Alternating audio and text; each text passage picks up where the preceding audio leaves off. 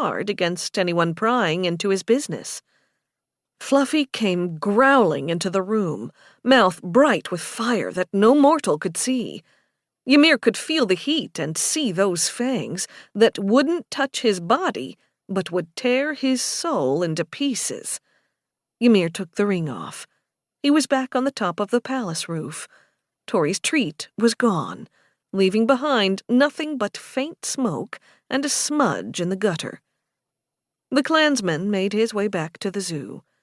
Rib-Rib's snoring permeated the place, climbing every ladder and racing up every staircase. A single candle burned on the kitchen table. Gatha sat there in her long nightshirt. She clutched a cup of milk. "You heard the door close when I left." Ymir sat. Gatha nodded. "I did. You went to Gulnash. You used the Betrayer ring. And what did you find?" "He has magical coins that protect him from being scryed," Ymir said. "I don't know why he came early. I did find out that the Kurzig Dorga was his idea, not your father's. The betrayer paid your father a king's ransom to keep it quiet. I believe that's the idiom, a king's ransom." Gatha's tusks snapped from her lips. "That fucker! He would have dealings with the betrayer. He has no honor. But then he married that cunt who birthed me. While my father has a price, my mother cannot be bought. She has committed to her evil fully. She destroyed my heart." Tears tracked down Gatha's face. Ymir took out the Betrayer ring. He regarded it with a wry smile on his face. "Tori used this to see into your past. Using it now would be too dangerous. Perhaps you should tell me how your mother destroyed your heart." Gatha growled at him. "It's in the past. It means nothing." "Shlack will come here. I think your mother will be coming as well. If you cling to your wound, you'll die. You must heal this thing in you." "You have your own wound to heal," the she-orc spat. "Ever since the tombs, you have been carrying a weight in your heart. You first, then, Ymir. You tell me of the night bear hunt. It's why the lonely man chose to curse you." Ymir stood up. Damn the axe. Hiding anything from his women was impossible. Gatha had felt him struggling with the evil memories of the night bear hunt, the reason why the lonely man had chosen to curse him. The she-orc spat out her bitter mirth. "So, the axe tundra warrior is going to run from me?" The clansman laughed softly, so as not to wake up Tori, who was sleeping in the next room. "No. If I'm to talk, I'll have beer in front of me when my throat gets dry." "Fine. We'll do this tonight. Because tomorrow we face our worst fears. Charybda Delphino on the field of battle." That made Gatha smile. Her tusks retracted as she wiped the tears from her face. Ymir returned with a pitcher of beer that he put down on the table. He poured himself a cup, drank half, and refilled it. "My grandfather led the hunt," Ymir started. "The men of my clan were there, and it was only a few of us boys, just turned men. Me, Ykor with his bow, Rainan with his hatchets, and Bior, who had a sword almost as big as he was. We tracked the night bear down into the crack, through a narrow ravine and into a grove of trees, sanctum trees, like I've seen here in the south. Those trees, though, seemed long dead, or perhaps not dead. They were frozen, and yet had leaves. It wasn't natural. The crack was never natural, nor was the night bear. It was flesh and shadow and teeth. So many teeth in so many mouths. "A demon," Gatha whispered. Ymir shrugged. "I've fought both night bears and demons, and I would prefer the demons. It might be my boyish fear talking. I grew up with the threat of night bears dragging off families into the cold. Their bodies would be hardly marked. I've seen the corpses.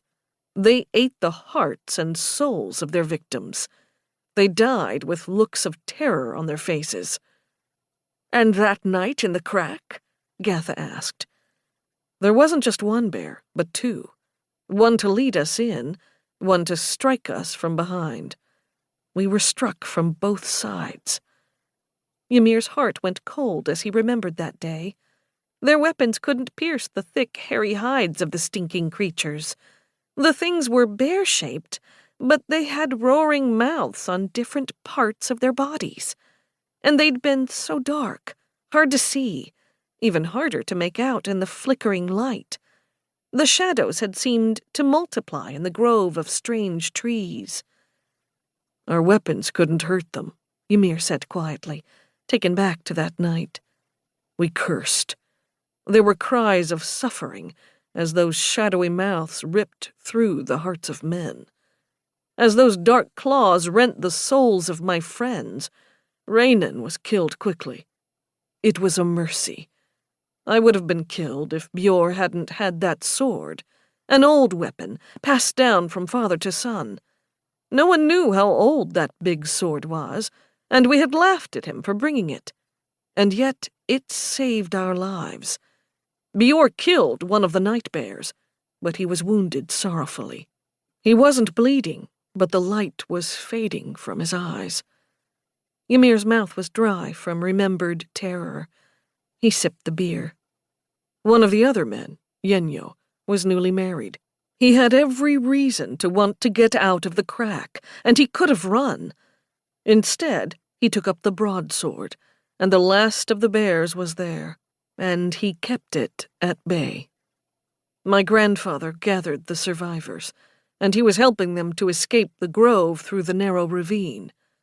Yakor wouldn't leave Bjor, but Bjor couldn't run. Ymir winced at the pain.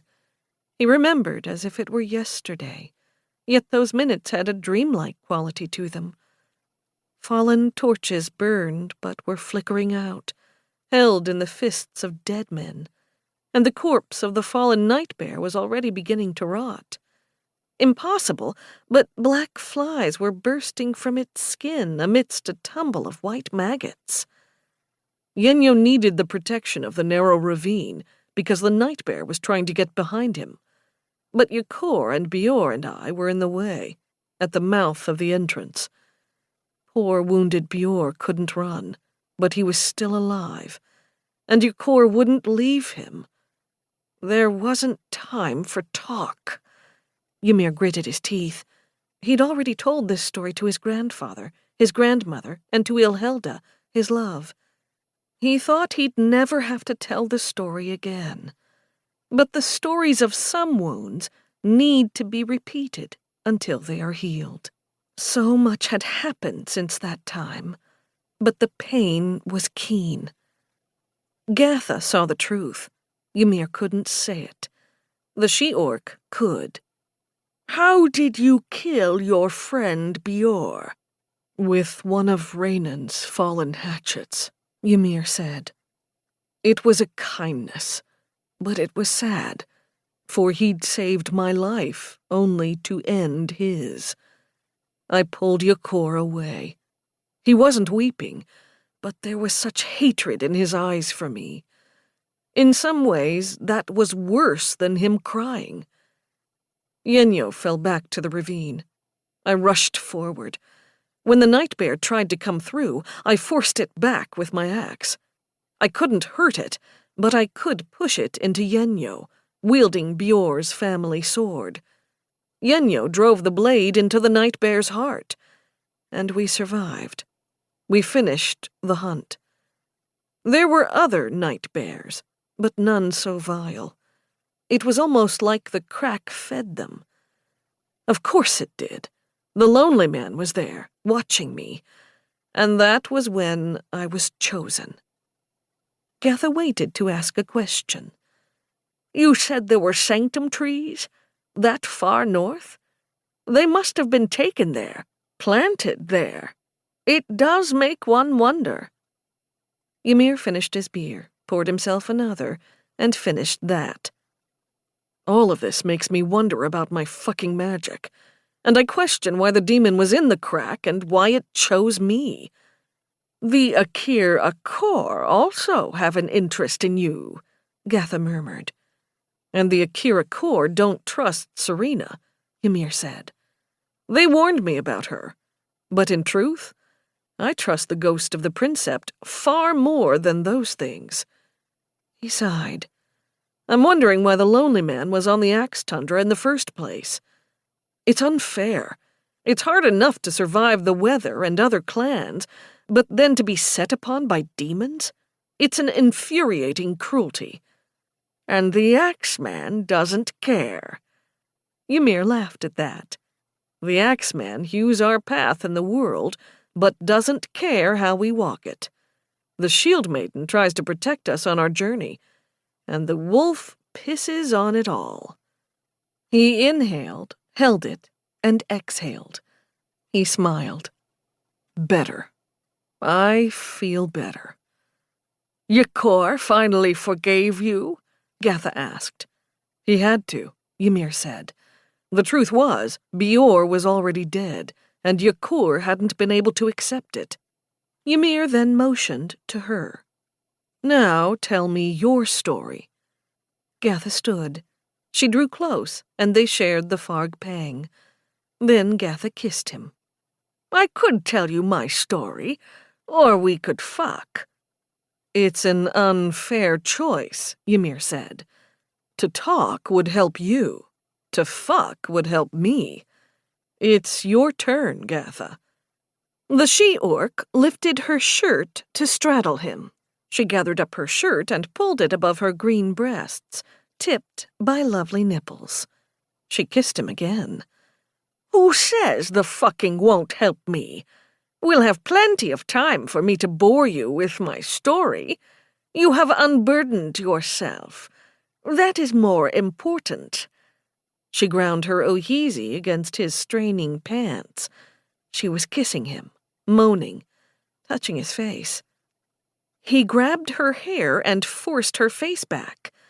He thought of the games Lily and Ribby had been playing. Would Gatha ever play such a game? To see her submit to Lily would be a sight. It's not more important, Ymir countered.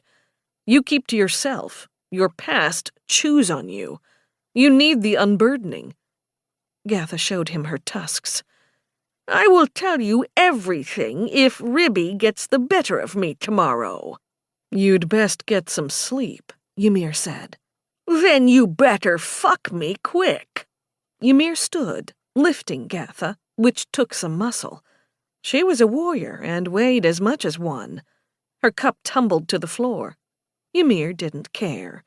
He yanked his pants down and took her on the table, slamming into her until the other cup fell, the pitcher fell, and all the while she grunted with every thrust.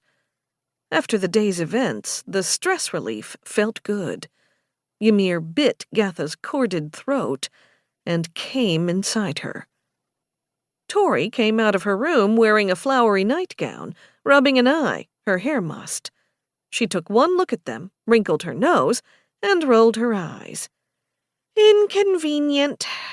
She yawned and padded back to her room. Ymir kissed Gatha. I would sleep with you tonight, the she-orc murmured. Ymir carried her down the steps, through a bathroom, and into Tori's old room. It was now the main room, and Jenny Bell was there in the big bed. However, there was room enough for both Ymir and Gatha. Ymir crawled in between the women, and Jenny threw an arm over him while Gatha snuggled close. He could see the stormlight glowing upon the dark waters of the Angel Bay to the east, and the weeping sea to the west. Ymir kissed Gatha's white hair. Would she open up to him more? He knew some of her wounds, but to get her to talk, she might have to lose to Charybda. What would that do to the she-orc's heart? Morning brought Charybda storming up the steps from her room below. She stood at the foot of Gatha's bed, dressed in a shimmering cuirass of seashells. In her hand was a trident. A net, knotted to heavy weights, hung over her shoulder. "Valorenza is dead. I demand you give me my place on your team." Gatha kept her eyes closed. "Our Gungar." "I don't want a fucking orc language lesson," the mermaid spat. "I want to beat you so you know I'm every bit as much a warrior as you." Ymir doubted that, but they would have to give Charybda Delphino her chance to prove herself. Chapter 22. Charybda thought she'd fight on the Sunfire Field, but Ymir met with Della, and he brought Garum and Gatha as well as the Princeps down to an alley in the Seastair Market. It was a narrow avenue in the middle of some empty warehouses. The mermaid wouldn't have much room to maneuver, and she wondered if they'd brought her to such a place to sabotage her. She was there to be a warrior, not to get into Ymir's sharab, nor to romance anyone. It wasn't a time for politeness, so she let her anger show. "This is unacceptable. I've watched you train on the Sunfire Field, yet you bring me here to this stinking alleyway. Why?" The honored Princeps stood in strange robes. They were black, but they had the symbols of all 4 Studiae Magica: the starburst, the 3 moons, the closed fist, and the open palm, done in grays, dark blues, and other muted colors. It was a striking outfit, and not her usual Sunfire robes. She had 2 wooden gruel swords sheathed on either side of her waist. It was odd that they were wooden. Her short white hair was pretty, and her storm-gray eyes were bright. The mermaid could see why her mother had taken the Princeps as a lover. She was strong, passionate, and beautiful, and from the rumors, she had a libido, though she kept it in check because she kept the school running, despite the many controversies that had plagued Old Ironbound in recent years. There were the murders last year, the Aquaterib attack this year, and now this death tournament with the orcs. Charybda's mother had withdrawn to the Delphino family palace and had taken on any number of other lovers. Beryl now had a sharab of her own, though with a woman there was another word, a faraba. It was doubtful that Beryl Delphino would ever have another man in her life. She'd loved Charybda's father too much. Ymir stood with his battle axe on his shoulder. "We're here because I don't think the orcs have ever fought a mermaid before. If you do prove worthy, I want to keep everything about you secret until the very last minute." The Princeps regarded Charybda with a furrowed brow. "If you are such the warrior, Rib, why didn't you fight the night your uncle attacked?" "If you insist on a fucking nickname, Princeps, call me Ribby," the mermaid princess barked. "I'd prefer Charybda.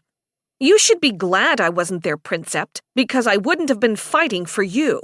I would have fought against you, and things would have turned out very differently."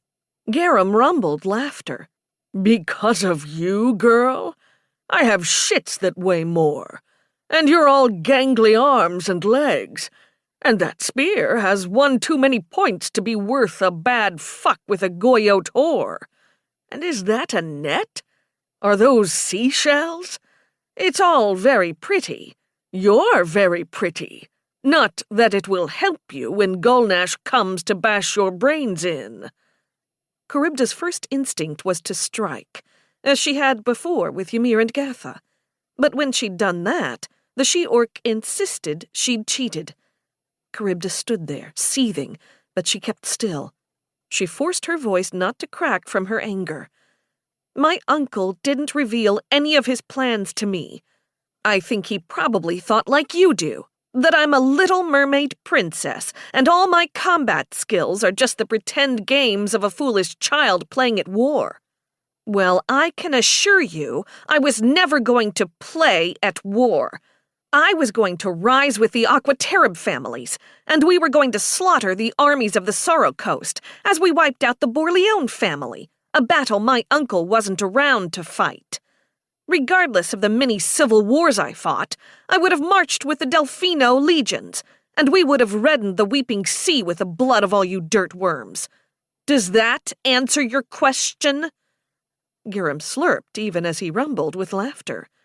"I'm liking this skinny bitch." The Princeps sighed. "Please, Professor Sornap, Could you not call our scholars bitches?" The pretty white-haired woman nodded. "I understand, Charybda, but keep this in mind. I have a continent of warriors to draw from. We need the best, and if you aren't the best, you will not join our Gungar." "You have the warriors of your pathetic continent of dust, mud, and piss," she shot back. "I am not of your continent." That brought more slurping and chuckling from the orc professor. "You aren't of this continent, Ribby," the princept agreed with a tolerant smile. "I've been considering reaching out to one of the wingkin, for there are winged warriors trained from birth to fight. Rumor has it there is such a woman who has been seen in far Ethra to the west. We don't have the time to contact her." "You don't need to," the mermaid insisted. "I'm here. Now, who do I have to beat to prove I'm worthy?"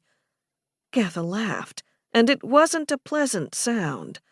She'd been standing there, one of the strange wooden swords sheathed at her hip. Another oddity, she wore a new focus ring on her finger, a mixture of gold and some reddish metal. Charybda had noticed it on her finger when she'd woken the pair up that morning. Ymir and Gatha had been all snuggled together in their bed, along with Jenny Bell, and it had made Charybda feel so lonely. The mermaid knew she had to watch out for that new focus ring. Tori had mentioned something about special magic that Gatha and Ymir had used against the rogue orcs' warriors. They'd heated up the armor of two of them and frozen the others. It wasn't simple sunfire and flow magic. It was something else. The princept also noticed it. She kept glancing at Gatha's left hand. Gatha spoke in a soft, deadly voice. "You will fight me." "Why you?" the mermaid asked. Gatha threw a meaningful look at the barbarian. "Ymir and I have an agreement in this matter. You don't mind, do you?" Charybda shook her head. "But you have to use a Procta sword, not your trident." Gatha explained to her the nature of the strange swords. The mermaid shook her head. "No, we fight to first blood. In your primitive death tournament, there are rounds that will be to the blooding based on a card draw. Am I wrong?"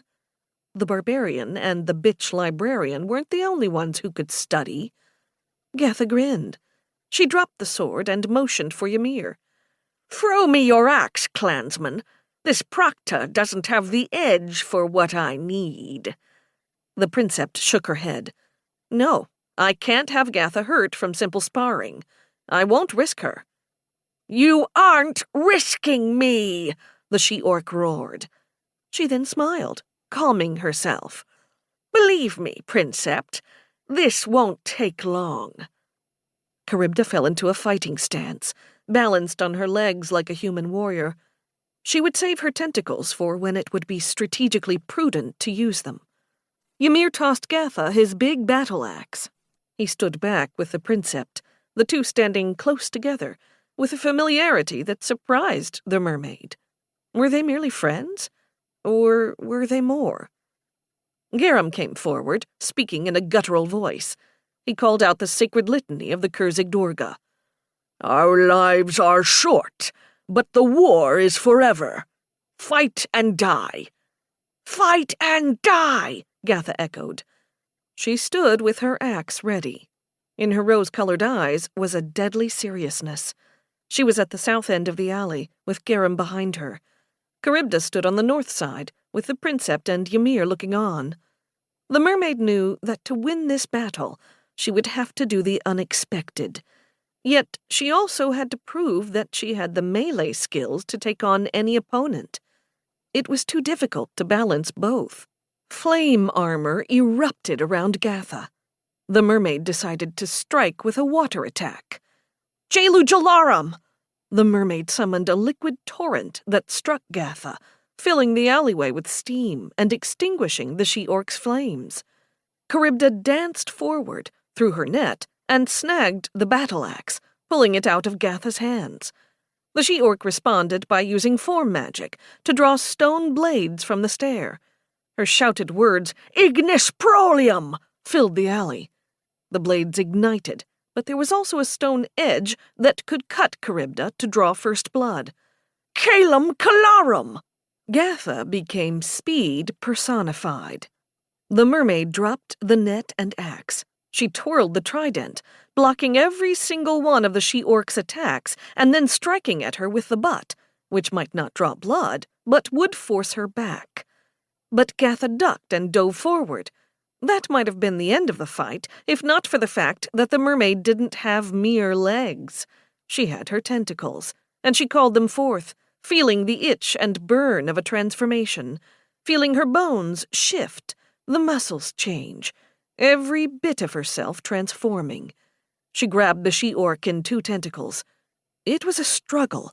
By the ocean depths, this girl was heavy. Charybda grunted as she threw Gatha at the brick wall on the west side of the alley. The she-orc flew through the air. She called out another moon spell, even in the middle of her flight. Calum Calarum! She hit the wall with her feet and sprang off it, using a levitation spell to keep herself upright. Her speed remained relentless. This green-skinned woman warrior was a marvel, a revelation, a violent poet whose weapons were her words, a dancer of destruction, as elegant as even the most skilled sea ballerina. It was a joy to watch her, and to fight her, it would mean the mermaid would have to use every bit of her training. Charybda bashed a tentacle into Gatha's face. It was a good strike, but it didn't draw blood. A flame dagger came at the mermaid, and she caught the arm that wielded it in a single strong coil. Charybda had to bend backward to avoid another slash that nearly ended the fight. The mermaid rolled back on her tentacles, and a million memories came to her of sparring with her father, her uncle, any number of Aquaterib maidens and lads, on islands of rock, on sandbars, in coastal tide pools, all in preparation for the glory of battle. She remembered the bloody day of fighting the Borleone family near Yellow Kelp Rock, and the princess she killed there. Charybda knew she could win this. She had to win this fight. Gatha threw desperate fireballs, but burns wouldn't end the fight, only blood. Those were the rules of the blooding. The she-orc paused for just a moment, and her focus ring flashed with a bloody light that licked up her arm. Charybda's trident grew red-hot, too hot to touch, and she was forced to drop it. She was surprised at the sudden heat.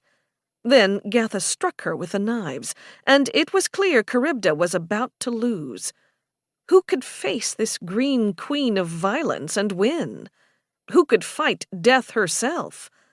The mermaid had heard Gatha's many names: the Princess of the Pits, Death's Bride, War's wet cunt. Charybda felt a tentacle fall upon her net and the barbarian's big axe, and it was her only chance to win. She flipped the axe into the air while trying to get a tentacle around the she-orc to stop her from slashing Charybda's arm or a tentacle or even a cheek. Would Gatha give her facial scars like the ones marking her savage green face?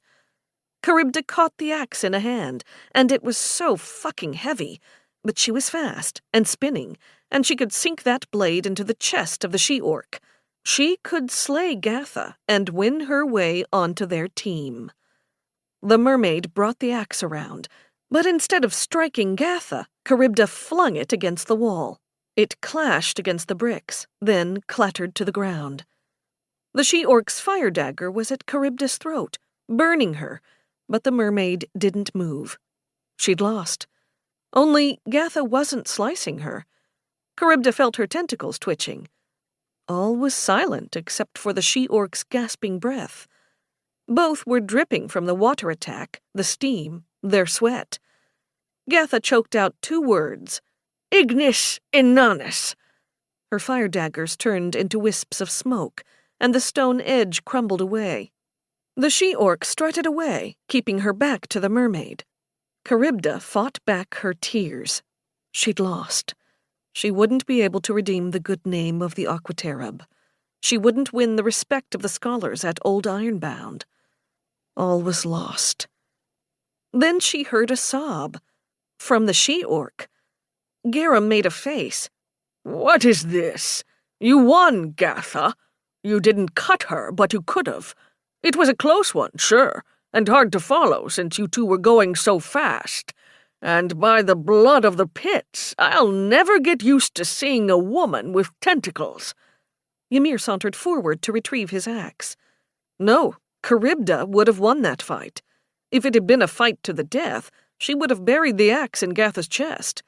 It was a battle by the axeman's mighty thews, and one that I would pay to see again.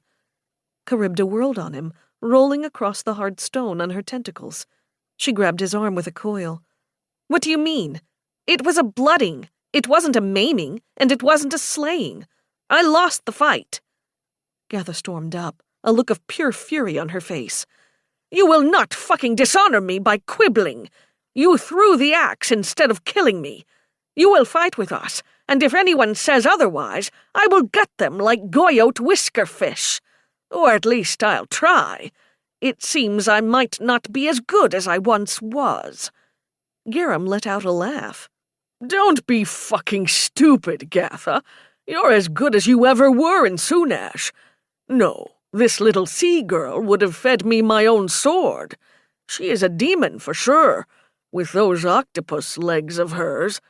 I've taught mermaids before, sure, but they weren't interested in showing me that kind of dedication and fight. Why have you never taken a class from me, Ribby?" Charybda glanced into all the eyes looking at her. She would have lied if she'd had the heart to do so, but she was too overwhelmed to come up with a good story. She swallowed hard. "When the war came, I didn't want you to know what I could do. I would have had to kill all of you." Ymir laughed. "And from your fight, you might have done just that. So, do we have our fifth princept?" "We do," Delapanez said quietly. Again, she glanced at Gatha's ring. Then she fixed her gaze on Charybda. "We can't have Gulnash knowing about you. We'll have Brodor step up to take Valorenza's place. Professor Bootblack will train with us on the Sunfire field." "I was going to suggest Isilil," Ymir said. "I've seen her fight, and I have to say, I'd rather face Brodor. But you're right, the dwarf will be less suspicious. We'll change our Gungar at the last minute." Garum let out a howl of laughter. "I like you sneaky bitches and bastards." Gatha drew close to Charybda. The mermaid didn't flinch. She knew enough about orc culture to know that when someone locked their gaze on you, you kept eye contact. The she-orc didn't say anything. Neither did Charybda. But the mermaid felt a thrill go through her. What would it be like to have both Lily and Gatha taking control of her? This strong she-orc was more than capable of the task. Chapter 23. 3 weeks passed with the honored princept Delapanez keeping track of Gulnash's every movement. She forbade the rogue orc from setting foot in the librarium or the feasting hall. She'd also given him a curfew. He wasn't going to do anything that would jeopardize her position or the coming tournament. Della squinted at the timepiece on her desk. It was nearly 7, the Sunday before the Tournament of Death started. Any number of important dignitaries had come in, and they were having a reception in the Imperial Palace. Gulnash and his rogues were not invited. Della treated him more like a prisoner than a guest. And the strange thing? The rogue orc didn't seem to mind. He spent time on the Sunfire field fighting, or eating in his room, or at the Unicorn's Ut until his curfew. The 5 orcs also went down to Stormcry, but even there they were behaving themselves. The local constables reported to Della that the orcs could be nasty, and they might look mean, but they weren't doing anything that an ordinary Gruul warrior wouldn't do. The truth was, Della didn't see much of the betrayer, except for sometimes he would come and watch Della spar with her Gungar on the Sunfire field. Gulnash would stand there watching, a leer on his scarred face. When he was there, Brodor didn't fight, because it would be clear that the dwarf didn't have the skills to be in the Kurzig Durga. The dwarf looked good, though, holding the Procta hammer he'd crafted.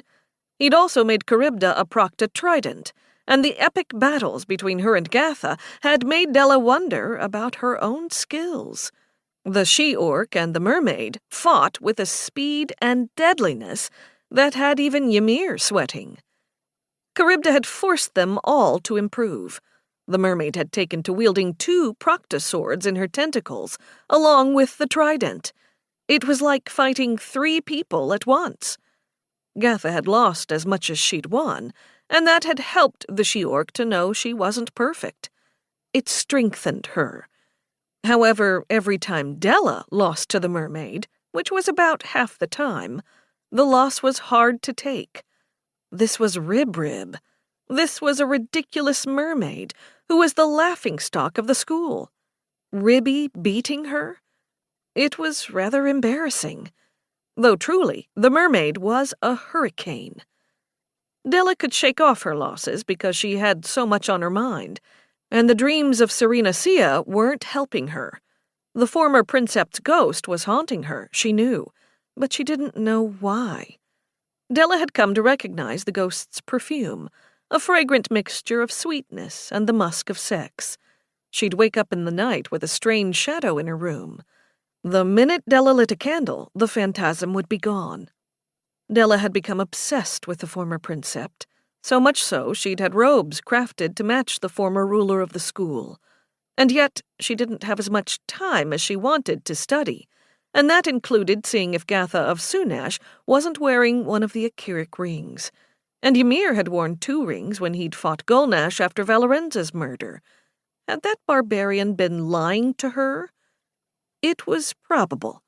It made her both hate him and admire him. More than that, she needed their Gungar to win by any means necessary. They needed to slay the betrayer, if nothing else to avenge Valorenza, who'd been killed weaponless. Not that Della could blame the orc. When you wanted someone dead, it was best to murder them with as little fighting as possible. Della could have ignored the blood coin and killed the betrayer right there. It would have meant her career, though. There had been too many murders at Old Ironbound of late. And if she'd let Ymir do the deed, he would have been expelled, if not killed by some Gruul warrior looking for the barbarian who'd ignored the rules of orc culture. Della rose, adjusted her robes, and hurried down from her mezzanine office. She hurried up to the reception room in the Imperial Palace on the 3rd floor. The kitchen staff had done a great job in setting up the banquet. The balcony doors were thrown open wide, and most all the guests were out on the patio. There were the combatants who had come for the tournament, and there was royalty from all across Thera, and that included King Velis Neor IX of the Sorrow Coast Kingdom. He'd greased his mustache, which didn't help his looks at all. Magistrates from the farming collective were there, but of course they would be, since Old Ironbound was so close to the collective. They intermingled with the Alumni Consortium, a collection of races, men and women, who were thrilled to be given the opportunity to visit the school again. Some of the O'Learan women had been Della's classmates, and she'd even slept with 1 or 2. It would have been tempting to get them in her bed, but the Princept was simply too busy. Besides, a single woman in her bed couldn't possibly match her fever dreams, where she witnessed more of Serena Sia's orgies. Some of these included more men than Ymir, though he and his harem were always there, and that included Charybda. In every dream, Serena Sia caressed her and whispered filth into her ear. Della would wake up wet and worked up, and she had to fuck herself hard and nasty to exorcise the lustful demons possessing her. Then she'd fall back into a dreamless sleep.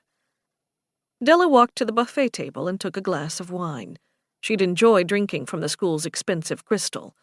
She nodded at the sickly Grand Vemper Acadius of the Holy Theranos Empire.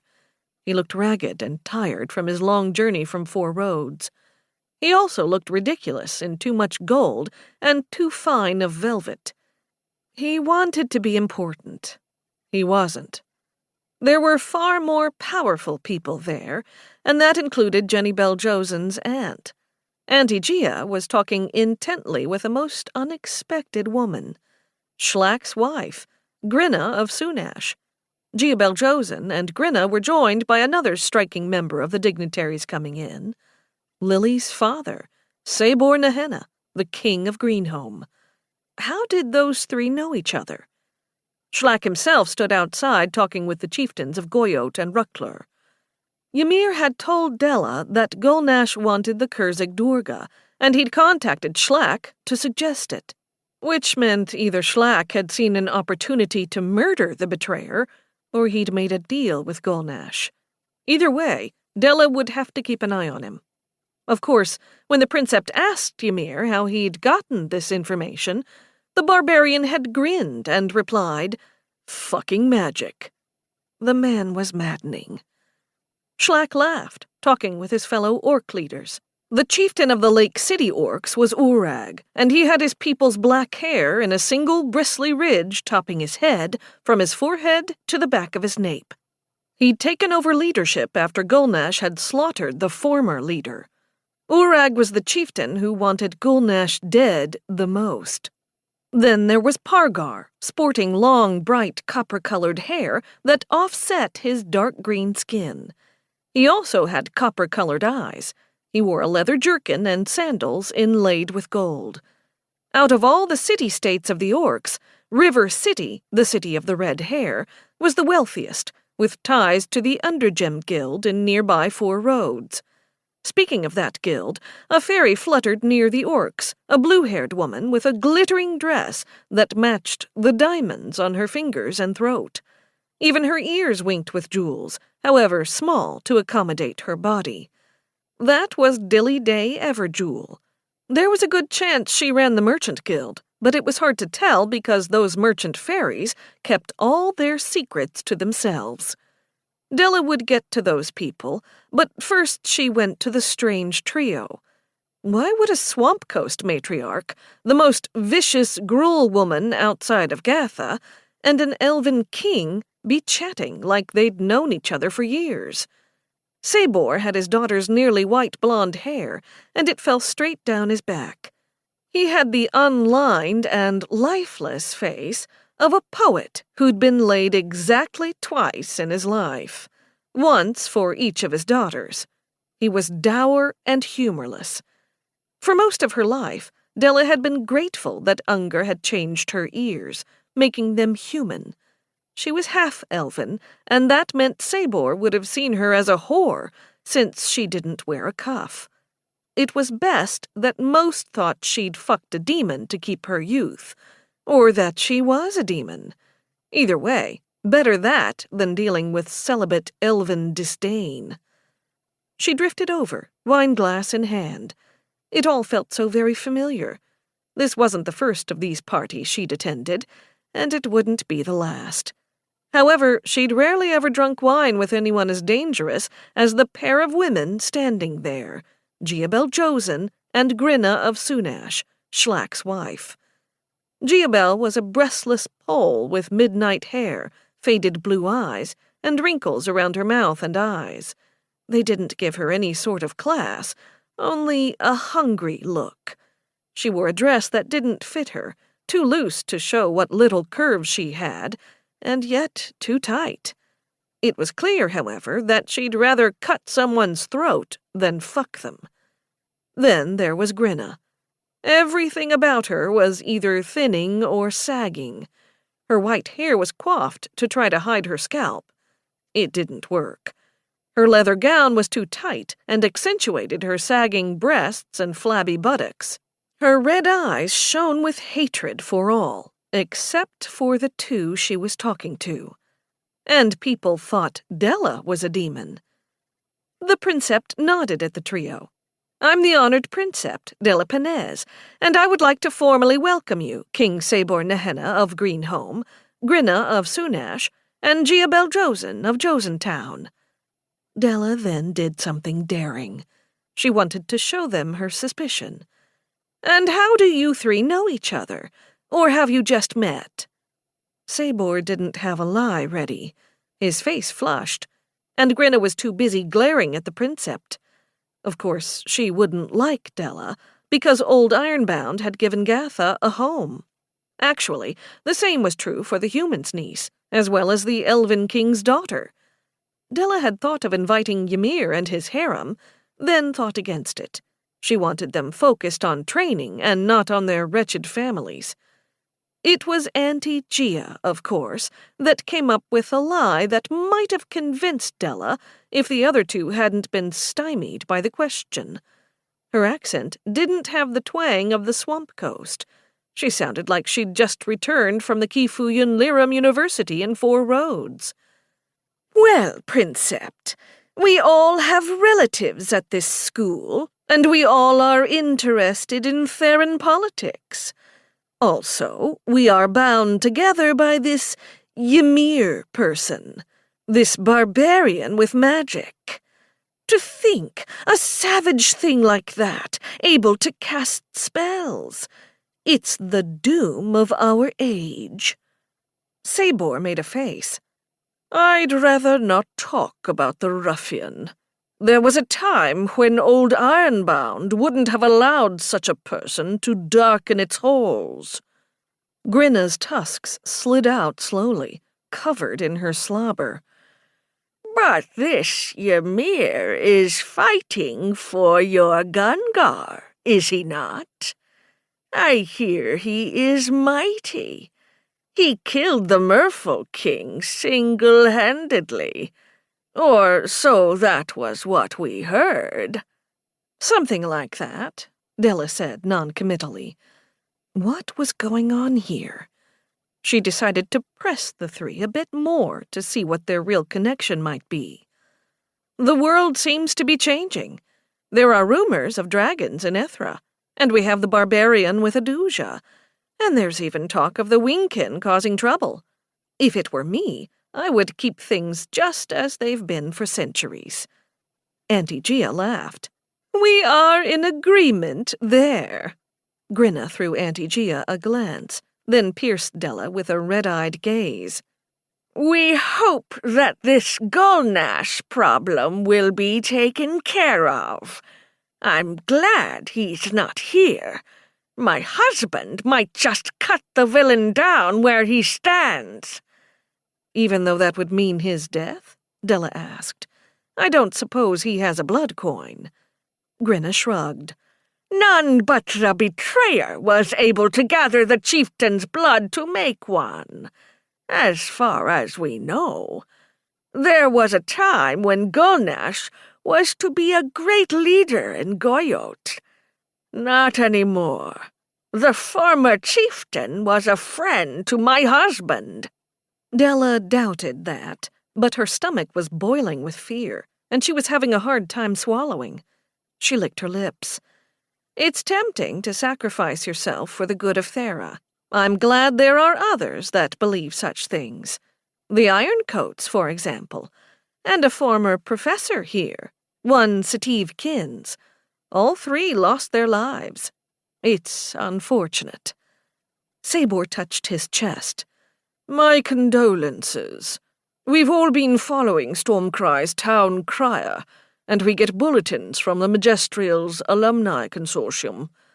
Perhaps after this business with Gulnash has been taken care of, there are other issues that will find resolution as well." It was flowery language, to be sure, but the Illyrian king was talking about Ymir. Della kept a mask on her face, but she thought maybe these three had ties to the Midnight Guild.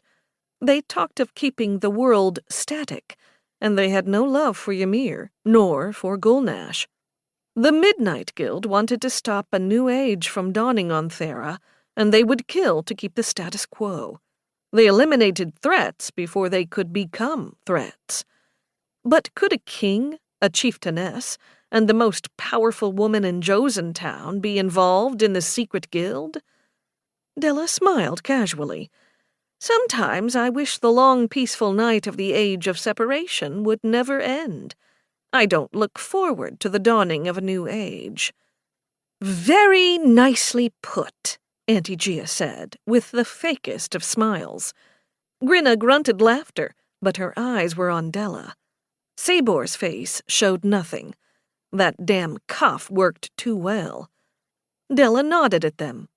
Perhaps we four could talk more about the future of the world. As the princept of the Magisterial Collegium Universitas, I am dedicated to preserving not just this school, but the peace and prosperity of Thera as well. Antigia's gaze burned into her. Yes, princept, we should talk more. There was a bustle at the front of the room, and in walked Gulnash, alone, in a loincloth. He didn't have his mace, but he had a sheathed sword at his side. His bare feet slapped the polished wood as he went to the buffet table. On his left hand was his bone focus ring. The betrayer had arrived, and he was looking for trouble. Chapter 24. If you'll excuse me, Della said, and hurried over to confront Gulnash. She didn't have her sword, but she had her focus ring and her spells. She'd told the betrayer he wasn't invited to the reception, yet here he was. She had to smile at her own foolishness. He'd murdered Valorenza in cold blood. Ignoring her request? This fucking monster wouldn't care. Gulnash grabbed a whole roasted bird, as big as his head, and ripped off flesh from the breast. He turned to survey the room. Della marched up to him. You're leaving. Now. The betrayer ignored her. He took up a pitcher of beer, and so, with bird in one hand, pitcher in the other, he marched over to the trio, the three who might just be a part of the Midnight Guild. Why them? Why this display? Della hurried back to Antigia, Grinna, and Sabor. Gulnash guzzled from the pitcher, and the beer splashed down his chest and onto the floor. He then mashed the bird breast into his face, chewing. Mouth half filled, he leered at Grinna. So, Schlack's bitch of a Patari. I expected you to be prettier. But you're old. So very old. And you are half naked, Antigia said archly. The betrayer sloshed the pitcher at the old shrew. Gia Bell Josen of the Swamp Coast. When my horde gets to you, we'll burn you witches out of your black-water huts. We'll rape the pretty ones and kill the ugly ones. You won't survive, bitch of a Josen. Your niece, though, the Jenny one, has promise. Everyone in the party had stopped to stare at the betrayer, towering over the three. Della was taking too long to go through her options. She knew that, but she was also fascinated by the spectacle. And why was Gulnash talking to those three in particular? The betrayer smirked at Sabor. And then we have the Elf King. Not much of a king at all. A sexless king of trees, afraid of his own cock. Enough, Della thundered. I am the host of the Kurzig Dorga. By the bloody roots of the Tree of Life, by the warrior's bloody code, you were not invited to this reception. You will leave now, or your life is forfeit. As the host of the Kurzig Dorga, I have spoken. Fight and die. Every orc in the room was programmed to shout after her, fight and die. Della then cast spells from all four of the Studia Magica. Jelu Ignis, Calum, Lutum, Ignarum. Rock armor formed over her elegant gown as a dagger of flame filled her right hand and a dagger of ice grew from her left. Lightning crowned her head. Gulnash grinned. I am sorry, host, to offend you. He dropped the pitcher and the bird onto the floor. He turned to address the entire room. You hide behind your rules, your rituals, and your finery. You all will know my touch in the end. You all will fall before me, your new Vemper, who is destined to rule. You say fight and die, but I say I'm gonna fuck death in her sweet tight asshole. I'm going to fight and live for fucking ever." He struck Grinna's droopy butt and laughed. Shlak drew his sword, but Urag and Pargar, the other chieftains, were there to stop him. Gulnash then strode out. Della dispelled the magic covering her. She felt her legs trembling. Gulnash had gone directly to face 3 of the most powerful people in the room, people who Della suspected of being a part of the Midnight Guild. Others were whispering as well, wondering about the strange display and how much of an ass Gulnash the Betrayer had made of himself. Others murmured their fear. Della had her own fears, and it wasn't about the arrogance of some orc bandit, but what that bandit might do with the resources of the Midnight Guild. And Gulnash might already be making secret deals with Shlak, Grinna's husband. Was he part of the secret organization as well? Della wanted to process what she'd learned, but it was impossible. She had to soothe the room, which she did, while Tori and the kitchen staff cleaned Gulnash's mess up.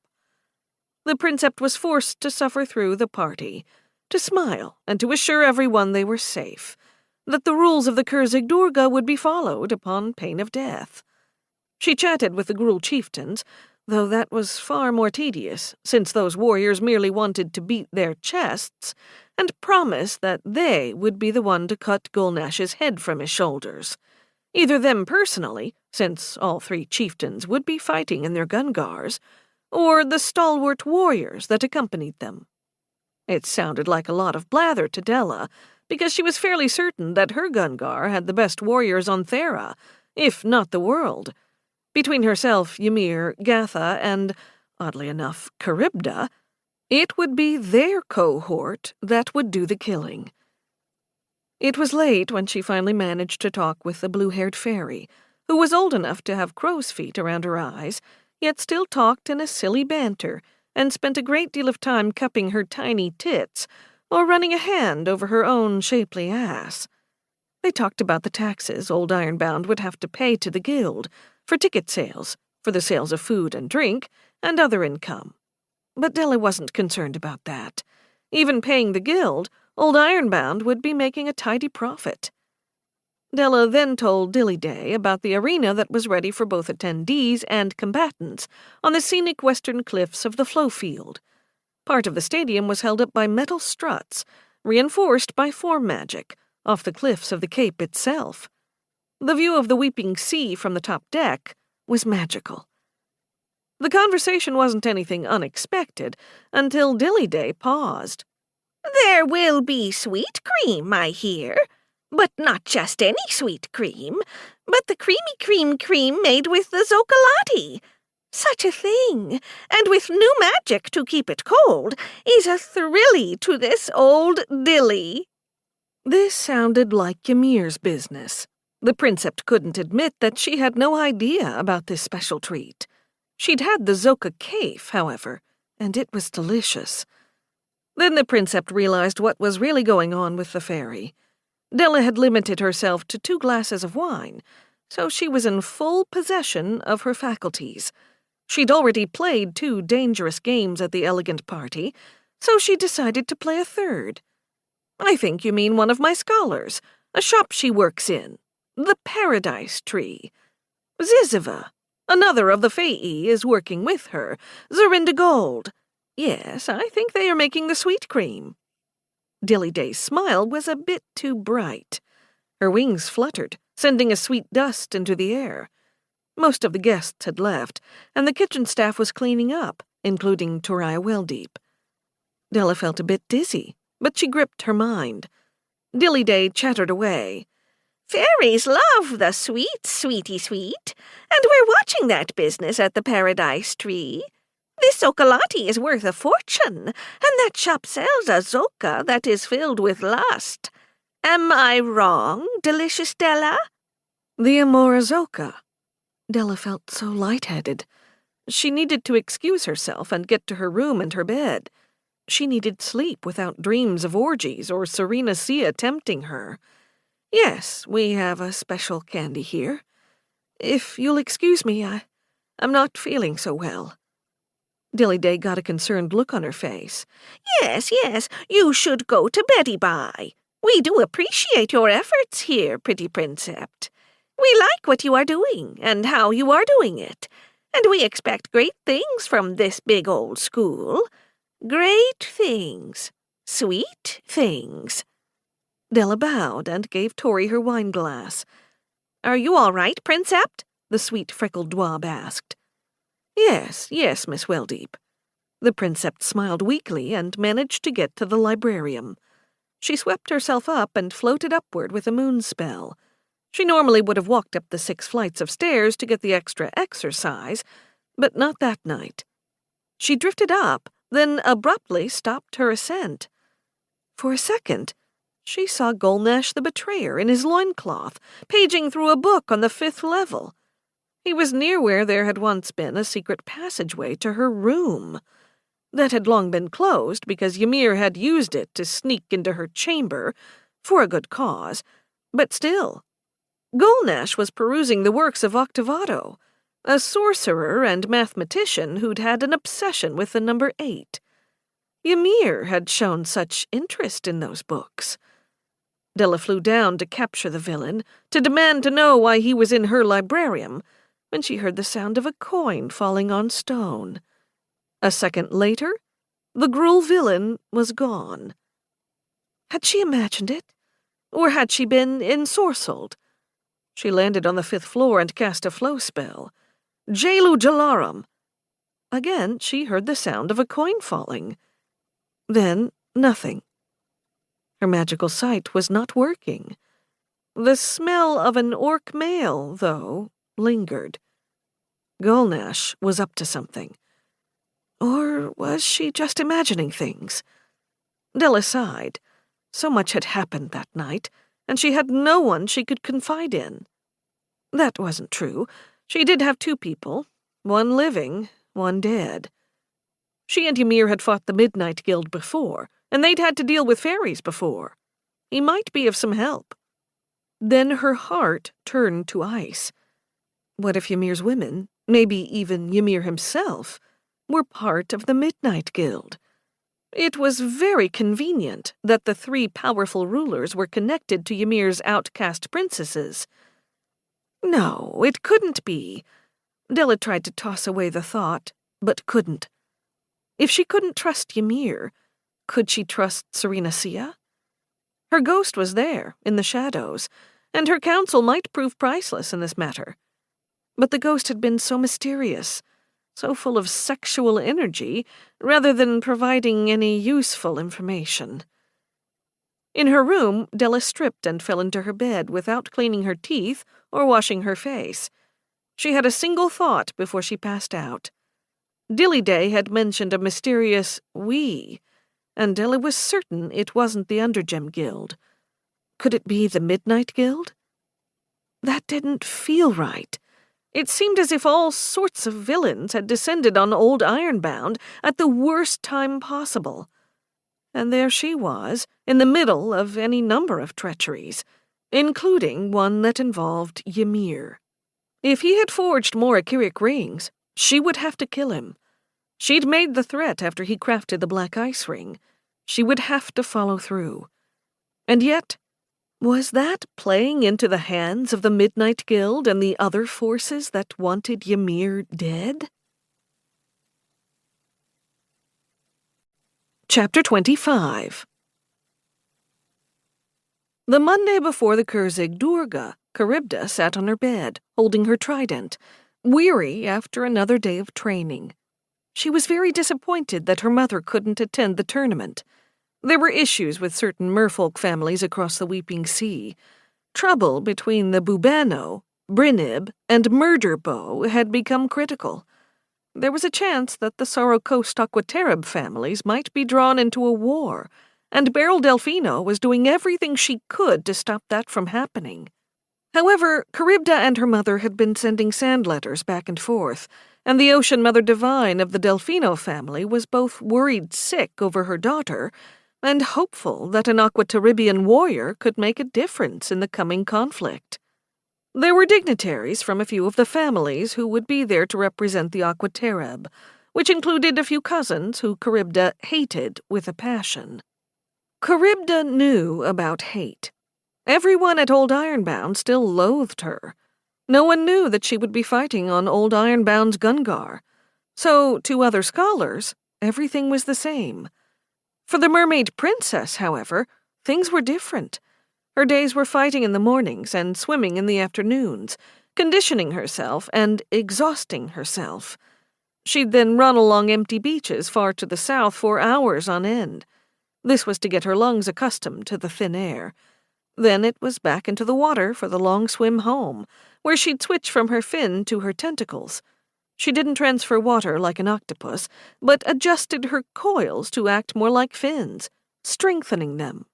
She was eating all the time now, sometimes raw fish she caught in the cold depths, sometimes the heavy bread that Toriah started baking, drenched in creamy butter. Charybda, Gatha, and Ymir were eating like starving whales, yet Charybda was always hungry. Her muscles needed the nourishment, and she'd lost the little fat she'd had. More than how she looked, the mermaid loved the focus the training gave her. She liked the driving pressure to be better, faster, stronger, and it was a terrifying experience to face Ymir. For someone so big, he moved so fast. And then there was his mind. He had such a fearsome cleverness. Staying one step ahead of him was hard, if not impossible. He knew she could sprout tentacles at any time, and that her water attacks could drown him. Charybda was working on adding moon's magic to her repertoire. She wanted to enhance her lightning strikes with her water, but she had to remember that, when wet, she could be the victim of her own deadly attacks. Sparring, she kept the lightning magic to a minimum because she didn't want to hurt her team. However, there was something satisfying when she rammed her Procta trident into Ymir's chest, because he didn't always win. Even though Charybda had fought in family wars and had spent her entire life preparing for war, she sometimes felt unsure of herself. Gatha would be there to talk with. Gatha admitted that she'd seen very little actual war. The she-orc had grown up fighting in the pits from a young age, shockingly young. She'd started even before her womanhood, as a child, pummeling other children. It was Gruul culture. It was brutal. But it was better the orcs fought in their ritualistic games rather than storming Thera with their bloodthirsty armies, which was what Gulnash wanted. If he won this tournament, he would win control of all 3 orc cities. Many might turn against him, but many more might not. And so, after the Gruul Civil War, it was likely 4 roads would fall first, and another age of conquest might begin. No, they wouldn't let that happen. Sitting on her bed, Charybda heard knocking above her. Tori yelled down, "Hey, Ribby, you down there? You want to come with me to taste sweet cream?" Charybda had to roll her eyes. These land people were obsessed with the juices of their bovines. For the Aquatarib, the milk of other animals wasn't unknown, but was an expensive delicacy. Perhaps it was because it was easier to milk a cow than a whale. Far better than the milk was the flesh of a laughing eel, or the eggs of the anklub fish, or crushed knob coral mixed with sweet kelp. Tori had been talking about her sweet cream recipe non-stop. The dwab and the fairy girl in her shop had been slaving away, trying to get it ready and perfected by the time the Kurzig Durga started. Tori took to her obsessions honestly, and while she might be stressed to her breaking point, she was also smiling and polite. The mermaid had no idea how the girl managed that. It was just another one of her lovely qualities. And so the mermaid thought it would be nice of her to help in any way she could. It was part of being a friend, and Charybda was learning that very important skill. Growing up as a princess, she now saw that many people in her life hadn't had any real feelings for her. They pretended to be nice because Charybda had money, power, and pull. Not her family, her father, her mothers, her sisters. Those people had had real emotions for Charybda. But her supposed friends? No. "Yes, Tariah," Charybda called up. "I would love to try your creamy sweet." A pause from above. Then, yeah, it's sweet cream. But whatever. Jenny Bell is out shopping in Stormcry for a shelf. Not that we need another shelf, but you know that girl is obsessed. And Lily is off working on her epic. Why someone would want to read about a cicada is beyond me. And Gatha and Ymir are off training at the Sunfire Field. But we kept your secret, so yeah, you're all I have left.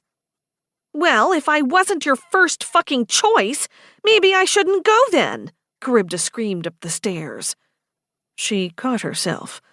It was time to practice this humility thing. "No, I'm sorry, Tori. It's fine. I'm coming. All fine. No worries. Just give me a moment."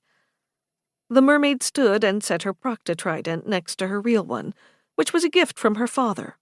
Borisib Delfino would have been proud of her for fighting, for trying to make friends, for her whole life. Her father hadn't been as bellicose as his brother. It was one of the reasons why her evil uncle had killed her father. Marib Delfino wanted war. Borisib did not. Her father, the Storm King, or that was what they called him, it was an honorary title of the Blue Dark. Her father always considered himself to be peaceful, and not the Storm King at all. The mermaid took a wrap, threw it over her shimmering dress, and ran to Tori, waiting for her at the top of the steps. Tori needed a bath. She had flour on her face, in her hair, and there was a crust of something drying on her left arm. I know. I've been cooking up a storm. I look terrible. But come on, I think we've had a breakthrough. I need a third opinion, though. Z and I have been eating so much sweet cream, we're both a little sick of it." "It's fine," Charybda said. "I'll eat your cow leavings." Tori winced. "Not the best name for it." The pair left the zoo. The mermaid had to shorten her steps and walk a lot slower. Tori couldn't keep up with her short legs. The dwarf was falling over herself in the pursuit. Sunfire torches lit the way, and the night was clear, a little cold, but free of the wet fog for once. They walked down the length of the chapel of the tree, then crossed over to the walkway on the west side of the feasting hall, across the flow courtyard, and down the sea stair steps. Outside of the unicorn's hut, Gulnash the Betrayer stood, along with his black-haired orc warriors, all swilling strong beer out of the extra-large steins. Their eyes went to the two women. Tori stopped abruptly. "Maybe we should find another way to the paradise tree. Those orcs aren't going to let us pass without saying something." Charybda felt her heart harden. "We are princesses of the highest order. We are fucking royalty. We will walk by them. They will say what they have to say, and we will keep walking." Tori bit her lip. "But, Ribby, you can't lose your temper. Promise me. You can't fight them, no matter what they say. There's all these weird orc rules we don't understand." Anger flashed through her, but she didn't show it. "I understand, sweet Tori. I understand." They walked down the steps, and Charybda decided on a course of action. It might have been a mistake, but she wasn't some child who needed protecting. She was a daughter of the dark blue depths. She fixed her gaze on Gulnash until he was forced to meet her stare. As the two princesses walked down the steps, one of the orcs elbowed another. "Look at them, big and small, fat and tall. One has big tits and the other only has flea bites." The orcs grunted and laughed. Not Gulnash. He kept his face stone. That steel tusk caught the light of a torch, and it also deepened the scars on his face. He wasn't just some horny gruel wanting to leer. He was a butcher, a betrayer, a conqueror. He was dangerous in a way that Charybda hadn't expected. Fear struck her, but she didn't show anything to this monster. She and Tori walked by them, and the mermaid never let her gaze fall. Gulnash nodded at her. Charybda nodded back. The other orcs said other things, but they didn't matter. Those orcs and their leader would be dead within days. The Kurzig Dorga was a weekend affair, Friday through Sunday, so by next week, Charybda would see these creatures dead on the ground at her feet. Tori didn't say a peep until they were inside the paradise tree, which was closed for the night.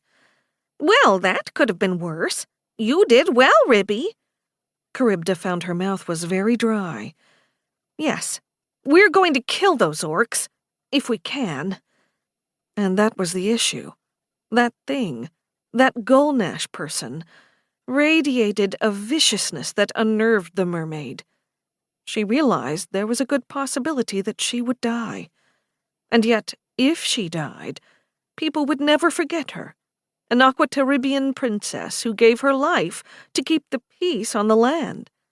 It would make a good story. But she didn't want to die before she gave herself to Ymir and his Sharab. She'd won Tori over, though the pair hadn't been intimate, and she'd had sex with Lily numerous times. However, Charybda longed for something other than a chitub. She wanted to be at the center of a sex knot, with Ymir and his other beautiful princesses, so the mermaid could gift them with the gathered pleasure. Ziziva fluttered toward them, then around them, giggling. She too had marks of cooking on her little face, and a bit of something drying in her hair. The little blonde Fae laughed. Oh, is this Ymir's new yummy? She's so long and tall. Does she fit in a bed? Can she bend in so many yummy ways? I would hope she's a flexible one, like a long piece of taffy you can twist and suck, to lick and fuck. Ugh, Tori complained. We get enough dirty talk from those yucky betrayer orcs. Not you too, Miss Z. Can you put a lid on it? Ziziva giggled more and spun around them. Yes, Miss T. And should I call her Miss C? She's the mermaid princess. I've heard all about her. Though the Aquatarib aren't good customers. They like their fish guts and kelp chew. They chew their beer. They eat their cheer. Tori marched up to the counter, which had been converted into a laboratory. Charybda eyed the candy. She wasn't much for sweets, though she did like the Amorizoka. The fairy wasn't wrong about the Aquatarib liking fish entrails. She didn't tell any of the land people that. She was having a hard enough time fitting in. Ziziva landed on a perch above a series of covered stone bowls. The fairy pointed. We have form magic now for the sweet cream, and it's kept cold in the stone bowls. We'll have to have them quarried, but that shouldn't be a problem. Now the fairy sounded more like a savvy businesswoman than a silly, sex-crazed fairy. Charybda found her a bit confusing, but Tori took her in stride. She climbed up on a little stepping stool and removed a cover. She had a spoon, which she filled with the sweet cream, white, with a few crystals. Tori then offered the spoon to the mermaid. Try this and tell us what you think. Charybda felt the cold rising up from the bowl. It was remarkable she hadn't felt that before. Though the cold didn't bother her, it still felt odd to have such winter in the room. She took the spoon and tasted the cold mixture. She blinked. It was sweet, cold, creamy, and altogether delicious. It's very good. I'm surprised to taste something so cold and yet sweet at the same time. 'Cause you're used to fish guts, Ziziva screamed. The old lady in the back let out a laugh. Oh, Ziziva, you're a funny girl. I'm so glad you're working here for me. Charybda smiled at the voice. Everyone knew that the old lady who ran the store was so nice and welcoming, even when the fairies working as clerks could be so insane. The mermaid princess frowned. We don't eat fish guts. It was a lie, but Charybda did wonder how the fairy could know about the dietary habits of the aquatereb, and Ziziva had referred to her as an aquatereb. Very few knew that name. Most of the land people referred to them as the merfolk. Tori beamed. "Oh, good. And now try this one." She took the lid from another bowl and supplied a fresh spoon. "This is the Zoka cream." "Amora Zoka?" Charybda asked, not sure if she was hopeful or not. Ziziva turned pale. Tori cast a glance down at the floor. "No, we haven't been able to. It was—" The freckled woman gulped. "The Zokalati sweet cream is very powerful." The fairy fluttered her wings. Her voice was soft. She sounded overwhelmed. Yeah, the Amora in the sweet cream. It's, we should talk about something else. It's safe, Missy. It's safe." Charybda tried it, and it was immediately interesting. The creamy, the sweet, and a little bitterness, but that only added to the complexity of the flavor. She nodded enthusiastically. "Yes, it's very good." Tori clapped her hands. "Oh, I'm so glad. We're going to try berry next, so we'll have the 3 flavors." "Which berry?" the mermaid asked. "Stinkberry," Ziziva said, laughing. "I promise it's more berry than stink." Tori rolled her eyes. "We call it mountainberry or even eyeberry, though even that's probably not a good name." Ziziva laughed and took off, spinning around on her furiously buzzing wings.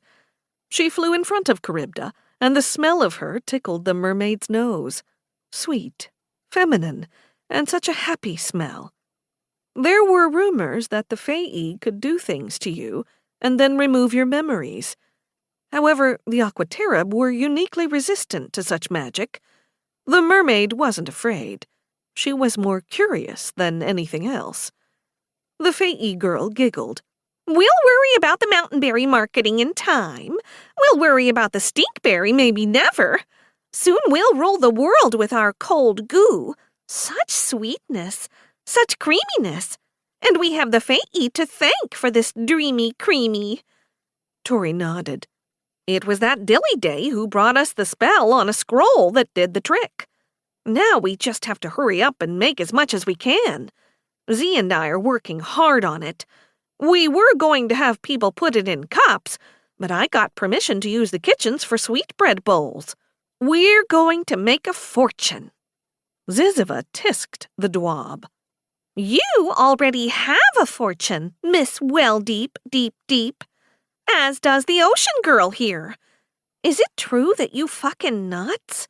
A knot of naughty mermaids, all wet in the wetness down in the darkness deep?" Charybda didn't immediately lash out, but she came close. Instead, she decided to ignore such a question. Tori winced. "Come on, Z. Don't make it weird. You're making it weird." "Do you need me for anything else?" Charybda asked. "No, we're good," Tori replied. "I'll walk you back." "No, you won't," Ziziva countered. "I need help cleaning up, and we have more plans, little dwabby dwab. Besides, I'm hoping maybe to see your inconvenience again. Maybe yesy?" Tori frowned. "Definitely a no-y. Come on, we're doing a business. We're not doing a sex." The fairy pouted. "No rubbing noses?" "Right, no rubbing noses." Tori let out a shaky breath. It was clear something powerful had happened with those women. Ziziva slapped her cheeks. "Oh, and yes, and Ymir dearie is going to bring down the mean old dwarf professor who hates his ex-wife. Divorce spells sadness. I'm helping Ymir with something sassy, something fun." Charybda wondered what that something might be, but she excused herself. On her way up the sea stair, she hoped Gulnash would be outside the unicorn's ut again. She wanted to give the betrayer another glare, but he and his orcs were gone. Charybda met Ymir and Professor Bootblack in the Flow courtyard. The mermaid smiled. I bet you two are on your way to the paradise tree. The dwarf let out an annoyed grunt.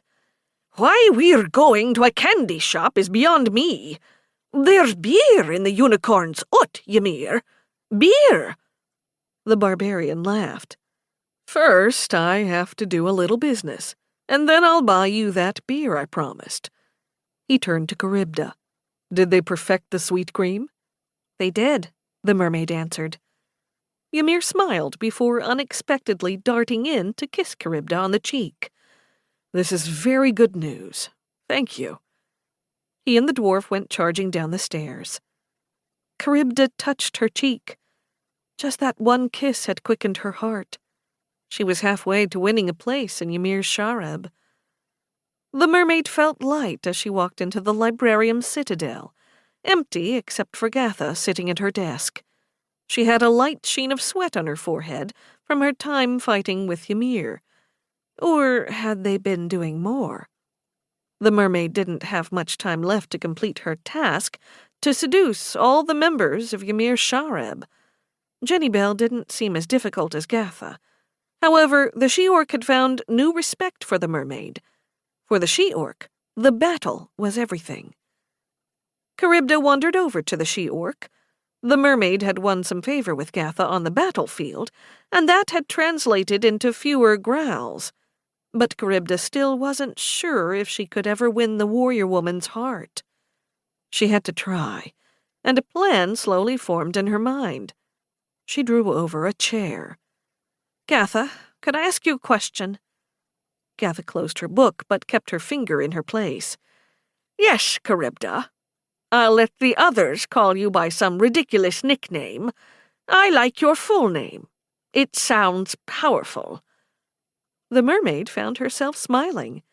It was rare that Gatha complimented anyone. What is your question? Gatha asked. The mermaid decided to play it a bit more coy than she normally would. It's of a sensitive nature. It might be too private. Gatha snorted. We might be killed or maimed in the coming days. Ask it. If I don't want to answer, I'll tell you to fuck right off. Charybda had expected that answer. Now she had permission to be graphic. In my language, to chitab is to masturbate, or to have sex with a single person. We prefer sex in groups, called bitrabibs, or sex knots. I've been having sex with Lily, and it has been exciting. But to rub myself alone? I don't see the appeal. Gatha eyed her, a smile curling her lip. This is your attempt to seduce me. I think it is clever and daring. Would you like me to explain the appeal to you? Or would you like me to show you? Charybda felt a knot of lust in her belly. Showing me would help, and you don't have to do anything to me if you don't want to. That was honest. The mermaid was a princess, and she loathed anyone's pity. Well, the she-orc said with a grin, perhaps we'll see how things play out. If it's just the two of us, then it's chitab either way. I'm not sure you have what I like, however. Tits, the mermaid said quickly. I know you like big tits. I'm afraid I'm not large-chested. Nor was I even before I joined your training. Gatha stood up. Yes, there is that. I do like big tits. But there is something I like even more.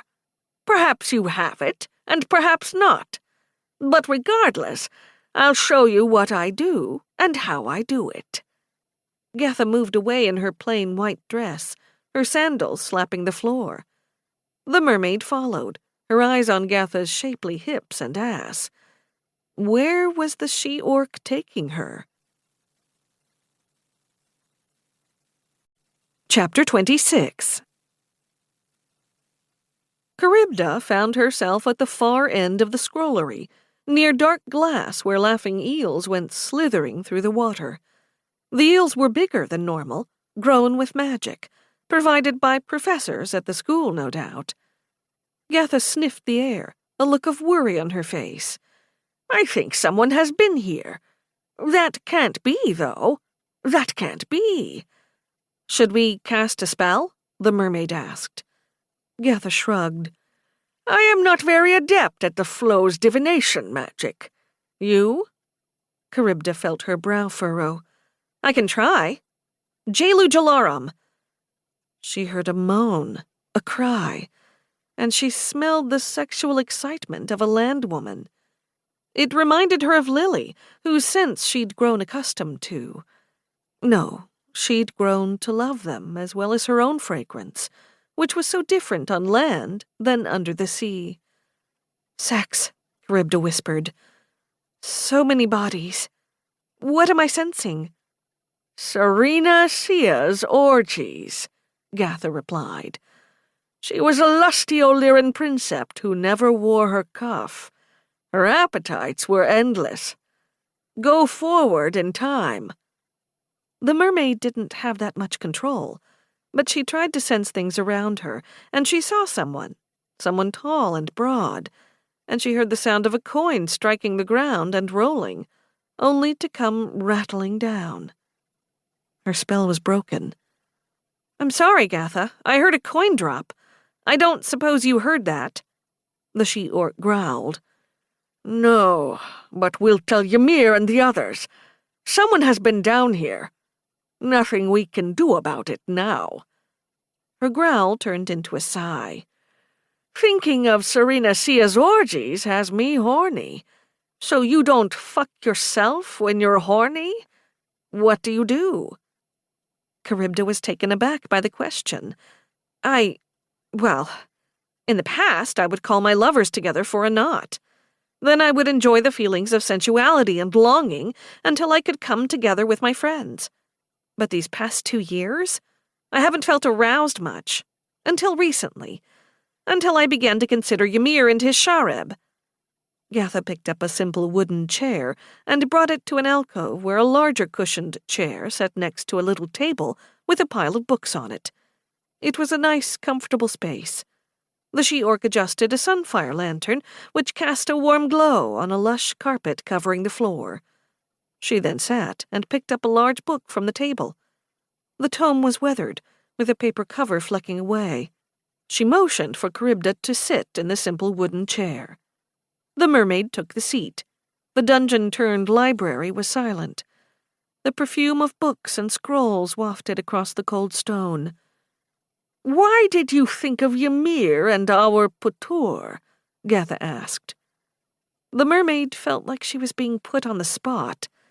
Sudden anger flared, and it came on so violently she couldn't suppress it.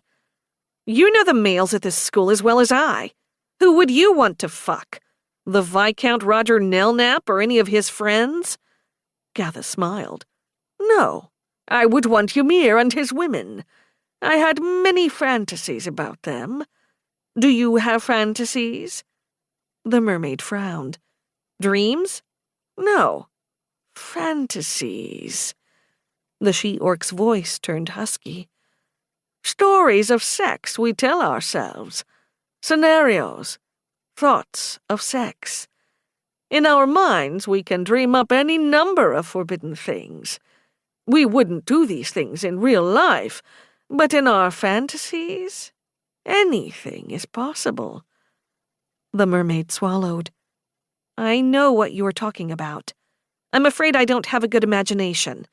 I was given so much, and there was war to think about, and like I said, when I was aroused, I could find a knot to lose myself in. I had to escape, Gatha said in a soft voice. I had to run away into my fantasies. And then I discovered my erotica. It wasn't just my own fantasies I could use to excite myself. It was others. I was given worlds of ideas to arouse myself, and then I took care of that arousal. She leaned forward and handed Charybda the book. That is one of my favorites. It's the writings of Zank Chokov, along with various sketches of the acts. I come down here, I read these stories, I look at the sketches, and I get my pussy wet and throbbing. When I can't stand it anymore, I rub my key and make myself come. Charybda opened the book, and she was shown women having sex, Men with large cocks doing all sorts of things. She saw that no act was too forbidden, no story too taboo, and she felt herself getting excited. She looked up. Gatha pulled up her dress. She didn't have on any undergarments. Most of the land people did.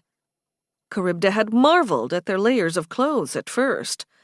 She liked the feeling of being free, and nudity was common among the Aquatereb. Modesty was mostly unheard of. The mermaid blinked. "Oh, Gatha, you look wet now. Are you wet now?" Gatha spread her legs. She had a bare pussy, like Charybda's. The she-orc's lips were gleaming. The she-orc pulled her dress down to show her muscled chest, and her breasts with such nice dark green nipples. Gatha pulled on them, getting them hard, and then reached down to open herself up. Beyond the thick, dark green lips, her tunnel was pink, and below it, the swirled pucker of her anus was dark green as well. Charybda couldn't believe this was happening. "Read a story to me," Gatha suggested. "I like the one near the middle. It's the one called The Lusty Duchess. It's about an innocent young woman who is captured by a handsome bandit and his horny wives. This handsome bandit can guess her deepest desires. Hilda, the Duchess, is innocent, yes, but she longs to be used by others for their pleasure, and hers." Looking at the sketches and seeing Gatha naked, Charybda felt her sex tingle and slicken.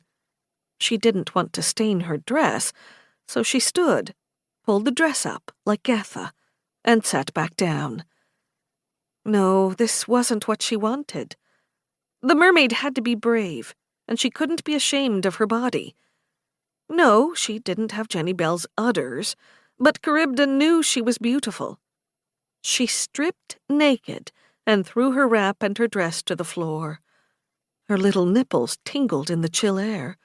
She couldn't help but pull on one. "Yes," Gatha hissed. "I like it when women play with their own tits. But first, sit. Read the story. Get your pussy wet. And when you can't stand it, then you can play with it. I'll watch you play with your horny little quim. Tori likes that word. When she is in her inconvenience, you can't believe the things she'll say and do." Charybda thought about mentioning Lily, who was the same way. When the elf girl had her cuff on, she was quiet and shy. When she took it off, she became domineering and so dirty. Gatha's excitement was evident. Her dark green ohizi was getting so wet. She let out a sigh.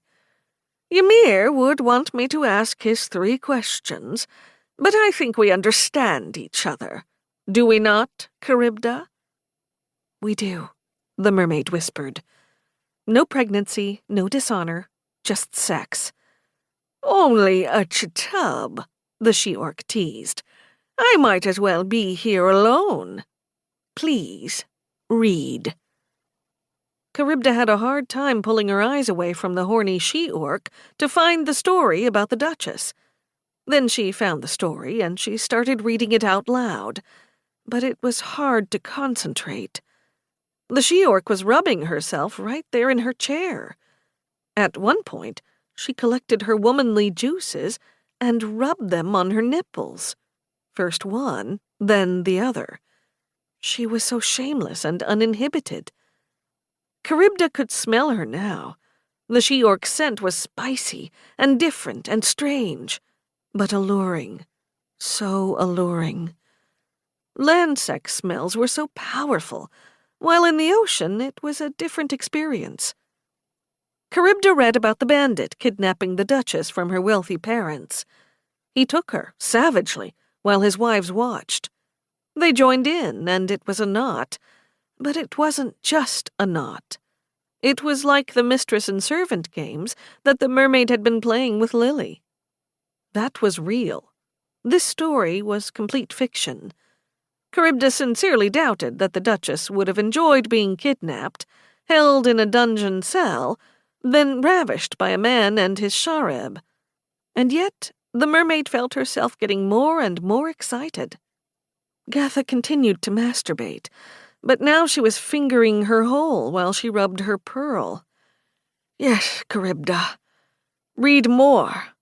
I'm almost there. I'm almost ready to come. It takes me a long time usually, but not today. Today, seeing you, being with you, I'm close." The mermaid wanted to touch herself. She was dying to finger her own pussy, but she kept reading. However, she caressed one of her tiny nipples on her tiny breast. It was like she was teasing herself, and it was a delicious feeling, just as the story was so intoxicating. Charybda could imagine that the bandit looked like Ymir, and his wives were his Shareb, and they would take Charybda like this. It was like she was part of a knot. Even though it was pretend, she could lose herself in the feelings. Now she understood why Gatha liked these books, and why she spent so much time down in the scrollery. Her fantasies made Chetab so much more powerful. But that made sense. When Lily and Charybda played their games, it didn't feel like Chetab. Gatha was circling her clit with 2 fingers, but she was having trouble coming. Even when Charybda got to the part where the bandit stuck his cock in the Duchess's ass. This was something Charybda had heard about, but it had seemed unlikely that anyone would really do that. Now that she'd read about it, and how much the Duchess enjoyed it, perhaps she might try it. By the time Charybda finished the story, she'd leaked down onto the chair. She smelled herself, her horny land smell, and she couldn't help it. She set the book down and spread her legs. "I have to rub myself, Gatha. I have to make my pussy come. You can watch me. You can watch me." "You're so fucking juicy," Gatha growled. "Are you liking this, Chetab? You must, because your hairless little twat is so wet and horny. Do it, Charybda. Do it. Rub it and play with your titties. Rub your clit and show me you love your own tits." Charybda could easily see herself playing the mistress-servant game with this strong she-orc. The warrior woman could easily take control of her. The mermaid had her legs spread wide. She'd leaked so much she had plenty of her own cum to do what Gatha did. Charybda took her juices and rubbed them on her nipples. She drew her finger up her swollen lips, feeling her warm hole, before finding her little clit. It didn't take long, and the mermaid was coming. Her orgasm hit hard, taking her by surprise by how violent it was. She was making little squeaking sounds she'd never made before. Reading that story had aroused her so very much. Gatha was watching intently. The woman had 3 fingers stuffed inside her green slit, underneath her big clit. She'd been on the edge so long, and still she hadn't come. Charybda wanted to help her, but how? The mermaid stood and staggered over, dizzy from her orgasm, but still so turned on. She felt tall, slender, powerful, and sexually so alive. She leaned over and offered one of her little titties to Gatha. The she-orc's eyes flashed as she sucked on Charybda's tiny nipple. It wasn't long before most of her tit was in Gatha's mouth. Charybda knew just what to say. "Did you like me rubbing my pussy juice on my nipple? Did you like me playing with my tits?" The she-orc grunted once before going silent. She still had Charybda's breast in her mouth, and she had her fingers in her ohizi, and, with a final rub, she grunted again and again as the orgasm swept through her strong body. Charybda was amazed at how long it was, how strong. It seemed to take forever, and the mermaid was a little jealous. Yes, it had taken a long time to reach, but it wound up being so violent and good. Gatha's skin got hotter and hotter, and sweat dripped down her overheated body and onto the floor. This sweat business was so very interesting to the mermaid, and the smells, and the tastes. And suddenly Gatha had pulled down the mermaid, and Charybda was kissing the she-orc, kissing with their lips, with their tongues, and Charybda grabbed Gatha's hand and stuck it between her legs.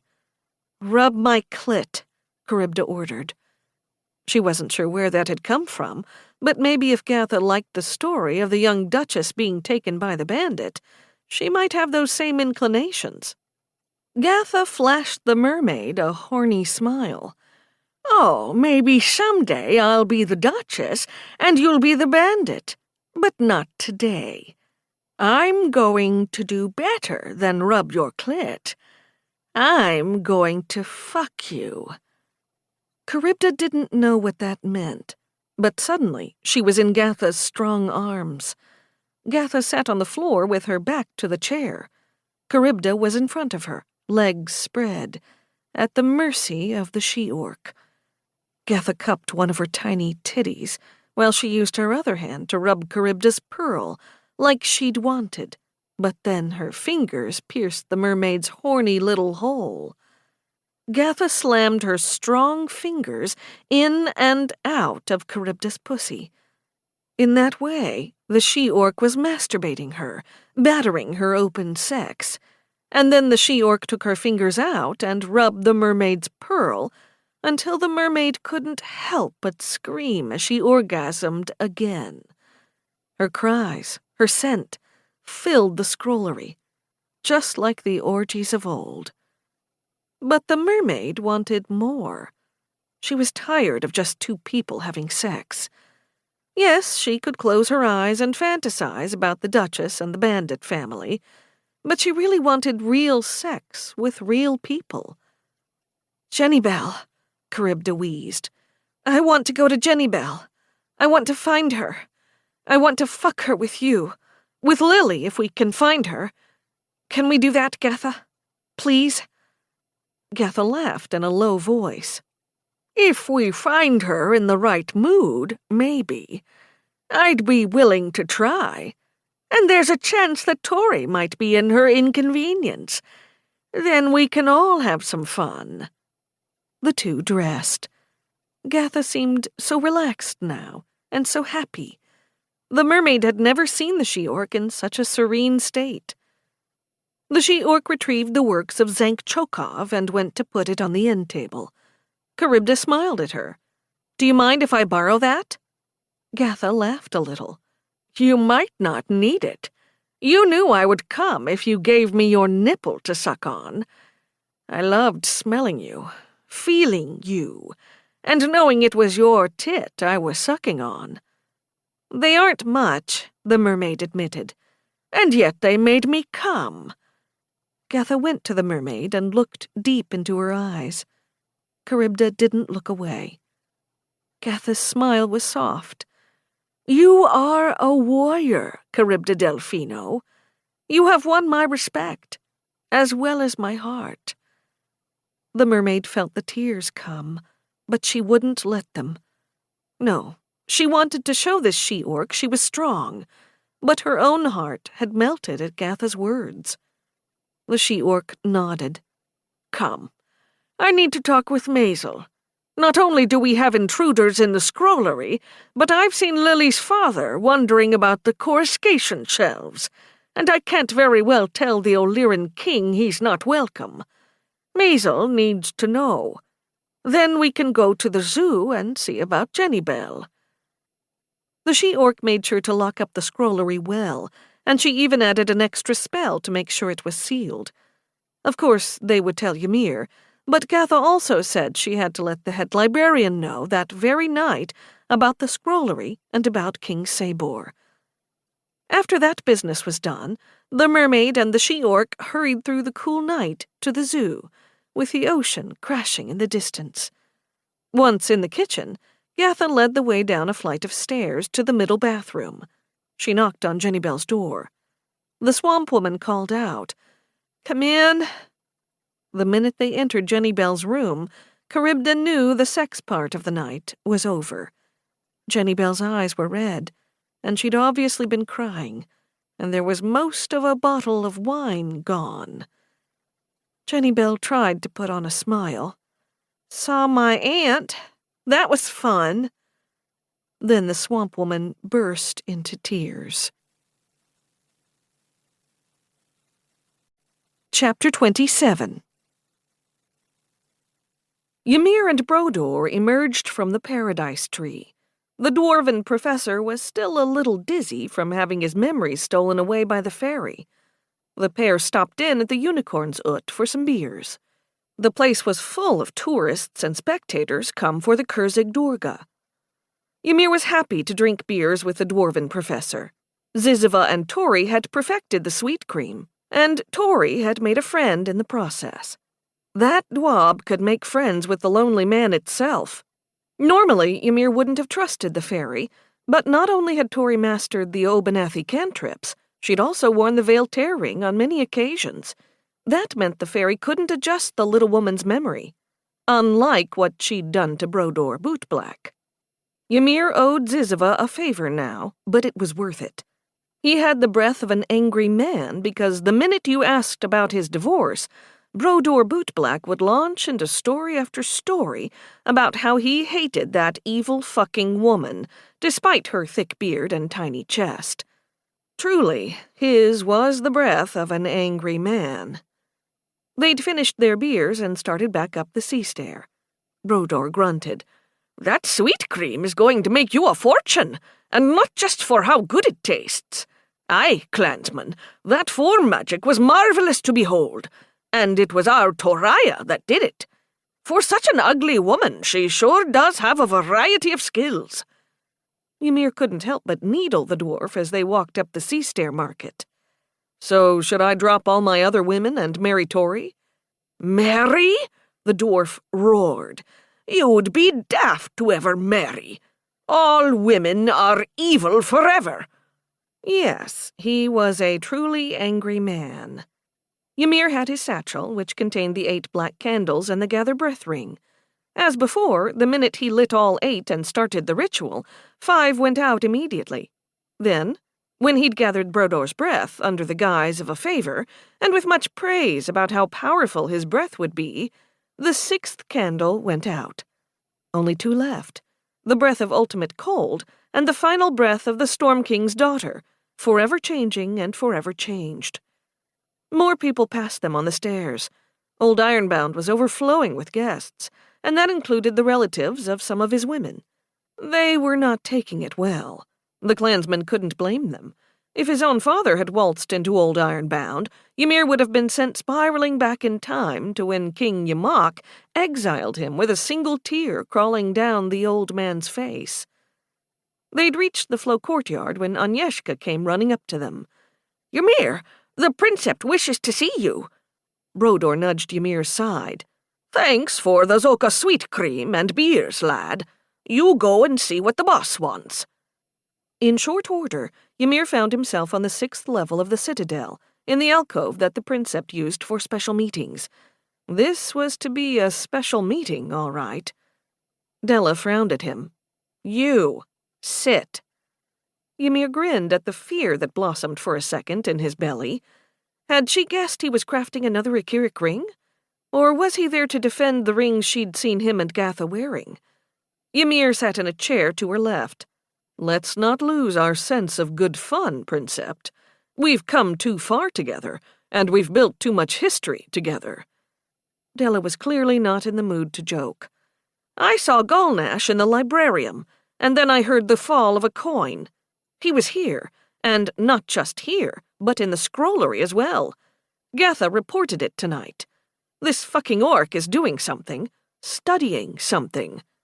"Which books?" Ymir asked. "Ones you are familiar with," Della shot back. There was an accusation in her eyes. "Octavato. Perhaps Obanathy, though we've put anything dangerous up in the Illuminate Spire where they belong. There seems to be these coins involved, and I have no idea what they might mean." Ymir looked her in the eye. "Let's not spar. We do enough of that during the day. Tell me your thoughts without dissembling." Della turned and faced him directly. "Do you think Gulnash might be crafting one of your fucking Akkiric rings?" Ymir's first thought was one that he couldn't say aloud. That fucker better not be. The Akkiric rings were his and his alone, and he wanted the complete set. Instead, he was the one doing the dissembling. "I don't know what Gulnash is here for. I know that it was his idea for the Kurzig Durga, and that he wanted it here, and he came early. If he is perusing those texts, we might assume he has the rings in mind." Della's scowl softened. She forced a smile, but Ymir didn't trust it. She'd seen the yellow scorch ring on Gatha's finger, and he would have been surprised if she'd failed to see the winter flame on his own when Gulnash had murdered Valorenza. She must know that he'd not given up his pursuits. Her smile was a mask, and he remembered what his grandfather Bear said. A woman's smile can mean many things. Of course, Grandmother Rabbit said you could say the same thing about a man, but Ymir had known from an early age that wasn't the case. "But you've not created any more rings, have you?" Della asked. "No, of course not. You wouldn't dare." She didn't let him talk. It was clear she knew and couldn't care until after the tournament. Even then, she would have a hard time following through on her threat to murder him. Ymir had fought for the good of the school on numerous occasions, and he'd covered up any number of secrets. They were both mired in conspiracies and lies. Their fates had become entangled, and it wouldn't be ending soon. That weekend, they would be fighting side by side for the good of the continent. Ymir wasn't going to address the rings until she forced the issue, if she ever did. Instead, he mused, "I find it unlikely Gulnash could fashion the Veil Tear ring under our noses, or any of the other rings. I know firsthand how difficult it was to make a ring. To do it without us knowing? That would be even more difficult." She narrowed her eyes. "But not impossible." The clansman turned his palms up. "Regardless, we have no proof. He has those magic coins that are protecting his secrets." "If he were to break the rules of the Kurzig Durga, we could kill him," Della said softly. "If he betrayed the host, us." "We would need proof. Definite proof." Ymir thought for a moment. "Do you know of any magic coins that can allow someone to go unseen? To perhaps vanish in one place and appear somewhere else?" "I would have to check," Della said thoughtfully. "But yes, if we could prove he has been sneaking around, dishonoring himself and us, his host, then we would have cause to cut his heart out." "Not poison?" Ymir teased. That made the princept frown. "No. The orcs loathe poisons and potioneers. It would have to be in a fight, with as many witnesses as possible, with as much flair and drama as possible. Ideally, we will kill him in the Kurzig Durga. Then we'd be done with this whole mess." "We shouldn't kill him right away," Ymir said with a smile. "The Paradise Tree will be selling food, and I plan on making a profit. To pay for myself, for Jenny Bell and Lily, our tuition and our rent in the zoo." That made the princept roll her eyes. She tried to laugh, but it was a weak sound. Broken. "There's something else, Ymir. At the reception last night, I saw Gatha's mother, Jenny Bell's aunt, and Lily's father talking, as if they'd known each other for a long, long time. I went over and talked with them, and I suggested to them that the night should never end, and the day should never begin. Their reaction wasn't exactly innocent." Dread filled Ymir's belly. "The Midnight Guild." "The same." Della closed her eyes. "Those three are powerful, connected, and dangerous, and they are connected to your women. If I were to learn that you, or they, were a part of a conspiracy that brought murder to my campus—" Her storm-gray eyes opened. we wouldn't be playing this game we've been playing for nearly 2 years, my friend. Things would change. Ymir stood and went to the couch. This was a daring step, but he knew this moment was vital, and not just for him, but for his women. He sat and took Della's hands in his. They were warm, calloused, and strong. I swear to you, on the souls of my grandparents, on my very life, that we are not a part of the Midnight Guild. My women and I are outcasts from our families. Gatha's mother is a cunt who made one of her daughters murder the other. Antigia sent an assassin to kill Jenny Bell, and Sabor disowned his daughter and didn't look back. They came here, but did any of them try to contact any of my girls? No. Della smiled. It's all very dramatic, clansman. You can let go of my hands and sit back in your chair. He gripped her hands harder. I would have thought the hands of the honored princept would be softer. Her smile didn't dim. I would have thought the hands of a savage barbarian would be far rougher. It seems we aren't what we seem. He gave her hands a squeeze and stood. We need to fight one enemy at a time. Gulnash is enough for now. We'll both use our magic to see if we can discern why he came early. And you know Gatha. If one book is out of place, she will know. Too bad the Betrayer hasn't been perusing her collection of erotica. That made Ymir laugh. Then we could catch him red-handed. And I thought you were going to mention something about sticky fingers. Della's eyes never left his face. Ymir smirked. He and the princept were indeed getting familiar with each other, but he was tired, and he wanted to check in on his women. Good night, princept. Wait. Della rose to her feet. She approached him. Below them, lightning arced across the shelves, giving them a bright light for a moment. What do you know of Serena Sia? You are full of surprises tonight, Ymir said evenly. This was an interesting turn of events, but the clansman wasn't all that shocked. He'd brought forth the ghost of the long-dead princept when he'd crafted 2 of the rings. She was still around and interested in Ymir, as well as his obsession with the forbidden jewelry. Suddenly, Ymir realized what the ultimate cold just might be. Tell me, have you seen her? Della asked. A ghost? Ymir shrugged. Aren't demons enough? Della's face fell. The clansman felt bad for a moment. Gatha has said she's heard the cries of the former princept's toogs, and she's smelled the love stink. I've seen her shadow, Della, so yes, I think she's around. I don't know what she wants, or why she is restless. It was mostly true, and from what the Akkiric Ring said, he shouldn't trust her. Or maybe it was those demons he shouldn't trust. The honored princept was hanging on his every word. He continued to talk. Old Ironbound is a place of power and mystery. I was drawn here. Others are as well. And in the end, I believe there is a confluence coming, where the energies of the world will clash. And by the Axeman's laughter, I aim to be standing here once the rivers come together. If I have my way, those waters will bend to my will. For what ultimate end? Della asked in a quiet voice. I've asked you the same question for nearly 2 years now. What is it that you want? To live, to protect my women, to conquer enemies that are worth my time. The smile the princept let onto her face was full of mirth. This wasn't a mask. This was pleasure.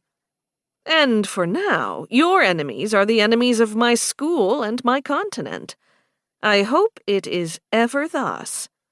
I have that hope as well, Ymir said. There was a moment, an instant, where Ymir and Della Penez looked into each other's eyes, and there didn't seem to be very much space between them. It was quiet except for the footsteps of someone walking below, Agnieszka by the sound of it, and the crackling of the coruscation shelves. Ymir felt the pull to kiss this strange, white-haired woman with the almond-shaped eyes and a mouth half opened, as if she expected him to kiss her. "One enemy at a time," Ymir grinned. "Good night, Princept." "Good night, clansman." Ymir nodded and walked on, feeling the energy in the air. He wondered what would have happened if he had stepped up to her, if he had given her the kiss she'd wanted. It didn't matter. He had enough lovers. What he needed was information. He returned to the zoo, walking through the kitchen and down the steps to the central bathroom, where he heard voices from Jenny Bell's room. He knocked on the door, and Gatha answered, her face troubled. Charybda was there, which was strange. But even stranger was Jenny Bell, sitting on her bed, her eyes red from crying. Lily sat with her, holding her hand so she couldn't twirl her hair. Tori sat in her bathrobe, still a little frazzled from her non-stop work with the fairy on the sweet cream. The dwarf needed a shower and a comb. It seemed that had been her plan, until something had interrupted her bathing. Ymir could guess what had caused the issue. "What did your aunt do, Jenny?" The swamp woman tilted her head, jaw clenched.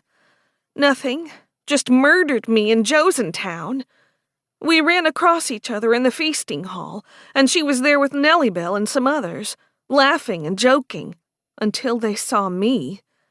Then Gia told them all how they'd cut me out of the family portraits, out of the family history, and I was as dead could be. No one would ever know I'd even existed. In the official Josen family record, Lissa Bell Josen would only have the one daughter, Ari Bell, who ruled with grace and love, and even extended the power of the family to end old feuds." Ymir sighed. "With the Kujans. Nellie is going to get Darisbo Kujan to marry your sister. It will join both families. Old hate will be gone." The swamp girl clicked her tongue and pointed a finger at him. "And they say you're just handsome. It's a real victory for Nellie, and Daris doesn't care. My whole family has gone crazy, and I can see the Kujans murdering all them Josens in their sleep. Then I'd be in good company. We'd all be dead." Jenny Bell swallowed a sob. "They didn't even talk to me. They just talked about me, knowing I could hear them. I felt like a ghost." Lily dropped her head, and it was obvious she was hurt as well. "My father. He saw me. He looked the other way. I'm dead as well." Gatha raged through the room, pacing and yelling. "Good! This is good! We don't need them anymore. We have our own Patur here with Ymir, and fuck everyone else. My fucking mother dares not look at me or talk to me. Neither does my worm of a father. I have some solace knowing I might see that asshole die, and I hope to the bloody roots of the tree that it's not Gulnash. I hope it's me. I killed a sister. I can kill a father. As far as my own cunt of a mother, I want her to live and grow old, knowing she's despised by everyone she's ever met." Tori raised a hand to cover a gasp of shock. Charybda stared on, scowling. Ymir recalled a line from a Wilmer Swordwright play. "Her screams are from a woman who protests too much." He cleared his throat. "Della thinks that Gia, Grinna, and King Sabor are part of the Midnight Guild. By the Axeman, those three might be the Midnight Guild's royalty." Jenny's laughter was maniacal.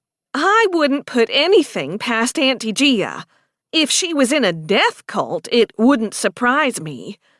Lily colored. "My father. I've seen him in the librarium perusing books. He's secretive, and he doesn't want things to change. He doesn't want the purity of the O'Learans sullied by the sexuality of other races. Sullied." She touched the ink on her face. "Gatha said, 'My mother would only want the power. She is small-minded, evil, stupid. But if she could pretend to have power, she'd fuck a cave hargan. As for the Elf King, he better stay the fuck away from my books." The she-orc then marched up to Ymir. "You wanted me to talk? To heal? There is no healing this thing inside of me. My mother wanted me dead. That is the truth. She fancied Donalg Sturle Gaugen, you see. My lover. Donalg was kind. He was good and strong, and he was a fighter, and yet he was soft sometimes." She stopped talking. It was like she'd said more than she wanted. "Tell us," Ymir encouraged. The she-orc barked laughter. "You all already know. There was another Kurzig Durga, called by my mother, and it was her way to kill me. She cast magic on the Fateblood deck, so every card was a fight to the death, even when it came to us sisters fighting in the final round. But that was fine with my mother. She thought I would die, and she'd comfort Donalg in his grief. She was a fool. I slew my sister. Donalg went to kill my mother, but my father killed him first. He said it was to protect his Patari, but I think my father was jealous of my lover, the boy his wife wanted to fuck. All that death. And for what? Because my mother hated me, was jealous of me, and wanted to hurt me. That was why she wanted Donalg, to hurt me. She's a dried-up cunt with her beauty fading. You can smell death on her." Gatha was breathing hard, fighting tears, her hands curled into fists. She hadn't snapped out her tusks, probably because she was grinding her teeth so hard. "What happened to your friend? The woman who loved the books?" Lily asked. Gatha turned, tusks out. "What?" Lily slid off the bed. She went to the she-orc and took Gatha's hand in both of her own. There they were, the savage orc and the gentle elf. Ymir wondered at Lily's courage. Approaching Gatha in a rage was a brave act. "Your friend, Migdish. What happened to her?" the Illyrian princess asked. Gatha swallowed, straining to hold back her sobs. "She came to me. She wanted me to stay in Sunash and join their family, not as a wife to her father, but as something. I said I couldn't stay. I chose Old Ironbound. I chose the Librarium's Citadel and those books.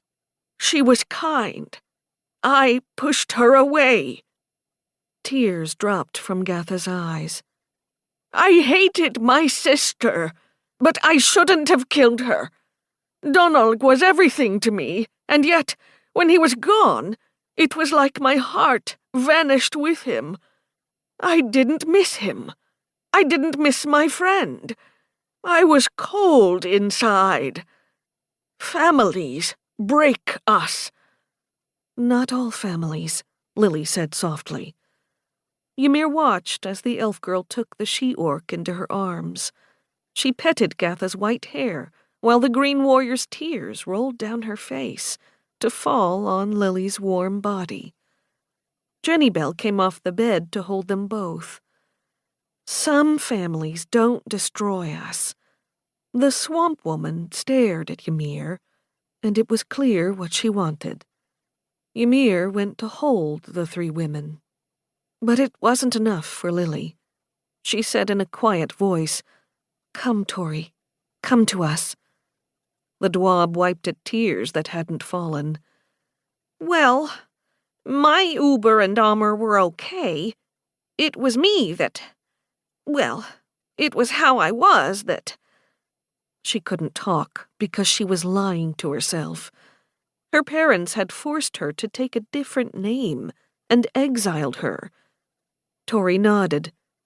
"Some families don't destroy us."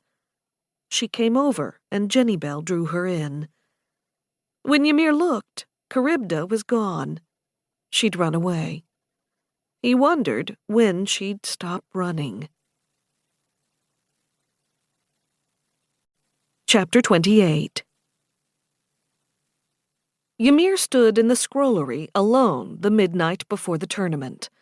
Gatha would not like him there, but he didn't want to distract her in the slightest. She was sleeping. All his women were, except for Ribby. But she wasn't his woman. She might never be. Yes, she'd managed to get into the good graces of Tori, Lily, and even Gatha, but she'd not won the heart of Jenny Bell just yet. She'd had the chance Monday night, and she'd run. They'd not really spoken since. He'd heard the mermaid rustling around down in her room, and he could sense how uneasy she was. She wasn't alone. Like him, she knew the night before a battle, sleep would be elusive. It was one of the reasons he'd told his women he wanted to sleep alone. Another reason? He wanted to gather another breath, and that meant dealing with spectral forces that may or may not be evil. He wanted to face that evil alone. Ymir and his women had talked about the Midnight Guild and Della's suspicions, and Tori had tried to use the Veil-Tear ring, but was shown nothing. Of course, the Midnight Guild would keep their agents hidden. Jenny came up with any number of plans to undo their evil relatives, but Ymir knew the right course of action was to deal with Gulnash first. Then, they could delve deeper into this latest mystery. Finishing the Gather Breath ring was part of undoing the betrayer. Ymir would need every advantage when he finally faced Gulnash. It was Thursday night, the night before the start of the Kurzig Dorga. Ymir and the rest of Old Ironbound's Gungar had pulled back from their training to give their muscles a chance to rest. Gatha's honesty had helped heal her heart. She was more relaxed, sleeping more, and spending more time in quiet meditation at the kitchen table, looking out the windows at the misty days. A storm had rolled in, bringing rain. The weather mages at the school, the Aqua Terreb professors in general, promised it would clear and there would be blue skies for the Kurzig Dorga. The tournament would start with a battle royale, where all 25 warriors would take the field. Ymir had studied the rules of the tournament, but he didn't want to think about them just yet. He had more important things to do. If he'd come to Gatha with his request, it would be one more thing for her to worry about. And if Gulnash the Betrayer was haunting the Librarium Citadel and the Scrollery, Ymir could do the same. Tori had tried using the Veil-Tear ring to find out more about Gulnash, and she'd gotten the same result, the sound of a coin striking stone. Ymir lit a sunfire lantern, opened the grate in the floor, and went down the spiral steps, passing tomb after tomb, but not going as deep as when he'd forged the Gather Breath ring. He didn't know who the Storm King's daughter was, but he did know about the ultimate cold. He'd gone down into the catacombs to capture a ghost's breath. For wasn't the ultimate cold death? He found where Serenasia's mummified body was wrapped. He set up the 8 black candles around her feet, and set the 3 hoops wrapped in emerald seaweed on the dusty stone. He lit each of the 8 candles. His sunfire lantern winked out, and 6 of the 8 candles turned from flame to smoke. The staircase and tombs around him were dark and silent. The final 2 candles threw more shadows than light. On the edge of the flickering light stood a slender figure in black robes. He'd come to recognize her haughty stance. That robe was open to reveal a generous portion of cleavage, a trail of white flesh, a belly button, and the dark silken fur of the specter's sex. It felt like a dream, but Ymir knew this was his life now. "The ultimate cold is your breath, Serenasia. Will you offer it up to me?" Her voice came into his mind, not as the boom it was before, but something softer, echoing his own thoughts. "What do I get, Ymir of the Majestrial, for such an exchange?" A shiver went up Ymir's spine, and it reminded him of those first months when he couldn't control his magic. "It's an interesting way to name me. It's not accurate." "Is it not? For you saved the honor of its princept when you slew the assassin who'd been sent to kill your friend, And you spilled your own blood and the blood of your friends fighting the merfolk. And now, tomorrow, you risk your life fighting for this school. You are Ymir of the Magistril." Ymir wasn't going to argue with this spectre. "Whatever my name might be, can I have your cold breath?" The light from the candles dimmed, and Serena Sia's ghost crept forward. "Turn away and step back, lest I get too close. You do not want to feel my touch." "The Akkiric Ring warned me against you." "And I would warn you against them, though I know but little. Much of death is feeling, for much of life is not logical. I feel that they do not have your best interest at heart." "And you do?" Ymir asked. "I do. Step back. Do not look upon me, and I will give you the fruit of cold, long-dead lungs." Another shiver. He grinned. "It is a grisly fruit indeed. Why didn't you tell me you could help me before?" "I wanted you to come to me, in this moment, in this place, in this way, so I could warn you. I follow the threads of the living. I follow the heat of your desires and the frozen worry of your fears.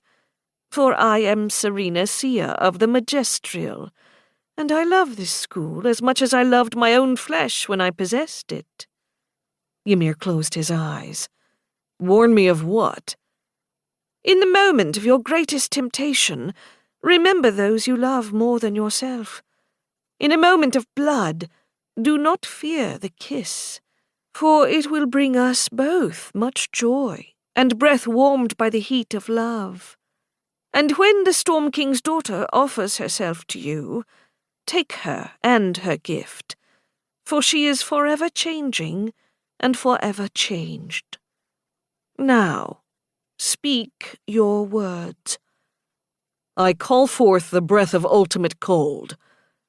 Ymir felt the air grow chill around him, and he smelled fresh smoke. He opened his eyes, for the task was done, and the ring glowed, then faded. Only one candle burned. "And who is the Storm King's daughter?" The stairwell was empty, but the voice returned. "She will know, and she will choose. And the Akkiric Ring are watching, forever watching from their fields of white roses. Are you the sleeper, Ymir? Are you cursed? Will you awaken? Or will something else open its eyes after 1,000 years of sleep?" "Ignis ignorum." Ymir cast the spell to light the lantern. The extra light showed him nothing. He sighed. "And this is what you get with fucking magic, Ymir. Ghosts, fucking magic, curses, and prophecies." It was interesting that Serena had mentioned white roses. He'd have to ask Lynn Albatross about that, and what she might know. He wasn't sure if the spectral princept was his ally or not, but she had helped him. He had one more breath to collect, and he'd have to trust that he'd get that breath when he needed it. He was fairly certain that Serena Sia had given him a prophecy truer than any he'd been given so far. He collected the ring-crafting supplies and walked out of the scrollery. Protected by the Obanathy cantrips, he left no trace when he locked the gate behind him. Had Gulnash done something similar? If he tried to make duplicates of any of Ymir's rings, the orc villain would fail. All the ringcraft scholars agreed that only one iteration of the Akkiric rings could exist in the world at any one time. Some argued that the rings wouldn't even be allowed to be created in any other worlds either, if there were other worlds scattered across the stair. The idea that there were any number of realms in an endless universe fired Ymir's imagination like nothing else. He thought he'd live and die on the X-Tundra. Then he'd been exiled. Coming to Old Ironbound had opened his life up to new tastes, new sensation, new and powerful enemies he could throw himself against in a fight. to destroy demons, to kill Mareb Delfino and his army, to outwit those devils. It was better, grander, and how he wanted to. He'd been born for more. He'd always known that. And he'd been given more. Other worlds? Other women, food, feasts, and beer? An endless variety of foes to face? Yes, that felt right. Before he returned to the zoo, he walked through the misting fog to the flow field, where the Kurzig Dorga's arena had been built. He walked through grand stone entrances, shaped by diligent form students. He ascended the steps of the arena until he was at the very top of the western stands. On the other side of the railing was a straight drop to the weeping sea below. Surf crashed against rocks. He turned to view the sands of the arena floor. Sand to soak up the blood of the vanquished. Ymir hated that he had hours to spend before the fight. He and his Gungar were ready. Garum had never been leaner, and he fought with the ferocity of a gruel hunting rogue orcs across the blood steppes. Gatha truly was the princess of the pits, and whatever skills had dulled during her time with her books had been sharpened to a murderous edge. Ribby fought with surprising elegance, a dance of death, as unexpected as she was lethal. And then there was Delapenez. When she fought, it was like watching death itself work. At her best, Ymir couldn't match her. Maybe given another 200 years, he might fight as well. And why not? Egil Akrador lived 1,000 years. Why not Ymir of the Majestrial? Fuck you, Serena Sia, for putting that name in my head. Might as well call me Ymir of Thera. He wasn't sure which he liked less, or if he liked both equally, for they fit him now. Ymir whispered the sacred litany of the Kurzig Dorga. Our lives are short, but the war is forever. Fight and die. He'd looked up the history of the litany. It was as interesting as it was conflicted, like most things with the gruel. The war wasn't the war against others, it was the war against oneself. In the pits, you didn't fight the other warrior, you fought yourself. And if you conquered yourself, you would know both victory and peace. Even so, no matter how skilled you were, no matter how powerful you were, death would win in the end. Though some gruel philosophers believed even in death you continued to fight, and only the quality of your opponents changed. Fight and die. Yes, you fought and you died, and you fought and died some more. All life was conflict, a test of will, and to destroy others, first you needed to destroy your own fear and weakness. Ymir thought it was bleak, but true. Fight and die, he whispered. He'd be yelling those 2 words the next day. He left the arena and took his time walking back to the zoo. The university felt like home now. The flow tower, the flow courtyard, the librarium citadel, the chapel of the tree, and, yes, the rambling apartment rooms dangling off the side of the cliff. As he walked down the steps to his room, he heard Charybdis snores, only a bit, not her normal rumbling. Good. She was sleeping. He needed to get some sleep himself.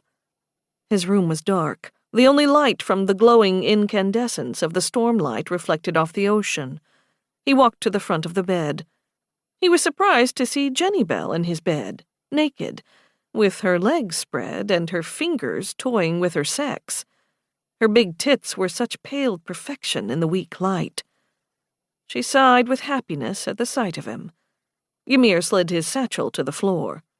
Well, Jenny Bell, this is a pleasant surprise. Jenny Bell motioned for him to join her, and he wasn't going to say no.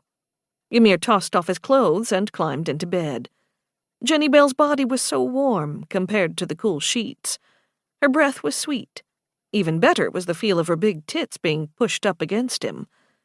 Ribby and I talked, the swamp woman whispered. Seeing us Monday night scared her. She lost family too, had family betrayer, and she knows how it is to be alone. It makes me feel bad for all the times I talked shit about her." "So you decided to come to my bed naked?" Ymir asked, kissing the pretty girl on her pretty nose. He caught the sharp stink of sex. What had happened between the swamp witch and the mermaid princess? The swamp woman sighed. "We talked, really talked, and she's not so bad. She admitted to being scared, about tomorrow, I mean, and how awkward she feels. Only she doesn't show how awkward she is. She just puts on a bitch mask instead. I understand. By the tree, I understand." Ymir thought again about what his grandfather had said about a woman's smile. The clansman saw another truth. If a woman's smile meant many things, so did her frown. He kissed Jenny's face. "So then you decided to come and fuck yourself in my bed?" The question was playful. Not quite. Things happened between Ribby and me. We, chitubbed. Not sure I'm using that word right. You see, I heard you leave, came down to check on things, and she came up, and we were both worried." "But not worried enough to come and look for me," Ymir prodded. Jenny Bell giggled. "We talked, like I said. Ribby mentioned something about Argatha, and her, how should I put it? Her obsession with certain aspects of my anatomy." Ymir squeezed the tit he was holding. "That's the one." Another giggle. "It was almost innocent, how she asked if she could see them." Ymir was hard now, listening to this story. Charybda had run away Monday night, but she'd come forward days later to face her fear, and to finish her seductions. "Did she really ask that?" Ymir asked. "Do you think she'd be shy? Do you remember how she marched up to us in the library and demanded to fuck us?" Jenny Bell laughed. "It seems like so long ago." "It does," he agreed. The summer had been packed. They would need to find some way to rest once this tournament was over, the 5th ring made, and the trouble behind them. "So you opened your shirt?" Jenny Bell found his cock and squeezed it. "I did. You should have seen her. I guess the typical mermaid isn't so big up top. Her eyes lit up, and her mouth hung open, and she mentioned seeing pictures of big tits in one of Gatha's dirty books. I liked her looking at me. I liked the lust on her face. Gotta admit it." "Then you invited her to touch them?" Ymir asked. Jenny's smile was a bit shy. "I walked up to her. I put her hand on one, and then we were kissing. It was hot. I liked how she smelled, how salty her mouth was. But what really got me hot was thinking of the sexy games she's been playing with Lily. Only with me, Ribby got a little aggressive. She asked if she could be rough. And you know me, I'm good with just about anything. She got me on all fours, so my tits looked even bigger, hanging from my chest." He leaked pre-cum into the swamp woman's hand, which made it easy for her to stroke him. She noticed. "Oh, you like that, don't you?" "Imagining you in that position, playing a nasty game with the mermaid? You know I do." Ymir wasn't about to stop. "Tell me more." "Fuck me more," Jenny Bell hissed. Ymir got on top of her and slid into her wet, gripping sex, well ready after her time with Charybda. Jenny Bell continued with her story. "She used her tentacles to grab my arms, my legs, to hold me down and to open me up.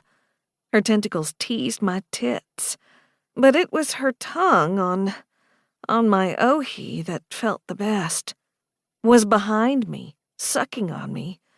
She said she could be a mistress as well as a servant, and I was going to be her slave. She was royalty, after all." "You're all royalty here in the zoo." Ymir slid out of her until the tip almost left her sweet ohizi. He then slowly slid back into her. He kissed her and again smelled sex. Her mouth was saltier than normal, and her scent different.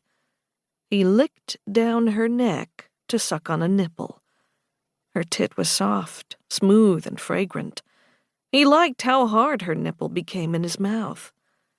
"She liked my hairy pussy," Jenny whispered, raising her hips up to get more of his ut into her. "She's smooth down there, and Gatha's smooth, and so the hair was new for her, my black hair. Lily's ohizi is blonde, and she's not as hairy as I am. She liked it. Ribby loved my pussy. She licked me so good, Ymir. She made me come." Ymir was losing control. His mouth left her nipple, and he thrust harder into her. Her breasts jiggled from the fucking. Jenny continued her story. "After she made me come, I made her come. She sat on my face. She balanced herself on her tentacles. But underneath, there was her ohizi and her asshole, and I licked them both. She was taunting me, making me her slave. And it was so hot, Ymir. It was so fucking hot and nasty. She was so hot and juicy, and I guess that makes sense, since mermaids mostly fuck underwater. She rode my face and drenched me, and had this big orgasm while holding me down with her tentacles."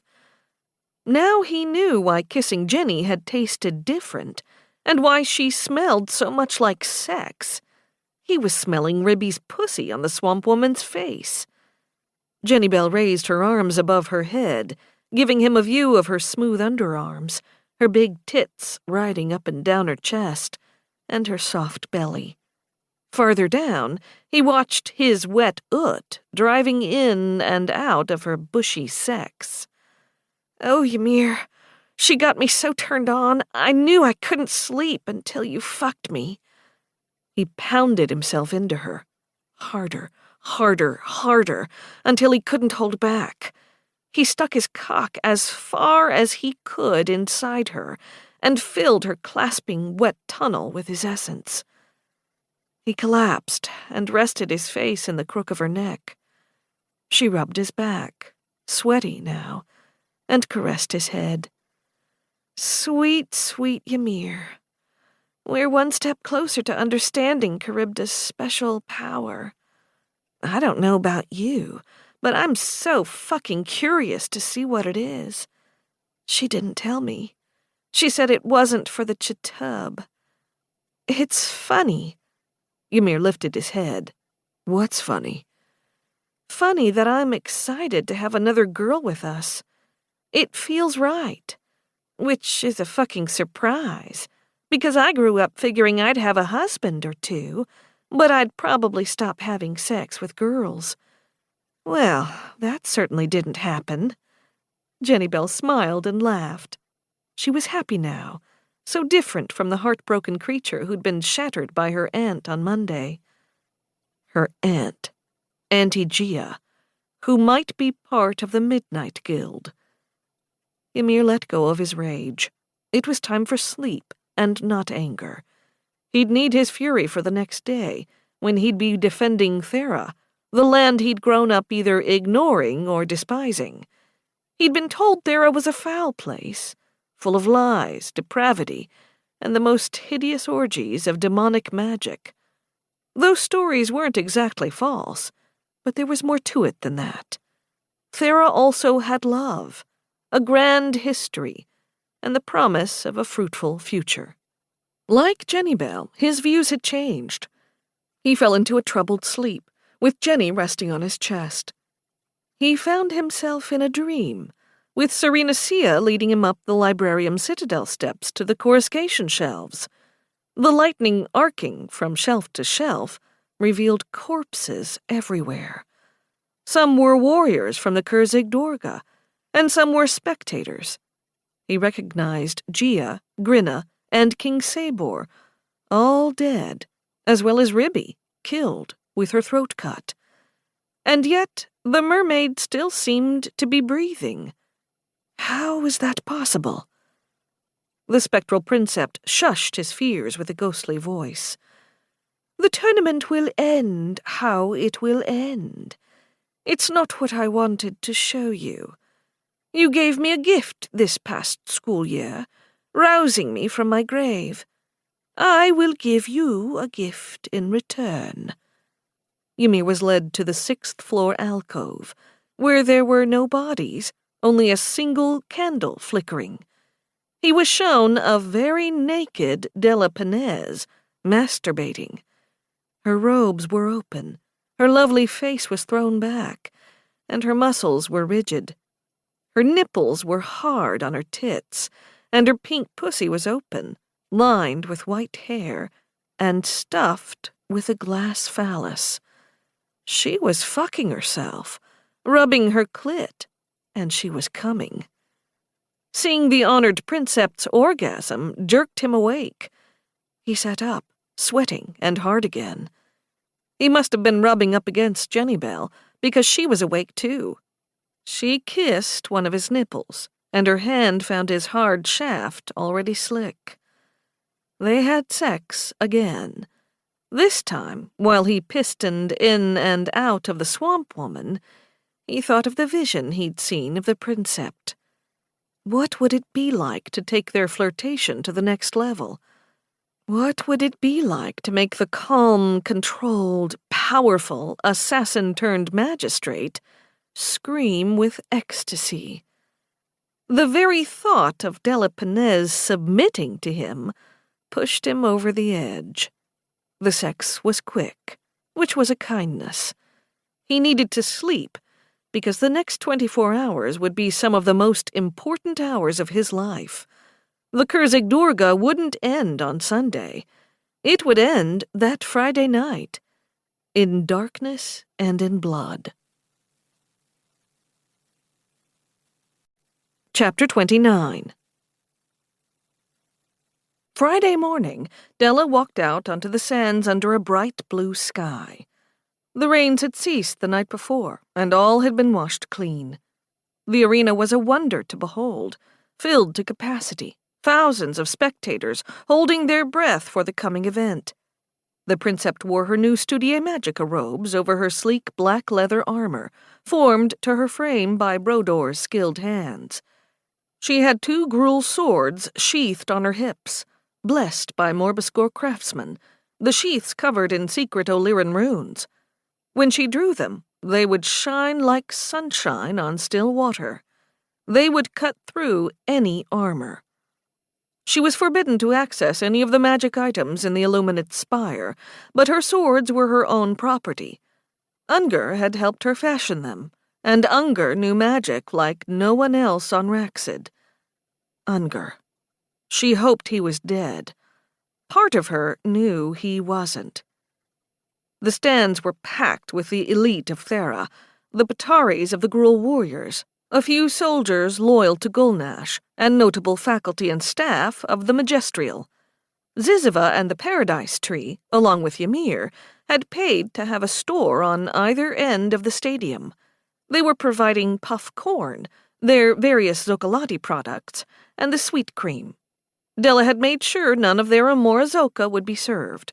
The last thing she wanted was lust to be added to the blood sport.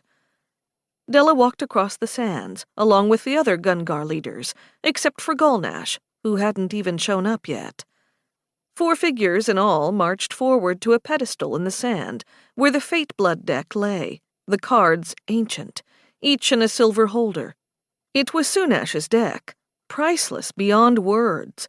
It was 1,000 years old, created around the death of the Vemper, when the Age of Withering started. Shlak, Urag, and Pargar strode out, in their iron armor with leather and fur trappings, golden inlay, and feathered cloaks. It was the 4 of them, waiting, until the betrayer strode out, naked except for a loincloth and leather boots reinforced with iron. He had a sword at his hip, and his death's head mace over his shoulder. His black topknot looked oiled. His body was marked with every kind of scar and slash. The entire stadium filled with boos and hisses and jeers. Sunlight winked off his steel tusk. The sun blazed overhead, hot and getting hotter. There might be fog by evening to cool the blood-soaked sands. Gulnash seemed to enjoy the hatred the world had for him. He strode out and stood there, arms crossed.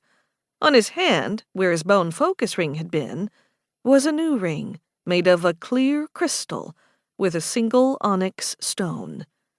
Della couldn't betray herself by staring. Was that an Akkiric ring? Could he have made it while he'd been at Old Ironbound? "You are a dog," Urag of Goyot snarled. "We are here to kill you."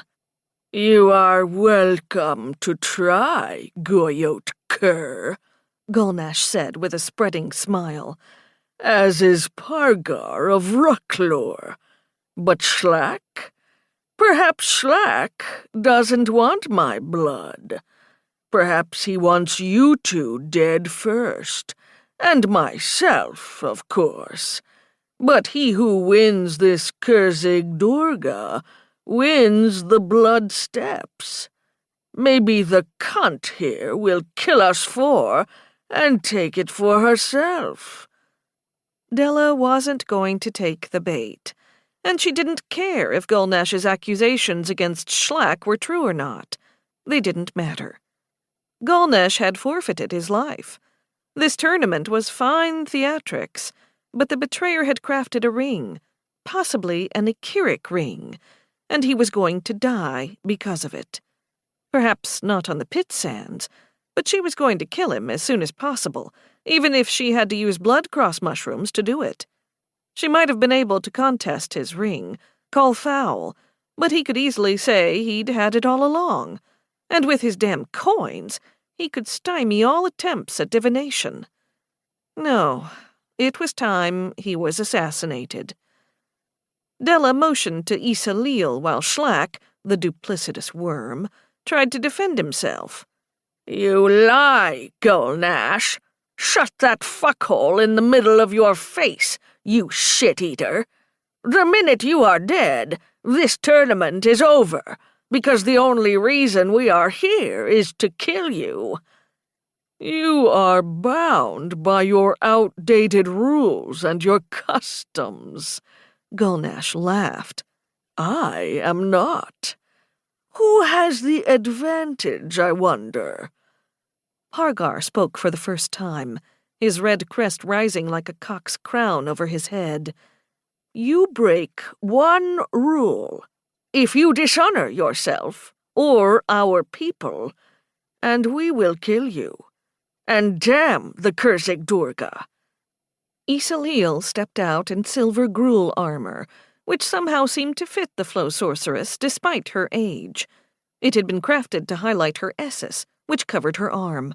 Her headdress was feathered, tall, and silver. She wore the ceremonial sword of the Durga Kudanska, the referee of the match. Isalil's reputation was beyond reproach. More than that, the three chieftains and the rogue orc had approved without any discussion. "I'm surprised you didn't fight the decision of the Kudanska, betrayer," Della said. Gulnash shrugged. "There is no one on Thera, nay, Raxid, who wouldn't be prejudiced against me. Isalil is as good as any. Everyone agrees she is a woman of honor, her reputation spotless. If she treats us unfairly, I'll try to remember that when I'm raping her." Della smiled. "Why are you smiling, cunt?" the betrayer roared. "Shlack said you had a fuckhole in your face. I believe his second insult was more accurate. It's a shithole, because you do nothing but spew shit. It's a pity." "What is?" Gulnash barked, showing his anger. "It's a pity that I won't be able to kill you twice like the motherless runt you are." Isalil raised her hands as she approached. "I am the Durga Kudanska, and there has been enough talk. These are the rules. You will call your Gungar. They will come out on the sand, and there will be no substitutions. You will all inspect the Fate Blood deck. It will not change. I will have ownership. I will be fair, or it will be my blood that will water the roots of the Tree of Life. Call Kai if you agree." "Kai!" the chieftain screamed out. The entire arena responded with an echoed Kai! The acoustics of the place had been augmented with form magic. Kai was an emphatic yes in the Gruul pit language. "Call your Gungar, Gulnash the Betrayer," Isalil ordered. He called out the names of his black-haired warriors. The 4 male orcs who'd arrived with him weeks before came marching out. Each was hulking and battle-scarred, sullen and arrogant. They stood behind the betrayer, who stood glaring at Della. She had gotten to him, had angered him, and that was good. She didn't want him thinking clearly. "Call your Gungar, Pargar of Ruklor," Issa shouted. Pargar called out his red-haired warriors, 2 women and 2 men. Those women were smaller, but they were as vicious as any orc male, as fast and as deadly. They had the compact muscles of their sex, rather than the showier, bulkier muscles of the males. Urag of Goyot called out his warriors, also 2 men and 2 women. They were obsidian-haired and dead-eyed. They were coming out to fight and die. Finally, Shlak of Sunash called his gladiators.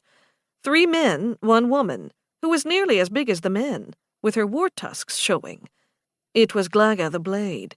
Her sword was a thicker version of the thinner, curved blade. Glagga had shaved her white hair to the scalp.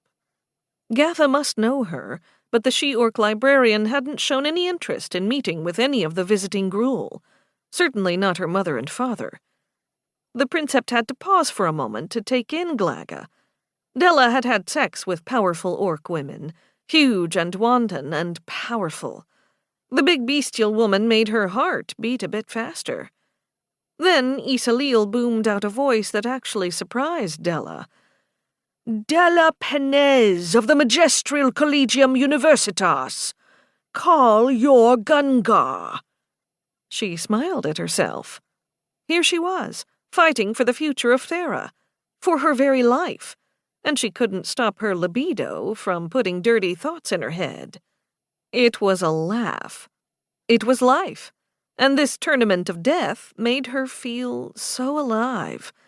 The colors around her were vibrant, and the reek of the Gruul warriors pungent. It was like she could hear all the whispers of all the people in the stands. This was the heart of life, this moment, these seconds of pure awareness. She barked out her first warrior. "Garum Sornap of Sunash, come forth!" The professor strode out on the field with a Gruul longsword and a Gruul shortsword at his side. His armor covered his vitals, but left patches of green skin unprotected. He'd protect himself with magic. But why was Gulnash half naked? What was his plan, and did it have anything to do with that strange ring on his finger? Della called their next warrior. "I call forth Gatha of Sunash." The stands thundered, every Gruul howling, because this was a champion who had gone down in legend. She'd been undefeated. She'd killed her sister. She'd fought with a savagery that had surprised even the rough orcs of Sunash. And then she'd done the unthinkable. She'd cast away her chance to join a Patur and went to read the dusty books at some magic school across the country. There were howls, there were jeers, there were curses. It was a thunder of admiration and derision. Shlak didn't howl, but Glagga the Blade did, and all the other Gruul on the field.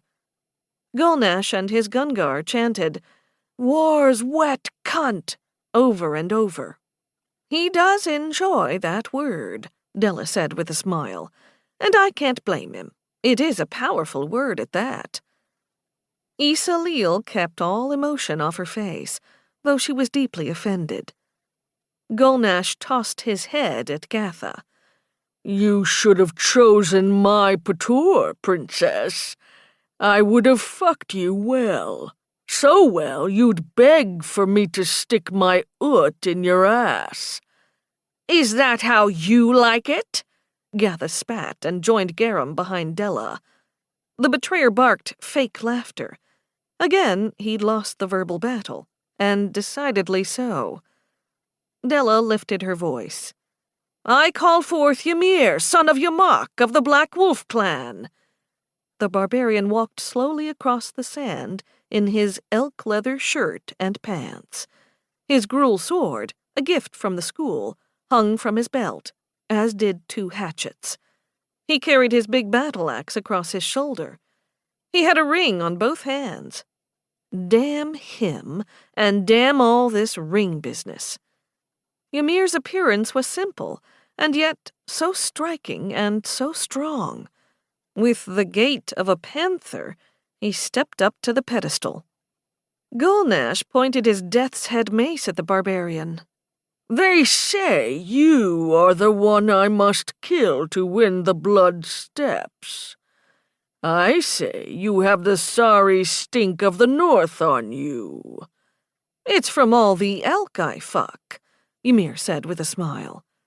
The betrayer and his orcs chortled, until the barbarian added, Wait, I forgot. It's been a bit since I fucked an elk. I think it was your mother, Gulnash. She did need a bath the last time I gave her a much-needed cocking. That killed their laughter. Gatha took up the chuckling. Garum was far more conspicuous. He boomed out mirth. Gulnash sulked and fingered the ring. Della prepared herself to reveal the final surprise. Ribby had told her the title she wanted proclaimed. Lastly, I call forth the Ocean Mother Divine's daughter, the Storm King's daughter, Charybda Delphino of the Delphino family. And out strode the shining figure of Charybda, tall and thin, proud, a wisp of a creature, yet she carried her ornate trident with pride. Her seashell armor clattered, both the cuirass and the skirt, and she had her weighted net slung over a shoulder. She was barefoot. The spikes of her legs shot out from behind her ankles. It was a stunning sight, raw and unexpected and regal. The entire arena went quiet. Every orc stood stunned into silence. Ymir grinned. Gatha's eyes positively shone with love for the mermaid. Garum and Ymir nodded with respect, because both had been beaten by the unlikely gladiator. At that moment, Della Penez knew that they would win on the field of battle. It might take some blood, a life or 2, but Gulnash would die, and she wouldn't be at all surprised if it was Rib of the zoo, the snorer, the awkward ocean princess, who delivered the betrayer his much-deserved death. Chapter 30. Ymir nodded and smiled. The Storm King's daughter. Now he knew who he needed for his final ring, though he lost that smile when he recalled the full line. The final breath of the Storm King's daughter, forever changing and forever changed. It was sobering, and he didn't think the girl would walk away from the gather breath ritual unscathed. Then there was the new ring on Gulnash's finger. At least now they had an object to scry. Perhaps the magical coins protecting him wouldn't be protecting the ring. If it was an Akkiric ring, Ymir would be hard-pressed to pull it off his body on the pit sands. He'd have to come up with another strategy, which meant he might be murdering Gulnash the Betrayer in a less conspicuous arena. The 25 warriors of the Gungar stood waiting around the pedestal. Calum Calarum! Isalil swept up the Fate Blood deck in her magic. The cards in their silver casings clattered. The orcs in the arena knew what was next, and they chanted something in their harsh language. Ymir recognized the words. the Fate Blood deck. Fight and die. He'd read up on the Kurzig Dorga. It was a combination of luck, ritual, and murder. Gambling on Gruul games was common and encouraged. It was believed that the more people who had a stake in the fights, the more power to the warriors, and hence a better spectacle. The tournament began with the Battle Royale, where all 25 warriors would fight. A drawn card would dictate if the battle was to be a blooding, a maiming, or a slaying. The Fate Blood deck had the 4 suits of a normal river deck: fire, ice, wind, and mud. Those matched the Studiae Magica, as in Sunfire, Flow, Moons, and Form. Cards were numbered 2 through 10, and the royal cards were Duke, Queen, King, and Vemper. There were 3 extra cards, and those were Heaven, Hell, and the Tree of Life. Each card meant something different, and there were various soothsayers and sages that said they could guess the results of the battle, if not the future events of the continent, based on which cards were turned. The fire and ice suit meant the battle would be a blooding. Any warriors who drew first blood won. This meant most of the rounds would be to first blood, which made sense since you didn't want all your best fighters battling to the death. The wounded gladiators were expelled from the games, but they were allowed to be healed. The mud suit marked a maiming, meaning a fight wouldn't end until the victor maimed the loser, cutting off a body part: ear, nose, finger, hand, foot. Those were acceptable, but better were full arms and legs. Eye gouging also counted as maiming. Those maimed were out of the contest, but could be healed so as not to die. Lastly, the wind suit was a slaying. Those who were killed rode the wind to the highest boughs of the Tree of Life. It was a poetic way of describing the death matches. In the case of the Battle Royale, a slaying would stop under a few certain conditions. If a single Gungar didn't lose any of its warriors, it won. Or if all the Gungar lost someone, then the next kill marked the victor. It was brutal, but any event could be ended by the Durga Kadanska at any time if the rituals were not followed. Also, any gladiator could blood or maim or even kill themselves if they wanted out of the games. After the Battle Royale, the tournament then became a contest of any 2 combatants, from different Gungars, until the pool of warriors was winnowed down to the last 2. Again, not all battles were to the death. Lastly, there was one other rule that fascinated Ymir. The rule of the Fate Blood cards could be undone by the rule of will. With the rule of will, a warrior could volunteer to fight in any of the games instead of one of their teammates. That volunteer would then be slain on the pedestal. Yes, the volunteering gladiator might win the fight to save a comrade, but then they would be killed. It rarely happened. There had been instances when the volunteer was killed, then brought back to life with a healing spell, but that was risky, because in the end, most of the time, death was death. Ymir figured the rule of will would be used at some point in this tournament of death. Their whole purpose was to kill Gulnash the Betrayer, and he saw the desire for vengeance in the eyes of the chieftains and their warriors, even the slippery Schlack of Sunash. Isalil flicked her fingers, shuffling the cards in a loud clatter of silver. She then stacked the 55 cards. Each warrior will get a corresponding card in the royalty of the deck, 10 through Vemper. She called out each warrior and their card. Gulnash was the Vemper of Mud. Della was the Vemper of Fire. Ymir was the King of Ice. Gatha was the Queen of Wind. And so it went, each gladiator given a card. That would be important after the Battle Royale, if there was an after. A slaying draw might just end the tournament. Issa drew a card. "This will be for the Battle Royale draw. I have drawn the Vemper of Mud." The arena heard her and chanted, "Mud Vemper! Mud Vemper!" Issa nodded at Gulnash. "Come and draw for the Battle Royale." That prompted the orcs in the arena to chant, "Fate Blood Draw! Fate Blood Draw!" The sound was deafening. Ymir gripped his axe, because if this was a battle royale of slaying, he would need his best weapon to crush the body of the betrayer.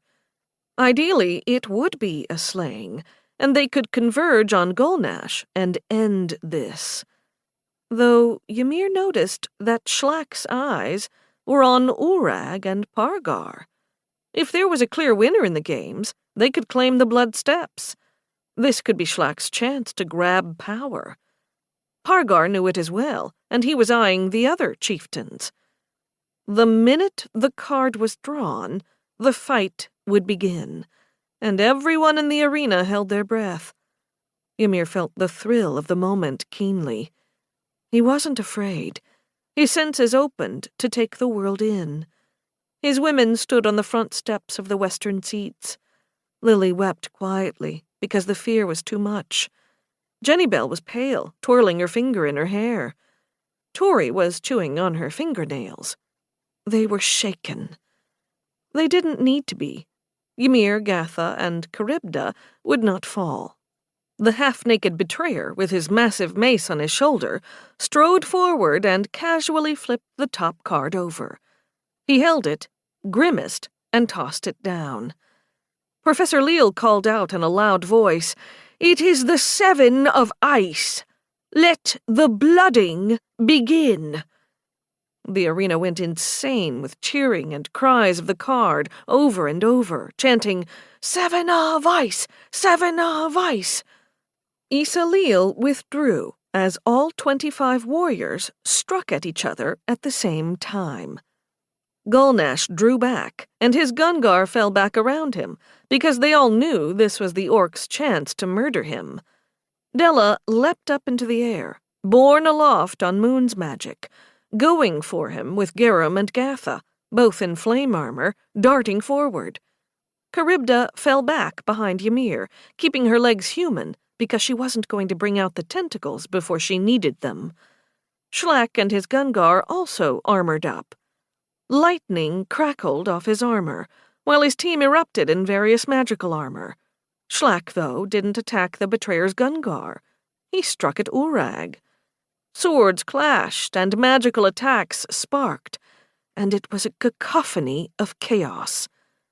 Pargar and his Gungar went for Gulnash, but his eyes were on Shlack, who had already cut down one of the Goyot warriors, opening a slash on their forehead so their own blood blinded them. Issa Leal called out in a loud voice, "Ulush of Goyot, 10 of Ice, you are out of the contest." Ulush let out a ragged roar of disappointment and stomped across the sand. Meanwhile, the battle continued. It was mayhem, a clash of fire, ice, lightning, and hurled rocks, magicked from the sand. One such missile hit one of Pargar's men, breaking his shoulder but not breaking the skin. It might hurt, but he wasn't out. Then another stone hit his head, and that brought forth a spray of gore. Issa Leal shouted, "Haegag of Rucklaw, Duke of Mud, you are out of the contest." Haegag shuffled forward, going for where his people stood on the sidelines. He was in incredible pain, but he was more angry than hurt. His dreams of finishing the Kurzig Dorga were over. Della broke through the lines, her twin swords arcing with lightning. Her movements blurred with speed, even as she made the sand boil under Gulnash's feet. The betrayer barked out a spell and drew up sand armor to harden around himself. His ring gleaming with a blinding light, he rode on a tornado of air, escaping Della's pit. Gatha and Garum struck 2 of the betrayer's guard, fire meeting ice in a ring of steel and spells. Pargar's warriors engaged Gulnash's other 2 warriors. That gave Ymir an opening to get to the betrayer. The clansman sped forward, with Charybda behind him. He didn't want her fighting. Let everyone think they'd made a mistake with the choice. Ymir wasn't going to encumber himself with ice armor.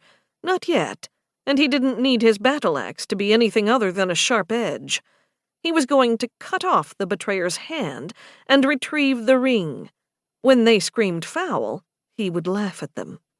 It was madness to think that rules would be respected in such chaos. The Gruul were naive. The betrayer thought himself above their culture.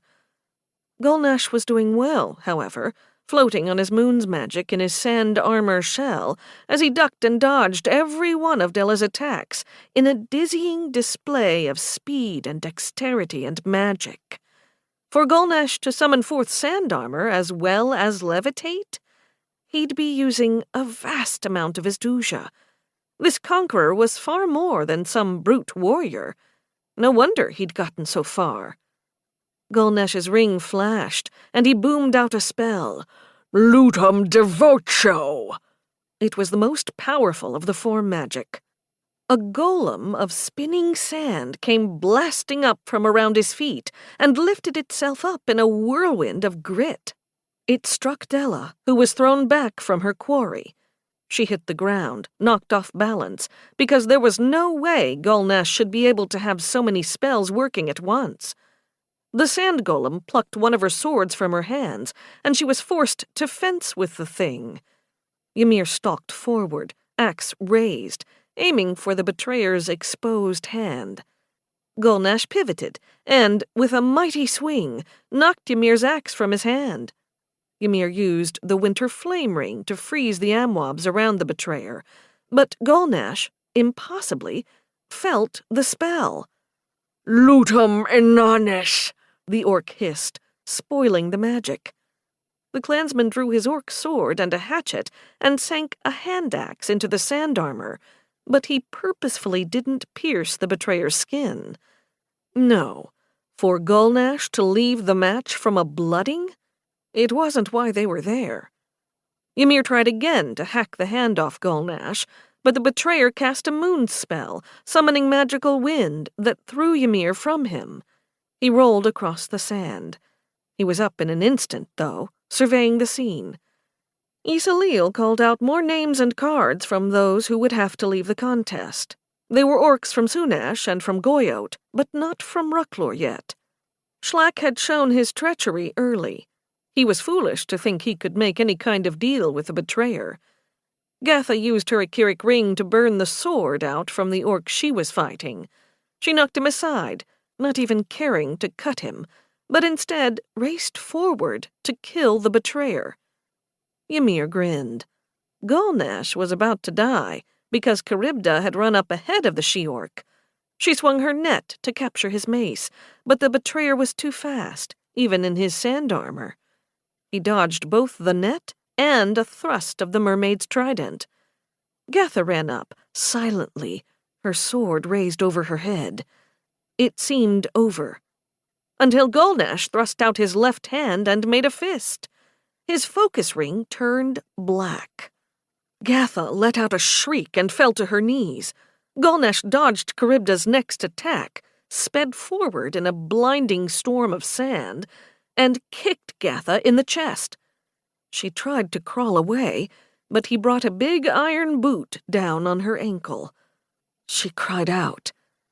Pargar appeared from nowhere, mouth open, tusks dripping slobber, his red hair like blood on his head. He, too, was about to cut down Gulnash, but instead the betrayer again used his ring. The crystal grew dark, and Pargar yelped and fell to his knees before keeling over. Gulnash seemed to grow taller, thicker, and more muscled. Even his form magic was more fierce, keeping Della busy with his sand golem. More sand covered his gritty armor. Ymir cast Moon's magic to rush forward with supernatural alacrity. The betrayer blocked Ymir's thrust and Charybda's stab. He then whirled and sank his spiked mace into the head of Pargar of Rucklor. It was a killing blow, caving in the orc chieftain's skull. Gulnash barked out a word Ymir didn't catch, and his warriors began to hack at their opponents, as if this were a maiming or a slaying. Garum let out a howl of pain. He'd lost his left arm at the elbow. He went down. "Foul! Vimper of mud! Foul! The Royale is over!" Isalil screamed. The rules of ritual were no more. Ymir saw his chance, and he went forward to kill Gulnash and end this madness. Ymir again accessed the power in the winter flame ring to freeze Gulnash in place, both his feet, and to put a muzzle on his mouth. Ice crystals formed on his tusks, and he was caught. Charybda went to jam her trident into the betrayer's throat. Gulnash pulled back. Ymir struck with both his sword and hatchet, one to kill, the other to maim. "Stop!" Professor Leal thundered. "Jelu devocho!"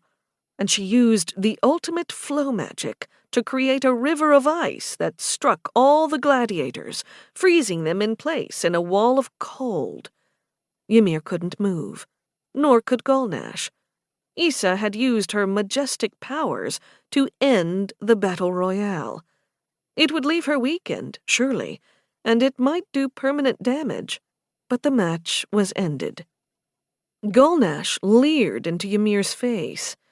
"You like my ring, don't you, Barbarian?" Ymir smiled. "It looks good, Gulnash. It'll look better on my hand. I'm wondering if you found Octavado as boring as I did. He sure did like a good 8. "Or a bad one." The betrayer smiled. "For those rings on your hand are bad. You think they aren't, but we know the truth, don't we? Do you have conquest in your heart, Ymir elk fucker?" "Depends on how many elk I get to fuck." Ymir smirked. Della shouted, "Ignis Inanis," and dispelled a good portion of Issa's flow magic. She marched up to the betrayer. "You murdered on a blooding round. You told your Gungar to murder. You have broken the sanctity of the match. Or do you have another fucking blood coin?" Gulnash narrowed his eyes. "It was an accident. I am a Gruul warrior, and I was consumed with bloodlust. You have my apologies. It is a sad thing, losing Pargar of Ruklur." He then roared up at the arena. "There has been slaying and maiming in the blooding match of the Battle Royale. Do we stop, or do we continue? Let me hear Kai for all those who wish to continue." Most every orc screamed, "Kai!" Issa Leal stepped forward. She was pale and sweating, and looked like she might faint at any minute. "And who would call Kai to end this tournament here and now? Who would call for a trial?" The answer was far less. Few spectators in the arena wanted a lengthy trial. They wanted the blood of the betrayer. Gulnash sneered. "It looks like we have our answer, Durga Kadanska." Issa sighed at the betrayer. There was little they could do. Gatha had her boot off, and she was clutching her ankle. It was bruised and swollen, but Gulnash had not broken the skin.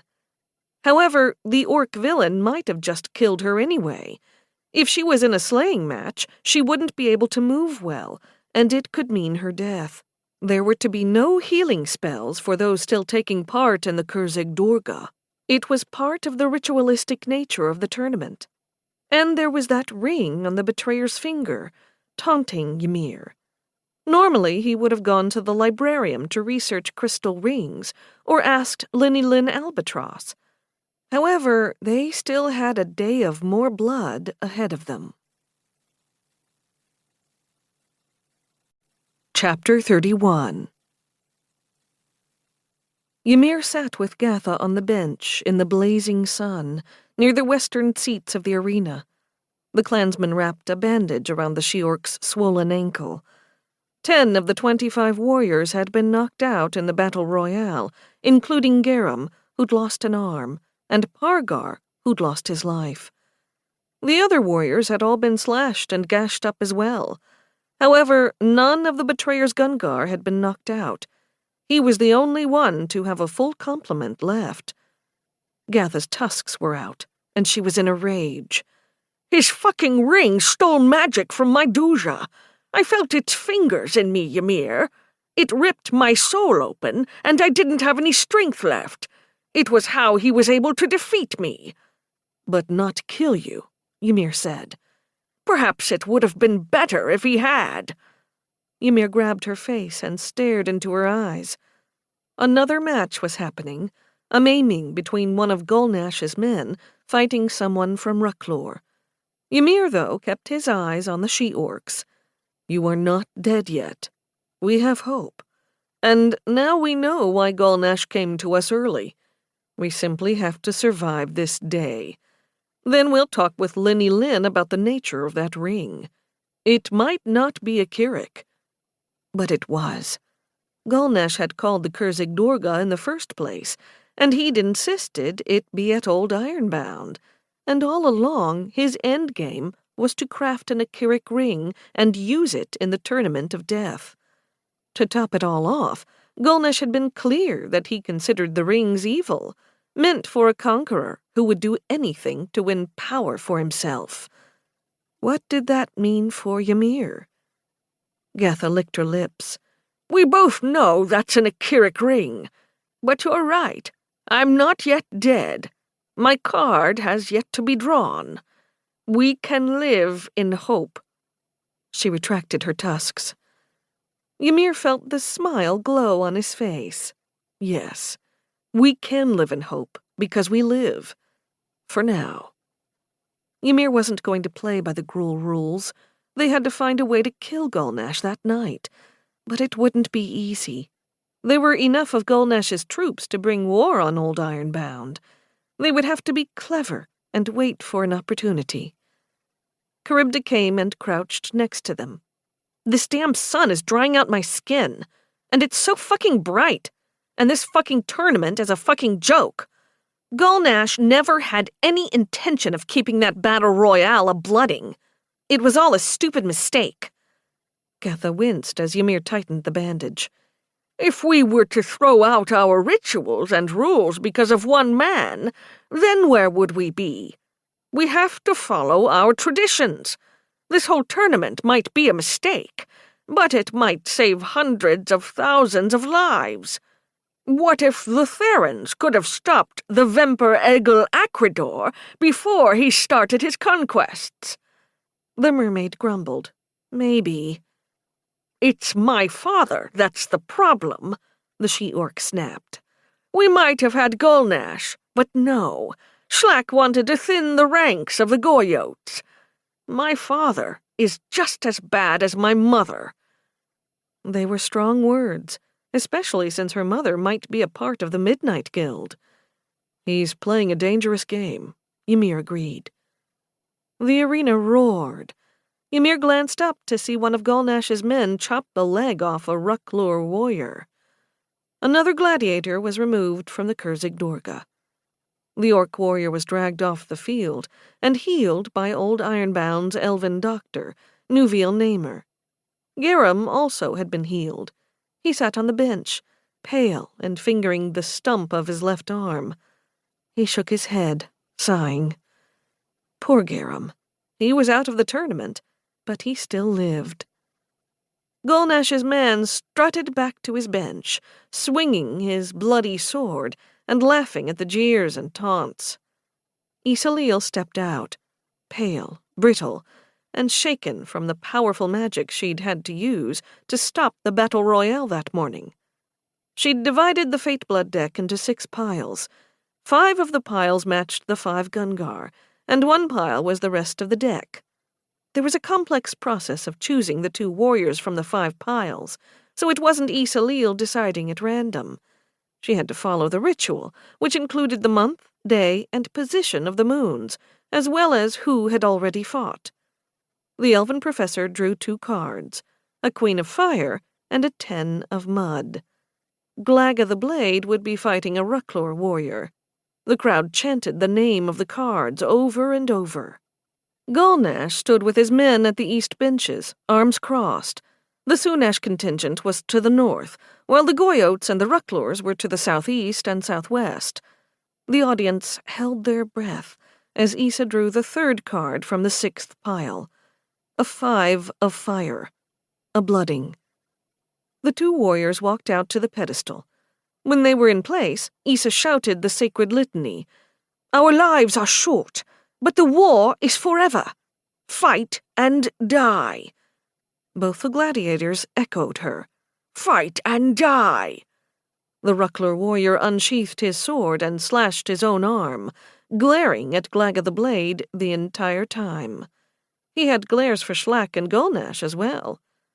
The Ruckler warrior was showing that this wasn't about honor and battle, but about ridding the world of an orc that had betrayed countless orcs. Schlack and his Gungar had dishonored themselves and the Kurzig Dorga. Glagga didn't raise her weapon in triumph. She stepped back to the northern benches, where Schlack pounded her on the back as if she'd won. No, she'd been humiliated. Gatha growled. "Glagga deserves a better fate than to be fighting for my father. He made a deal with Gulnash. He must have, and he's fool enough to think the betrayer will follow through on the terms." "Let's keep our minds on this day and on this fight," Ymir said. "Things will be different before the morning, I assure you." Issa returned to the pedestal at the center of the sands.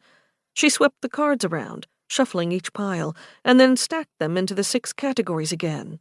She drew 2 cards. Vemper of Mud, King of Wind. Garum coughed, then sighed. "That's Gulnash and the chieftain Urag. This is interesting because there is no love lost between those two.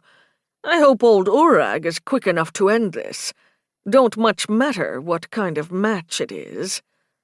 Issa's words were repeated over and over until the audience hushed as she went to draw the next card. A 2 of Wind. To the slaying. The entire arena gasped, then chanted the name of the card. Money exchanged hands because someone gambled on every card. Others wrote down the cards, and they would later try to unravel the symbols in hopes of foretelling their future. And some in the crowd, mostly Gulnash's followers, howled for unadulterated bloodletting. Gulnash walked out with his sword and the death's head mace that had already claimed the lives of so many. His black topknot waved as he walked. Urag went out with his sword and shield. They met at the pedestal. Everyone was breathless. This was the first of the slayings. Isalil called out the litany, and the fight began. Gulnash called up his sand armor while bashing Urag's shield off his arm. He moved with such quickness and power. Urag tried to burn the betrayer with both his flame armor and a fireball attack. However, with a flash of Gulnash's crystal ring, the Goyot's chieftain lost his magic, his duja drained. He appeared weakened, even as the betrayer's power increased. He couldn't evade the betrayer's attack, and Gulnash struck a glancing blow on the chieftain's face. Urag's tusks were cracked. He was blinded, but he fought on. Gulnash toyed with him until the entire crowd was stunned into silence. Then, when Urag could fight no more, Gulnash sucked the man down into a pit of sand up to his waist. Goyot's chieftain struggled, but with a mighty swing of his mace, Gulnash batted off Urag's head. Blood geysered onto the sand. Hisses, jeers, and boos followed, but Gulnash knew what he was doing. Ymir could see it. The rogue orc wanted them to hate him, because they didn't matter. He had his followers encamped on the blood steps, and they were the only ones that mattered. The Theran elite had been powerless to stop him, and in the betrayer's mind, he couldn't be defeated. "He's taking power from his enemies," Charybdis said. "He siphoned from Urag's duja to weaken him and to grow stronger." Ymir laughed grimly. "Like a poor Seven Devils player, he's showing us his hand." The day wore on. Della fought a blooding contest, easily taking out another Sunash warrior, leaving Schlack with only 2 left, including Glagga the Blade. No one from Sunash was going to throw the contest. Ymir felt a relieved thrill when he heard his name called. He was to go up against one of Gulnash's men, Oigoth, a maiming. Ymir walked out with the arena chanting his name. He had his battle axe, though he wasn't sure whether he was going to use it or not. In a maiming, he could deal out any number of wounds, but he had to chop something off. He left his gruel sword behind. Charybda held it, while giving Gatha an unsure look. Della, though, knew that Ymir had everything under control. Isalil finished off the sacred litany with, "Fight and die." Ymir and Oigoth both echoed her, and the fight began. Oigoth had a spiked buckler, a short, heavy sword, and a quiver of javelins on his back. He immediately cast Moon's magic and went skating back, flinging javelins at Ymir, who found the projectiles annoying.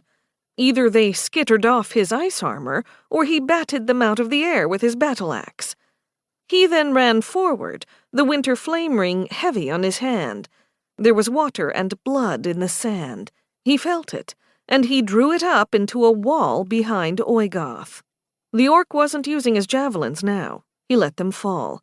He drew his short sword and burst into flames, while at the same time hurling fire at Ymir. The clansmen stopped that shit at once. Jelu and Nanis. The fireballs vanished into nothing.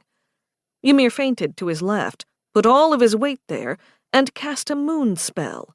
Calum Calarum. It was a derivation of the wizarding riposte. By the Axeman, he'd learned something at the damn school. He jerked himself to his right at the last moment, using the magical speed to trick Oigoth. The orc warrior tried to retreat, but found himself backed into the ice wall. The clansman put all of his weight into the strike as he sank his axe into the shoulder of the surprised orc, severing his arm. Oigoth gripped his spewing stump, howling. Ymir thought it was pain. It wasn't. The orc dropped to the ground. On his knees, he rammed the hilt of his sword into the sand. He then threw himself forward, impaling himself on his own weapon. There was no losing when you were part of the betrayer's horde. Gulnash and his remaining Gungar hooted and cheered, laughing. The rest of the arena was again stunned into silence. Some spectators left because they couldn't handle the gore. Ymir went over and kicked the gruel onto his back. Oigoth's eyes were growing blank, but he was still there. Ymir spit onto his face. "And that is what you deserve, following a dog and then killing yourself like a cowardly fool." Gulnash and his orcs stormed out. Ymir turned and grinned. This would be a fine way to end his life, in battle against a truly evil fuck, someone not even the Shield Maiden would turn her back on, that the wolf wouldn't even piss on. Such villains were rare, but when they exposed themselves, it was your duty to kill them. The Axeman didn't give a shit, of course, but the Shield Maiden cared for her people, and when some vile waste of breath went to hurt you, it was your duty to hurt them first. A variety of spells hit the field. Ice, fire, a crackling blast of lightning. Old Ironbound's faculty stormed the sand. From Brodor to Professor Albatross to Ymir's history teacher, Niall Preet. One of the Aquaterab teachers, Phoebe Amalbiab, hit Gulnash with a torrent of water that dropped him to the sand. Professor Amalbiab's green eyes glittered as she flicked water from her pink hair. Even the fairy professor, Lolasny Lila, joined the teacher's onslaught. The Fae fluttered about even as she laid down a whirlwind of sand, ice, and fire. Gulnash and his orcs were forced back. Isalil strolled forward. "There will be none of that on this day, especially none of that from you, Gulnash the Betrayer." He laughed loud enough for all to hear. "2 chieftains down, 1 chieftain to go, and 1 old dry cunt of a princept." Ymir exploded into laughter, laughing until he had to wipe the tears from his face. "Why do you laugh?" Gulnash roared. Not old, fool, Ymir laughed. And definitely not dry.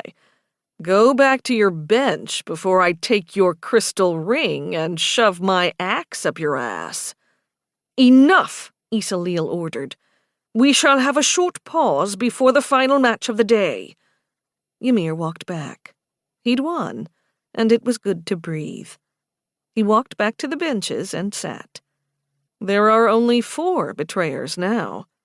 The princept hadn't admonished Ymir, not for spitting on Oigoth's face, and not for defending her honor, however lewdly. They sat, the sun dropping behind the western stands. Ymir saw that Ziziva was busy selling kaif and puff corn, and some were eating nervously, but the sweets weren't selling as much, except to the orcs, who loved their sweet cream with the slaughter on the sands. Gatha sat with her teeth clenched. She'd been trying to walk on her ankle, but it was clear it hurt her. She might struggle through the pain, she might destroy the joint, but she wouldn't have her normal speed. In these bloody games, speed meant everything. Isalil looked even more wan as she went to the pedestal. She'd left her feathered headdress behind. She stood at the pedestal and did the drawing. Duke of Wind, Queen of Wind. Ymir's heart fell. The Queen of Wind was Gatha's card. Eshnag of the Gulnash Horde, Gatha of Sunash. Fuck! The she-orc raged. Eshnag of the Gulnash Horde was the Duke of Wind. He leapt up, holding a wicked hooked axe, a huge cruel weapon, but one that Ymir could appreciate. Eshnag also had a buckler and a short sword on his hip. Another long pause. Then Isalil called out in a choked voice, The 3 of Wind, a slaying. Garum sat with his head down, shaking his head. Another wind card. It's a bad omen for this match, for the Kurzig Durga, for the future of Thera. Gulnash raised his mace in triumph and pointed it at Gatha. Should have joined my Patur, princess. Don't worry. We'll bury you ass up so I can enjoy you cold. Gatha stepped up, face set, because she would face death with no emotion. With hands resting on the hilts of her swords, she limped out. Not a gasp was heard from the thousands who watched. Her father, that piece of shit, let out a single, disgusted laugh. By the shit that feeds the tree, Della cursed. We can't let this happen. Let's go. Let's go kill them all and fuck the consequences. She was serious. Ymir had to grin. Juicy as always, princept. For an instant, he was tempted to follow her out there. Then Charybda surprised them all. She leapt to her feet. Durga Kadanska, I call the rule of will. I will take Gatha of Sunash's place, though it will mean my life. Never! Gatha's anguished voice filled the stadium. She whirled, snapping out her tusks and flinging slobber. She tossed away her swords, unsnapped her armor, and fell to her knees. Her fury made her tear at her hair. Angry tears washed down her cheeks. You can't! I will not allow it! Never, Charybda! Never! The arena was hushed. Even Gulnash wasn't tearing, nor was Eshnag, standing at the pedestal. All was quiet. Charybda walked out on her strong, thin legs. You can't stop me, bitch. It's the rule of will. I call it. Sweet life, no, Della whispered. Ymir knew they were never going to stop the mermaid, and Gatha had no say. That was why she'd fallen to her knees and lost all sense of honor and decorum. She would have to watch while her friend and lover died, because even if the mermaid slew Eshnag, she would be ritually sacrificed on the pedestal at the center of the arena. She could choose her executioner, but she had just given up her life to save Gatha's. Ymir sprinted out onto the sand, because as Charybda walked by Gatha, the she-orc went to grab her friend. Why? To kill her? To beat her? To plead with her? It wasn't clear, because there was madness in Gatha's eyes. This was the very worst thing that could ever happen to her. "You can't do this!" Gatha screamed, her heart breaking. Ymir caught the she-orc in his arms, while the mermaid princess walked out to face her death. Chapter 32. Charybda Delphino felt cold. All day long she'd been sweating, unhappy and scared. Now, as she walked on her strong legs in the shadows of the western stands, while the arena cheered, while Gulnash laughed, while her opponent, Eshnag of the Horde, smirked, Charybda felt cold. This was her death. Even if she won, she'd have to give up her life. Perhaps that wouldn't be so bad if she'd known one last bit of love before she died. She hadn't even kissed Ymir. Yet the love of his women, Lily, Gatha, and Jenny Bell, had warmed her when nothing else could. Gatha couldn't fight, that was clear, and it was Charybda's life or hers. It would make people rethink what they thought of mermaids. It would make them reconsider who Charybda Delphino had been. No, that wasn't true. Ribby Delphino had been troubled, quick-tempered, a scold, always looking to be offended, and then lashing out when she was. That had been her old self, when she'd hated the dirtworms. This new Charybda, who had self-control? She'd grown into herself, enough to exchange her life for the life of her lover. This new Charybda made her smile. It was a shame to die when she'd just learned to enjoy a good chitub. She saw Eshnag at the pedestal, with his big axe and his black hair tied into a ponytail. She was taller, but not by much, and far more slender. "You are a pretty one." Eshnag's eyes dropped to the slight swell of her breasts underneath her seashell cuirass. She didn't answer. She wasn't thinking about this beast. She'd kill him easily.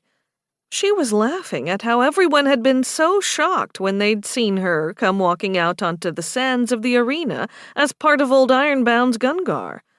And she was laughing at how good her life had been. Not these past 2 years, no, but for much of it she'd known love, and the swim, and the kindness of a good family, and good food, fresh fish, crushed sweet kelp, and any number of delicacies. And yes, Tori and Ziziva's sweet cream had been so very delicious. Charybda turned to see Ymir and Professor Linneylin Albatross talking intensely. The Wilhelminaville professor had come out to put a stop to Gulnash's charge after Ymir spit on his dead opponent. What were they talking about? And why did Ymir have his satchel in his hands? Professor Leal stood at the pedestal, tears in her eyes, though her voice was strong as she called out the sacred litany. "Our lives are short, but the war is forever. Fight and die! Fight and die!" came the words from everyone except for Charybda. Time stopped for her. She had a minute to relive her entire life, and it had been good, and now it was over. Because yes, she would fight and die. In that second of stalled time, she whispered the 2 words, "Fight and die." Then it was time to fight. Eshnag armored himself in ice, which Charybda undid in a minute with an Inanis cantrip. She then took the melted water of his armor and drove it into his face. She added lightning as well, blinding him with pain and electricity. She went to stick her trident in his chest, which would end the fight in seconds, but he dove back, came around, and swung his axe at her. She cast her net and caught his axe, but he was strong. She was pulled forward, but she expected it. He wanted to get her close so she couldn't use her weapon, but he didn't know who he was dealing with. Charybda had the reflexes of a stantia ray. She dropped the net for a moment, took her trident in 2 hands, and drove the shaft forward into his tusks, snapping one and crushing a cheekbone. Blood poured down his face. The orc let out a howl and charged forward, and Charybda drew up the water under her, creating a wave, which she rode upward, turning her legs into a tail. The orc was below her for an instant, and he had his axe, but it was caught in the tangle of the net. Charybda shifted her tail into legs, which included her heel spikes. Everyone wanted to know why the aquaterib could transform their legs to mimic a human's, but kept that spur. It was because the merfolk wanted to remind themselves, and everyone else, that they weren't human. They were aquaterib, and they should be respected, if not feared. She used her heel spikes to cut open his other cheek, then slashed her spur down his arm, opening his flesh. She landed on her feet. Eshnag had dropped his axe, but he hadn't had time to draw his sword. He lunged for her, desperation fueling him. Charybda knew she wasn't going to be able to wrestle with the orc, but she did bet on him not knowing a thing about the aquaterib. If he had, his first move wouldn't have been to summon ice armor. It was flow magic, and she'd grown up breathing water and braving the chill depths, so cold they would have killed this green man immediately. The mermaid dropped her trident and let the orc warrior grab her. He went to spear his unbroken tusk into her throat, but suddenly she didn't have legs. Her tentacles flailed out, 3 catching her, while 2 others twisted around his arms. One circled his neck. She'd spent countless hours swimming and strengthening her tendrils, and she had this orc trapped. She slithered another tentacle around his head to snap it back as she removed the tendril around his throat. The big vein on his green neck throbbed. His eyes widened as she let her true face show. Black eyes, black lips, and long fangs. Her hair darkened, and scales broke out across her cheeks, shoulders, and chest. "Am I pretty now, fucker?" she snarled. Then she ripped out his throat. Blood poured down her chin, and she slithered back on her rolling tentacles. Eshnag hit his knees and bled out onto the sand. The arena went wild, and Gulnash stood, shaking his head, while his 2 remaining team members called out gruel curses. Charybda retrieved her trident and spun it around, even picking up the dead orc's axe and adding it to her victory dance. Her face was human beautiful again, her hair a light blue with a streak of purple. She showed them her dance. She didn't need music. She had the drum of her own heart filling her. She was alive. She'd won the slaying, and she wanted to enjoy her senses before she lost them forever. If the stories were right, she'd swim into the sky, because the ocean was a vast sea, with depths that led to paradise itself. But she wouldn't be with her friends again, and she wouldn't see her mother until Beryl Delfino joined her in the sky ocean. She ended her victory dance with the arena quiet again. Some were weeping loudly enough that she could hear their sobs. Isilil raised her hands. Tears coursed down her cheeks. "You, Charybda Delfino, used the rule of will to take the place of Gatha of Sunash. Your life is forfeit. Who should be your executioner?" "Ymir, son of Yamak, of the Black Wolf clan." Sweet Ymir. She would kiss him, taste him, before he killed her. He'd be quick. She wouldn't suffer.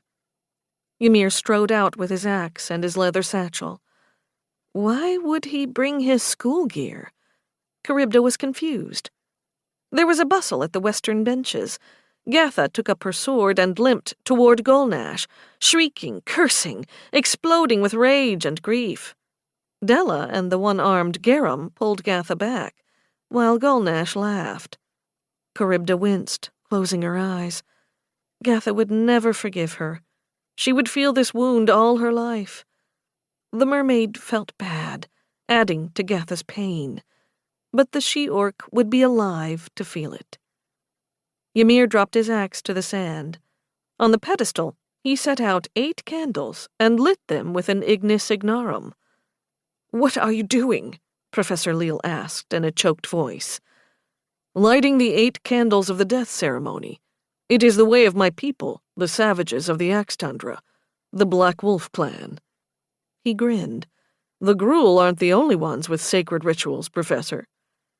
Ymir lifted his dagger and a ring and put it on the stone. The 3 hoops representing the Axeman, the Shield Maiden, and the Wolf. He nodded at Professor Leal. "You may go, Issa. I know what needs to be done."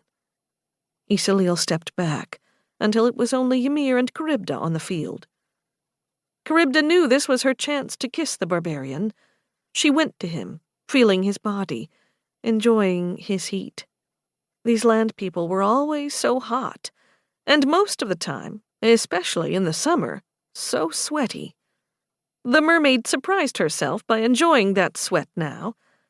Then she kissed him, drinking him in. She liked the stubble on his jaw, the softness of his lips, and the searching warmth of his tongue. His smell filled her. It was animal and strong and wonderful. What love they could have had. And she would die without showing him her special gift. Oh well, Ymir was a smart one. He'd either find a book that described it, or he would take another Aquaterib lover, some lucky mermaid, who would remember Charybda Delphino, the mermaid who fought and won at Old Ironbound's one and only Kurzig Durga, who sacrificed herself to save her friend. Charybda pulled back from the kiss. The sun had dropped behind the western stands, so the entire field was in shadows now. It seemed like they had all the time in the world. Gulnash watched, but he was quiet, as was everyone who remained in the arena.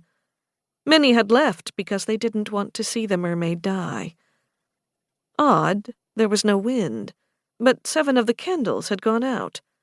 And why did that emerald green on the hoops look like seaweed? Why would the Black Wolf clan have a totem that included seaweed? They lived inland. The mermaid furrowed her brow. "Ymir, what is really going on?" "I need your final breath," he said quietly. "I talked with Professor Albatross, and we think we have a way out. Forever changing." He smoothed her brow. He caressed her hair. "You are forever changing, like the sea, and not just your legs, but who you are inside, forever changing. And you will be forever changed. We think with this ritual you won't be able to breathe our air anymore. We might be able to change that, but we might not. You might die." Charybda straightened. "I left that bench to die. I will take the risk. Will this help you?" "I believe it will. With the ring that Gulnash made, I think what you do here, now, will make the difference between life and death, for not just me, but all of Thera." The mermaid smiled at him. "You fucking better tell everyone that it was Charybda Delphino who gave you what you needed." His smile was gentle. "I will never grow tired of telling the tale of Charybda Delphino." Tears filled her eyes. There was an Aquaterib saying that the sea folk are the happiest of all the Tree of Life's fruit, for the ocean always washes away their tears. This wasn't true on land, however. Her tears tracked down her dusty face. "I have one other condition." "Tell me," he said. She smiled even as she cried. "I will do this for you, Ymir. For another kiss." Again he took her into his arms, while everyone watched, and kissed her again. Their first kiss had been sexy and happy. This one was sad. Ymir finally broke it. He wiped her tears away. "Weep not, for it should be us who are weeping. If this goes as we think, we will lose you forever." "The sea is forever, silly barbarian," she said, "and in forever I'll find my home." For the first time in her life, she saw Ymir strain to keep from showing any emotion. The strongest man she'd ever known had to swallow hard to keep his eyes clear. "What you've said is more true than you can ever know." He told her what he needed. Then he stepped back. "I call forth the final breath of the Storm King's daughter, forever changing and forever changed." Charybda leaned forward and exhaled. She felt the breath leave her lungs. She went to inhale, but she couldn't. She couldn't breathe even the thin air. Ymir stepped forward, pulled back her hair, and for a second it was a familiar feeling, erotic, like when Lily did it. The sex urge flashed through her. Then she felt the knife cut her throat.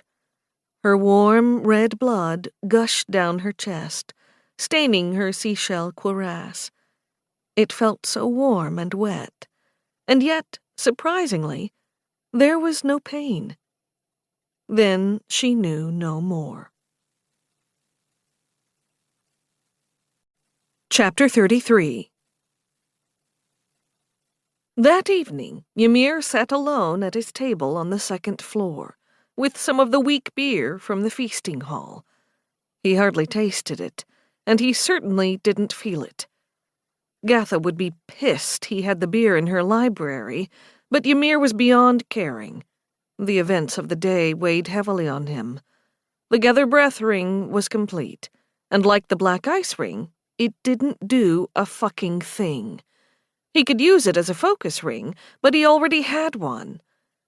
Linny Lynn Albatross confirmed that Gulnash had fashioned the crystal null ring under their noses. He was using it to drain the dujas of those he fought to empower himself. Ymir hadn't mentioned that Serena Sia had mentioned that the Akkiric Ring might have something to do with her White Rose Society. At this point, they had bigger problems than ghosts and demons. The Wilhelminaville professor was researching both the Gather Breath ring and the crystal null ring. Ymir wasn't confident she'd learn anything, which was why he was poring through Circulum again, with a dictionary, checking certain words and paragraphs. He might have mistranslated a passage, since language was a slippery thing. He did see a line he'd missed before, concerning the domain of the Storm King being beneath the waves. He'd learned that it was one of the honorific titles of the Ocean Father Divine of certain Aquataribian families. It was ancient, but that made sense. The merfolk families were ancient. There were loud shouts of laughter and cheering from the feasting hall. Those that had survived were calling out in loud voices, eating, singing, laughing. Those orcs did love their fighting pits, however bloody. Garum was already laughing about losing an arm. He'd said it was a shame when an orc didn't lose body parts, because it meant they hadn't been fighting enough. If you made it to the end of your days with your body intact, had you really lived? The Charybda affair was harder to take. Gatha had retreated to her room at the zoo, and while the rest of Ymir's women had gone there to comfort her, the she-orc didn't want their presence. She wanted to stew alone, which was her way, however self-destructive. Her ankle had swelled, and she did nothing for it. Part of her wanted to die, like how the mermaid had died. Ymir and his women were waiting for word from Phoebe Amalbiab, the mermaid professor. She was helping them, but the Aquatarib teacher was being mysterious. She had to be, for now. Gulnash and the surviving members of his Gungar had locked themselves in their rooms in the Imperial Palace. Other soldiers of the Horde stood outside their door and on the Sunfire Field, keeping watch. Of course, Gulnash knew his life was in danger. Ymir, for the life of him, didn't know how they could get to the villain. Even Della, the master assassin, didn't know how they could access the betrayer.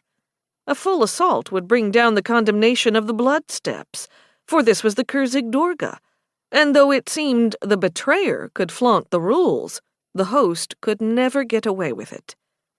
And so Ymir sat, studying. If only he could figure out how the Gather Breath ring interacted with the Black Ice ring. There was a connection. Footsteps clacked up the steps, and Ymir turned, surprised to see Gia Beljosen come traipsing up to his table. Auntie Gia sat, unbidden, in a seat next to him. He closed his book because he didn't want this woman seeing what he was reading. Auntie Gia was a tall, severe woman with the Josen black hair graying. Her eyes were icy blue. "So, here is the prize that has caused so many issues. I guess I should thank you." "Why is that?" Ymir asked. He'd spent the day fighting with men. He might as well spend the evening fighting with women. "For one thing, you made it possible for the Josen and Kujin families to come together. It will be the first part of us consolidating our powers. We have plans." "You have plans," Ymir said. "From what I hear, Aribel is too stupid to have any plans of her own." "Good thing she's cruel and easily distracted," Auntie Gia said with a smile. "Secondly, you've proven to be useful in other ways. The Aquatereb might have caused the Sorrow Coast any number of problems, and such a war would have affected the Swamp Coast and the Scatter Islands. That would have been unfortunate. And so, we have you to thank for that. And then there is this orc business." She sighed, as if the blood and violence were like a poorly thrown wedding reception. "This orc business has been bloody." Ymir gave her a bored look. Auntie Gia shook her head. "I can't believe you killed that mermaid, then tossed her body over the side of the stands into the water. You are a savage people, aren't you?" "Savage and cold, like the Axe Tundra itself."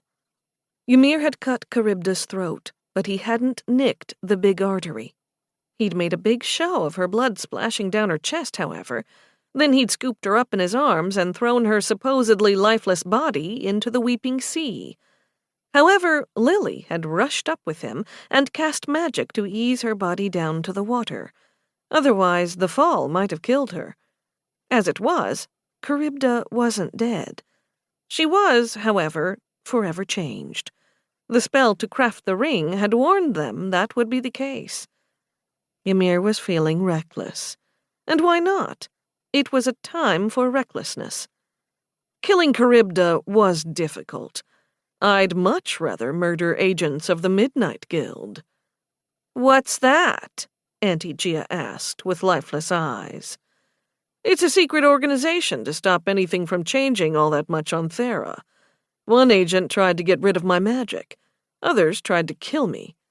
But you wouldn't know anything about that. You want change.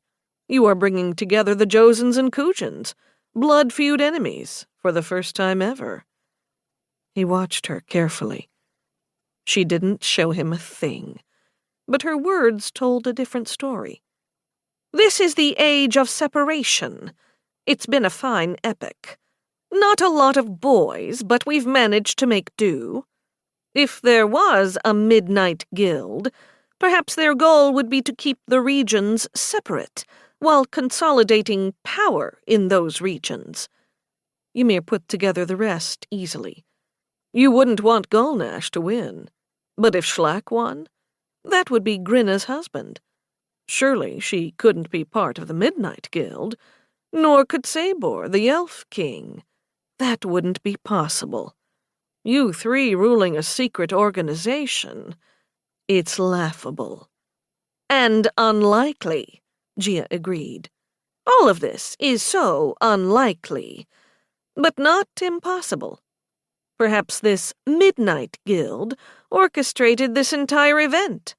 Not to kill you, no, because they'd think you were a fine tool to use to kill Gulnash. Perhaps if you proved not to be unreasonable, you could do other things to improve your adopted continent. The older woman waved her hand. But it's unlikely that I'm part of this secret guild, and if I were, I would never be telling you this. However, I'm curious. All of Thera is curious about what your plans are when you graduate. Ymir laughed and gulped the weak beer. My plans? I want to finish at this school. I don't want my school fucked with, and Gulnash needs to die. But when you graduate, she pushed. He laughed. Fuck my graduation. Let's talk current events. I think Schlack's actions today at the Battle Royale will have repercussions to his standing with his own city and the two others. And no one likes his wife either, not after what she did to her 2 daughters. Orcs, Gia said with some distaste. I say let them do what they want with their desert. The Blood Steppes are a dry plain with few resources and little strategic value. Not so with Pennsaloka.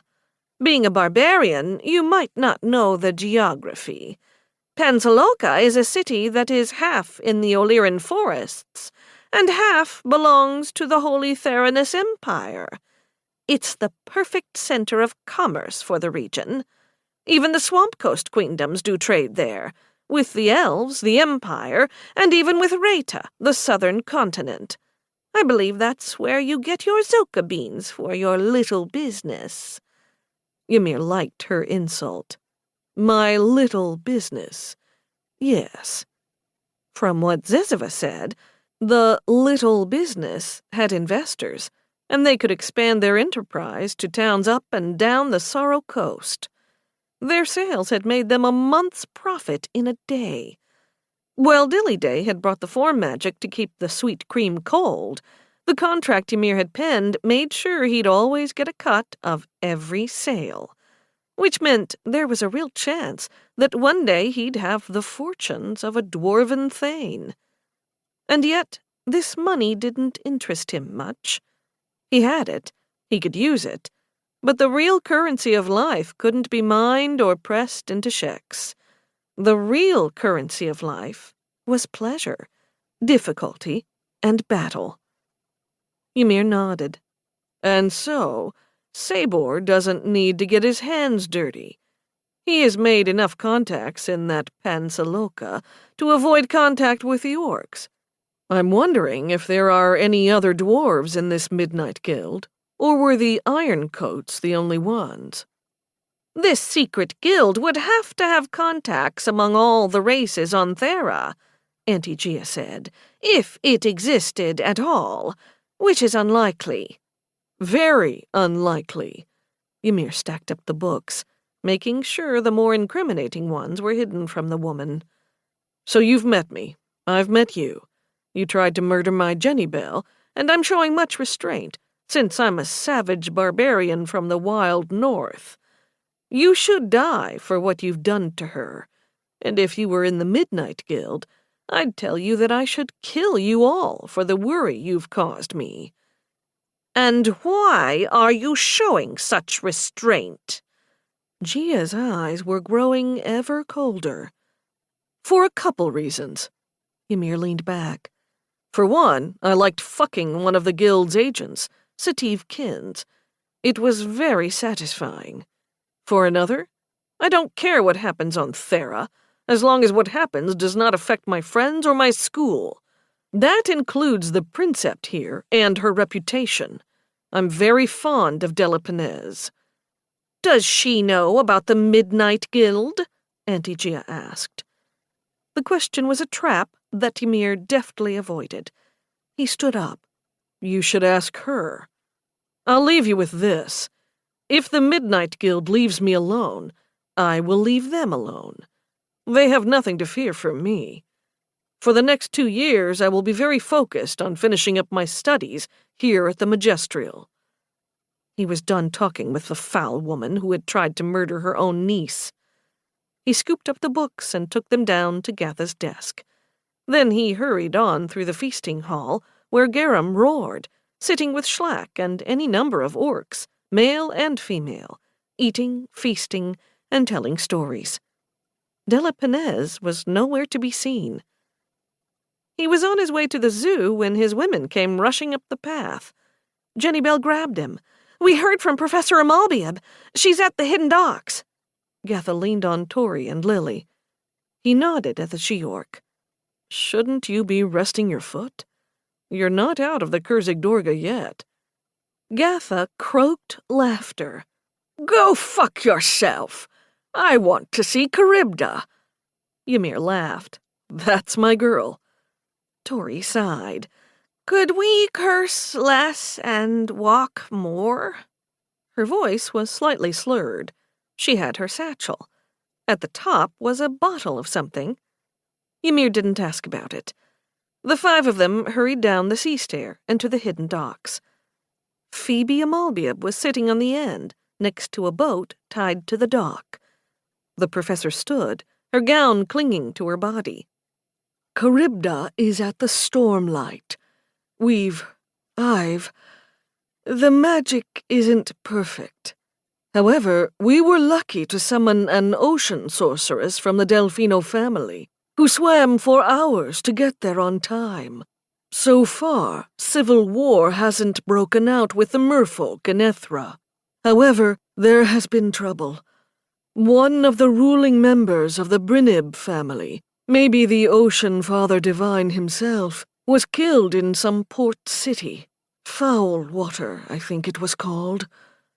Ymir showed his displeasure. "One continent at a time, Professor Amalbiab. I can't worry about Ethra and Thera at the same time. This continent has trouble enough, with the likes of Giabel Josen around. I just spent time talking with her." "You talked to that bitch?" Jenny Bell gasped. Ymir nodded. "We can talk more later. We're here for Charybda." "Yes," Gatha scowled. "Let's get to her. I want to slap the stupidity out of her." "Go easy on her," Professor Amalbiab said. "She feels bad enough as it is. Return the water ship back to the hidden docks when you are done." Ymir and the rest of the women clambered into the boat. Ymir rowed them toward the lighthouse, with moonlight streaming across the dark water. It would be a very eventful night. Chapter 34. As Ymir rowed the four women toward the lighthouse, they talked about the day's events and Ymir's conversation with Giabel Josen. Jenny Bell had a thick black cloak to protect her from the cool night. She sat, arms crossed, facing him. "There can't be ghosts." "Why not?" Lily asked quietly. "Because if there were, my mother and father would be back, haunting Gia and Ari. To think they're joining with the Kujins. It's gross." "And it shows the power of the Midnight Guild," Ymir said. That hushed them for a moment. The only sound was Ymir rowing through the water. Lily exhaled. She sat next to the swamp woman, equally covered. "Of course my father likes the age of separation. The elves can pretend other races are depraved and evil, and that sex is a myth. They can pretend all they want." Gatha growled. "They all need to be murdered. Every one of them." Tori gripped her bottle to her chest. Come to find out, it was full of the Zoka cave, her own special blend. Was there a Morazoka in it as well? Ymir was surprised that the freckled little woman was able to eat or drink anything. She did not like boats. Ymir oared their craft up to the familiar dock of the lighthouse island. They'd gone there a lot, to pick up their Zoka beans and to chat with the old woman who lived there. Damnation Sue's house was dark. She must be asleep. Jenny Bell leapt out and tied their boat to the dock. There was a flickering light on the other side of the island, and the smell of smoke filled the air. There was a bonfire over there. Was that where Damnation Sue was? She had a cat, Pussyface, and she might be sitting by the bonfire with her pet on her lap. Tori helped Gatha limp up the walkway. Above them, the Stormlight Tower flashed, over and over, throwing radiance out upon the sea. The world smelled strongly of the ocean, a salty dankness on the chill wind. One moon, full and round, was climbing the eastern sky. A crescent moon was just rising off the surface, like a hook pulling at the horizon. Ymir had brought his axe, Getha had her sword, and Jennybell had the sapphire fang, because with all the things happening, they just might end up fighting for their lives. He wore 3 of the Akkiric rings, the black ice, the winter flame, and the gathered breath. Tori had the veiled tear, and Gatha had the yellow scorch. Ymir wanted to see about Charybda, but they had to get back to the zoo and use the veiled tear ring in the same room with the betrayer, without his coins. If they could find proof that Gulnash had snuck around Old Ironbound, if they could prove that he'd been working with Schlack, then Ymir could kill the betrayer. However, they had to have proof, or a very good reason. They were all restrained by the rules, rituals, and customs of the Gruul, especially during the sacred Kurzig Durga. It was one of the reasons why Gatha had been forced to kill her sister. First, though, they had to talk with the mermaid princess, the woman that had shocked the world by giving her life for Gatha's. People, right now, were toasting her as a hero in the feasting hall. Issa Leal had sent out sand letters to all the major cities across the continent concerning the day's events.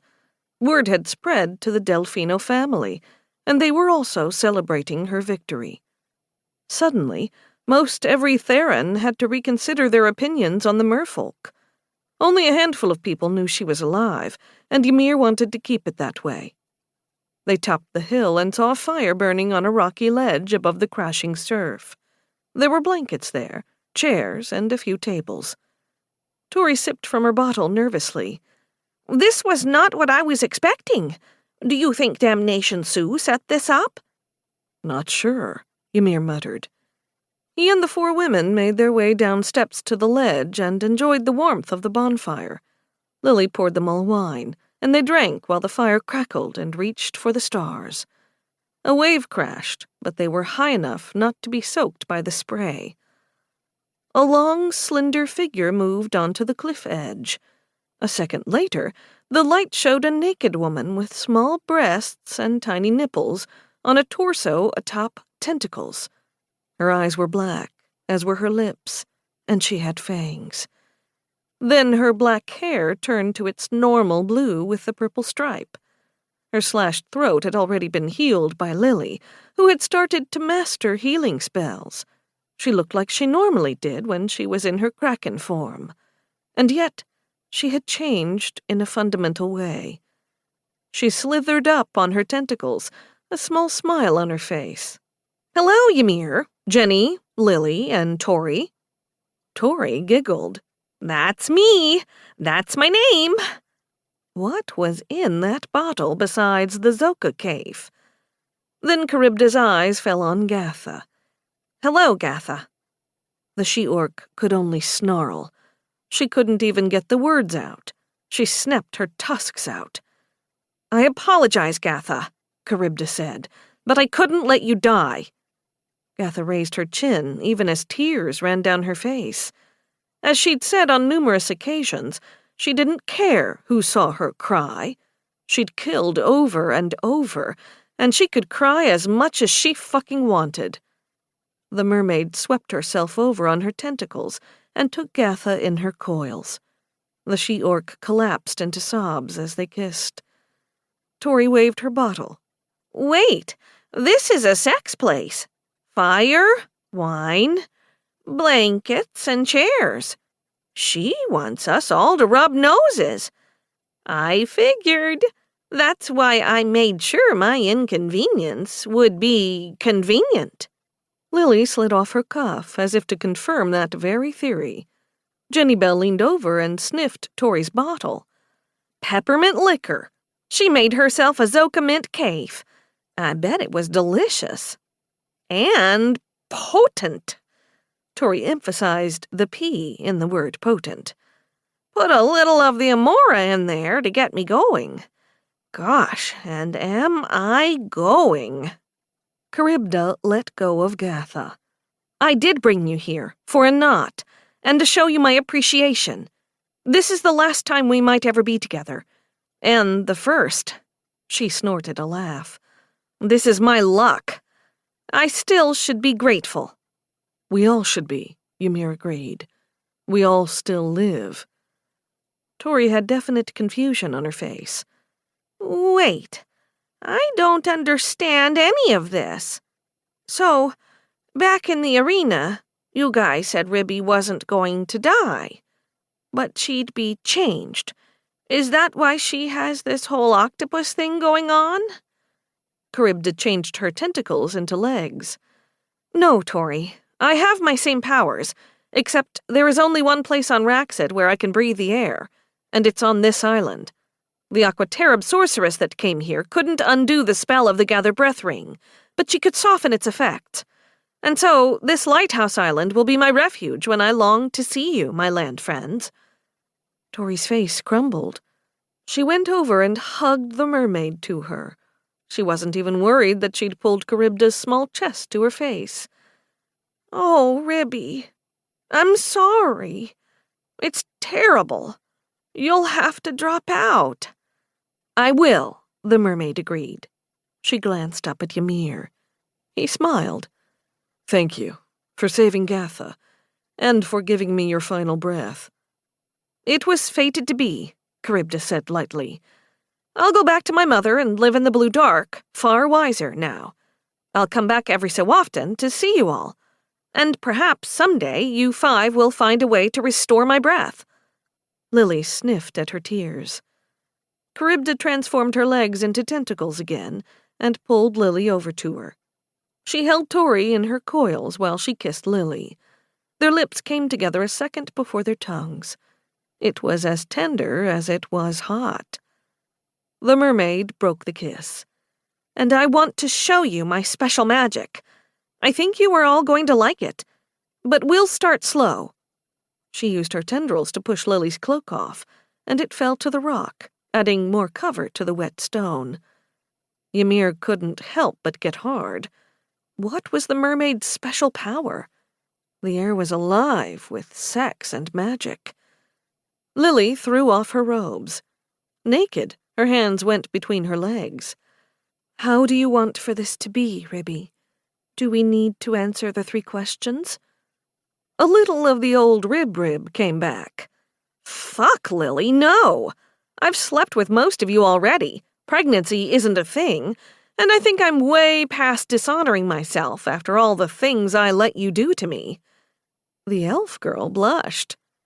Tori fumbled with her vest buttons. Let's just get to the nose rubbing. I'm getting awful wet standing here, and I don't mean from the ocean. Gatha laughed softly.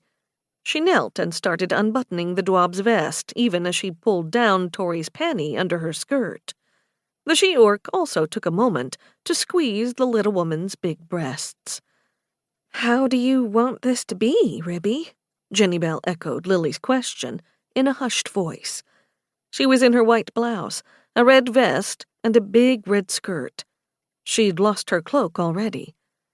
Do you want for us to take you and treat you like our slave? No, Lily said. We've talked about this moment, Ribby and I have. She wants to be our mistress. She wants to use us, and to help Ymir use us. Are we okay with this? Tori gulped. Weird sex games. Normally I would say no, but the Amora has kicked in, and I can be your dirty little girl. Lily and I did something like this that one time, and Gatha, maybe it was like that. What do you think, Gatha? The she-orc pulled off her dress and flung it away. Naked, the warrior woman knelt in front of the mermaid. She knows I love the edges of sexual desire. I gave her a book to read, and in that book, a duchess is taken, and I've had fantasies like that, of being taken. I can do this." Lily also knelt before the mermaid. Tori knelt too. She was too excited to get naked, but her dress was pulled down to her waist, she didn't have any underwear on, and her big freckled tits were naked, and her large pink nipples were getting hard. Jenny Bell was naked from the waist down, so Ymir could appreciate her hips, her ass, her shapely legs. She kept her blouse on, but it was unbuttoned.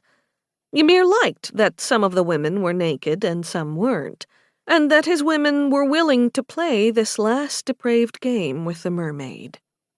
Charybdis' mouth fell open as her eyes went from one woman to the next, to the next, to the next. Those 4 women knelt before her, waiting for her instructions. The mermaid princess licked her lips. If we go too far, there is a word we can use. Lavender. It was what Lily suggested. This is rather unexpected. I wanted for us to make love, at least once, but for it to be like this? She let out a shaky breath. Then her eyes met Ymir's. Will you help me make these little sluts come, Ymir? I'm going to want to watch you fuck them. Every single last one of them. Will you do that for me? I will, princess, he said. He pulled off his shirt and stepped out of his pants. He was naked now, except for the 3 rings. He felt the power in the air, especially from Charybda, who still had her tentacles. He was surprised to find that he didn't mind them as long as he kept his eyes on her muscled abdomen, her tits, and her face, glowing with lust, and enjoying the power she held over these women. Ymir had to take a moment to wonder at this turn of events. Even Gatha was willing to do this for the mermaid, to thank her in recompense. Things certainly had changed. Ymir stood behind the 4 kneeling women. Charybda's eyes went to Ymir's cock. You're so big. I've heard them say how big you were on those nights when I heard you fuck, and they weren't joking. Come around here and help me tame these little whores. Ymir walked around to look at the kneeling women bathed in firelight. Lily and Tori had their hands between their legs, and the mermaid didn't like that. Stop touching your throbbing little ohies. Kneel with your arms behind your backs. All 4 women did as they were told. Charybda altered herself until she had legs now, and a bare ohezi blushing red. Her voice came out heated. Which one of you wants to suck his cock? 3 of the women raised their hand, but Gatha didn't. Why don't you want to suck his cock? Charybda demanded. Because I want to lick your pussy, the she-orc growled, her eyes dancing down the mermaid's body, from her face to her tits to her blushing lips, already gleaming a bit from her womanly juices. Charybda went forward, grabbed Gatha by her ponytail, and shoved her face between her legs. Very well, slave. I will let you taste me. Do a good job, and I just might let you lick my asshole. Charybda nodded at the swamp woman. Ymir, if you would, please fuck the faces of these sluts. You can start with Jenny Bell. Ymir went forward, grabbed the swamp woman's head, and stuffed his throbbing sex into her mouth. Jenny hummed with pleasure as she sucked on him. Between her sucking and watching Gatha lick the mermaid next to him, he almost came. He then moved to Lily, who was whimpering with lust. While the elf girl drank Ymir in, her hands went to rub her aching sex. Charybdis saw it and wasn't pleased. No, Lily, you aren't listening. You need to be punished. Quit sucking on Ymir's cock and get on your hands and knees. Lily's eyes were wide as she turned, bending over. Charybda left Gatha's face, wet with the mermaid's spend. The mermaid then smacked Lily's ass. Her cheek wiggled. Charybda slid one finger into the elf girl, who let out a moan of pure pleasure. Now, you dirty little elf, thank me for fingering you. the mermaid demanded harshly. Lily was fucking herself back into Charybdis' hand. "Thank you, mistress. Thank you for your finger in my little pussy." "Ha!" Charybdis laughed. "We both know you have a big, meaty pussy." Ymir moved over to Gatha, and she grabbed him and sucked him into her mouth. With her other hand, she slapped her hairless slit, then fucked her fingers into herself. Charybdis didn't notice, and Ymir wasn't going to tell her. He liked watching the she-orc masturbate. She was so good at it, after all. Gatha was grunting, but it took a lot to make her come, although when she did, her orgasms lasted for a minute or longer. The mermaid continued to play her nasty game with the elf. "Beg me for another finger, dirty bitch! Beg me!" "Please," Lily shrieked. "Fuck me with another finger! Please!" "You forgot to say mistress." Charybdis withdrew her finger and smacked Lily's ass again. "Please fuck me with 2 fingers, mistress!" the elf girl screamed. "Very good," the mermaid said. She worked 2, then 3 fingers into the thick lips of the elf girl's overheating Ohizi. Tori was red, so very horny, but she was following directions. Her eyes went from Gatha sucking on Ymir, to the mermaid slamming her fingers into Lily, to Jenny Bell on the other side, whose nipples were so hard. The swamp woman's blouse was pushed back to reveal those glorious mounds. Jenny Bell couldn't help herself. She raised her hands to pull on her nipples while she watched all the fucking. Tori let out a yelp of frustration. "Ribby, Gatha and Jenny Bell aren't following directions. I am. I should get something for it. Please, mistress." Ymir had to pull out of Gatha's mouth or come. Eyes glowing with lust, she licked a little pre-cum off her lips. Lily, though, had a request of her own. "I'm close. Can I come, mistress? Can I rub my clit while you fuck me so I can come?" The mermaid removed her fingers. "No. You were bad, and I think you're enjoying your punishment a little too much. Tori, you've been good, but you haven't been that good. Maybe if you do something for me, I'll let Ymir fuck you." Tori nodded. "Yeah, Ribby, anything. I've wondered about you when I was in my inconvenience. I wondered about your down there." "Down there?" Charybdis chided her. "If you can't use the right word, maybe you don't deserve to taste my sweet little Rooney. That's what us aquateribs call our pussies." "Then, yeah," Tori swallowed hard. "I've wondered about your Rooney. Can I look at it? Please?" Charybdis grabbed a chair, pulled it over, and sat down, legs spread. "I certainly hope you'll do more than look." Ymir had a nice view of the mermaid's bubbling, frothy sex, warmed up and ready, not just from Gatha's tongue, but also from witnessing these horny women. "Come and be a good little whore, Tori. Come and lick me." Charybdis had jobs for all of them. "Come and kiss me, Gatha. I want to taste myself on your face. Jenny, suck on one of my tits. Lily, suck on the other. You all have been bad, but if you please me, I'll give you all a gift. I'll show you my special power." Ymir grinned indulgently at Charybdis. "And what would you like me to do, princess?" "I suppose Tori has waited long enough. Get behind her and fuck her." He grabbed a couple of folded blankets and got them under Tori's knees to prop her up. She bent forward to kiss her way up Charybdis' thin, muscled thighs to her gleaming Ohizi. Tori licked up her pink lips to her little clit. Meanwhile, Ymir looked down at Tori's pink asshole and the strawberry fur of her soaked quim. He wasn't going to tease her. There was no need, because she'd already been teased enough. Instead, he eased himself into her. She was wet and tight, and perfect around his sensitive cock. The freckled little woman grunted as he fucked her, pushing her face deeper into Charybdis' pussy. Gatha was kissing the mermaid, messy and hot. Jenny had her fingers in her pussy while she sucked on one tiny tit. Lily sucked on the other.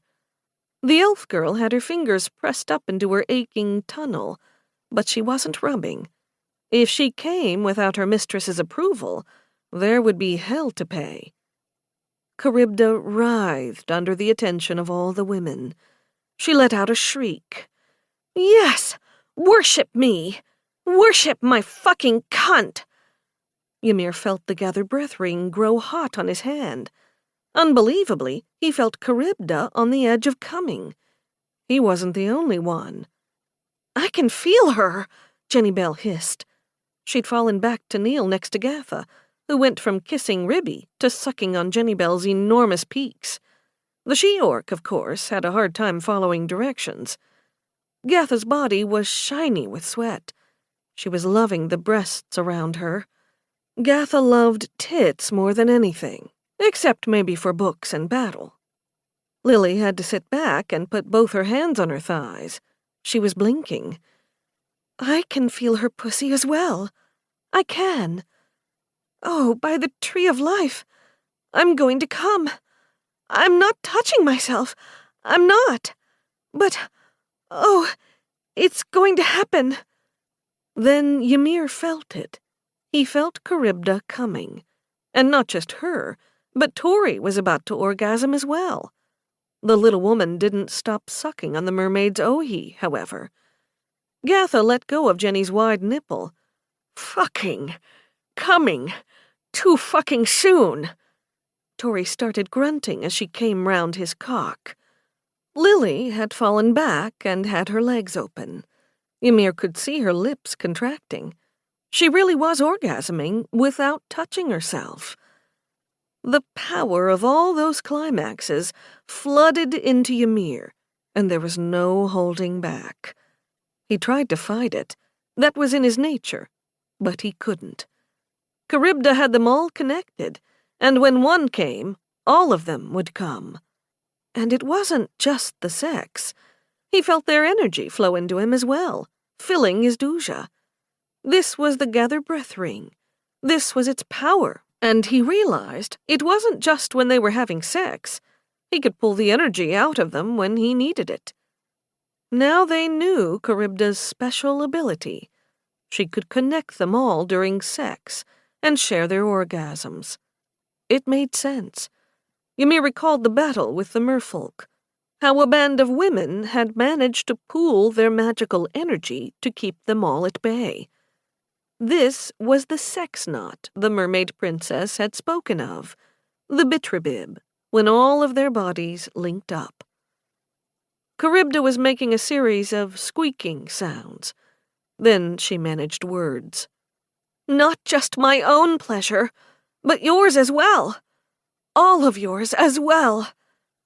No wonder the Aquaterribs hated the idea of Chitub. Making yourself orgasm, or one other person, paled to feeling the bliss of multiple people. Ymir's twitching cock filled Tori's pussy until his seed dripped down her leg. He pulled out, but then felt another of the women come. That didn't make him come, but it put fresh life in his ut. He was hard again immediately. Charybda's legs turned into tentacles, and she encircled the necks of the women and pulled them away. She held them, trapped. The mermaid's voice turned plaintive. "I'm not your mistress, Ymir, but please, come and fuck me now. Let me feel your cock in me. I've wanted it for so long." Ymir considered the remarkable Charybda Delfino. She had her tentacles spread open, and there, at the center, was her juicy slit and the dark pucker of her anus. It was clear by how swollen she was that she was aroused beyond belief. Her scent filled the air, and he loved the aroma.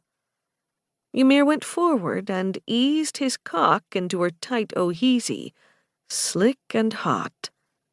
Her mouth fell open. So big. You're so big in me, Ymir. So big and perfect. I love this. I love you. She pulled him down to kiss him. Her lips were salty and soft as her lustful tongue licked into his mouth. Pound me, she urged. I want to feel that big cock pounding me. It'll make me come again, and that will make all these sluts come as well. I love being in them. I love fucking them, like I like you fucking me.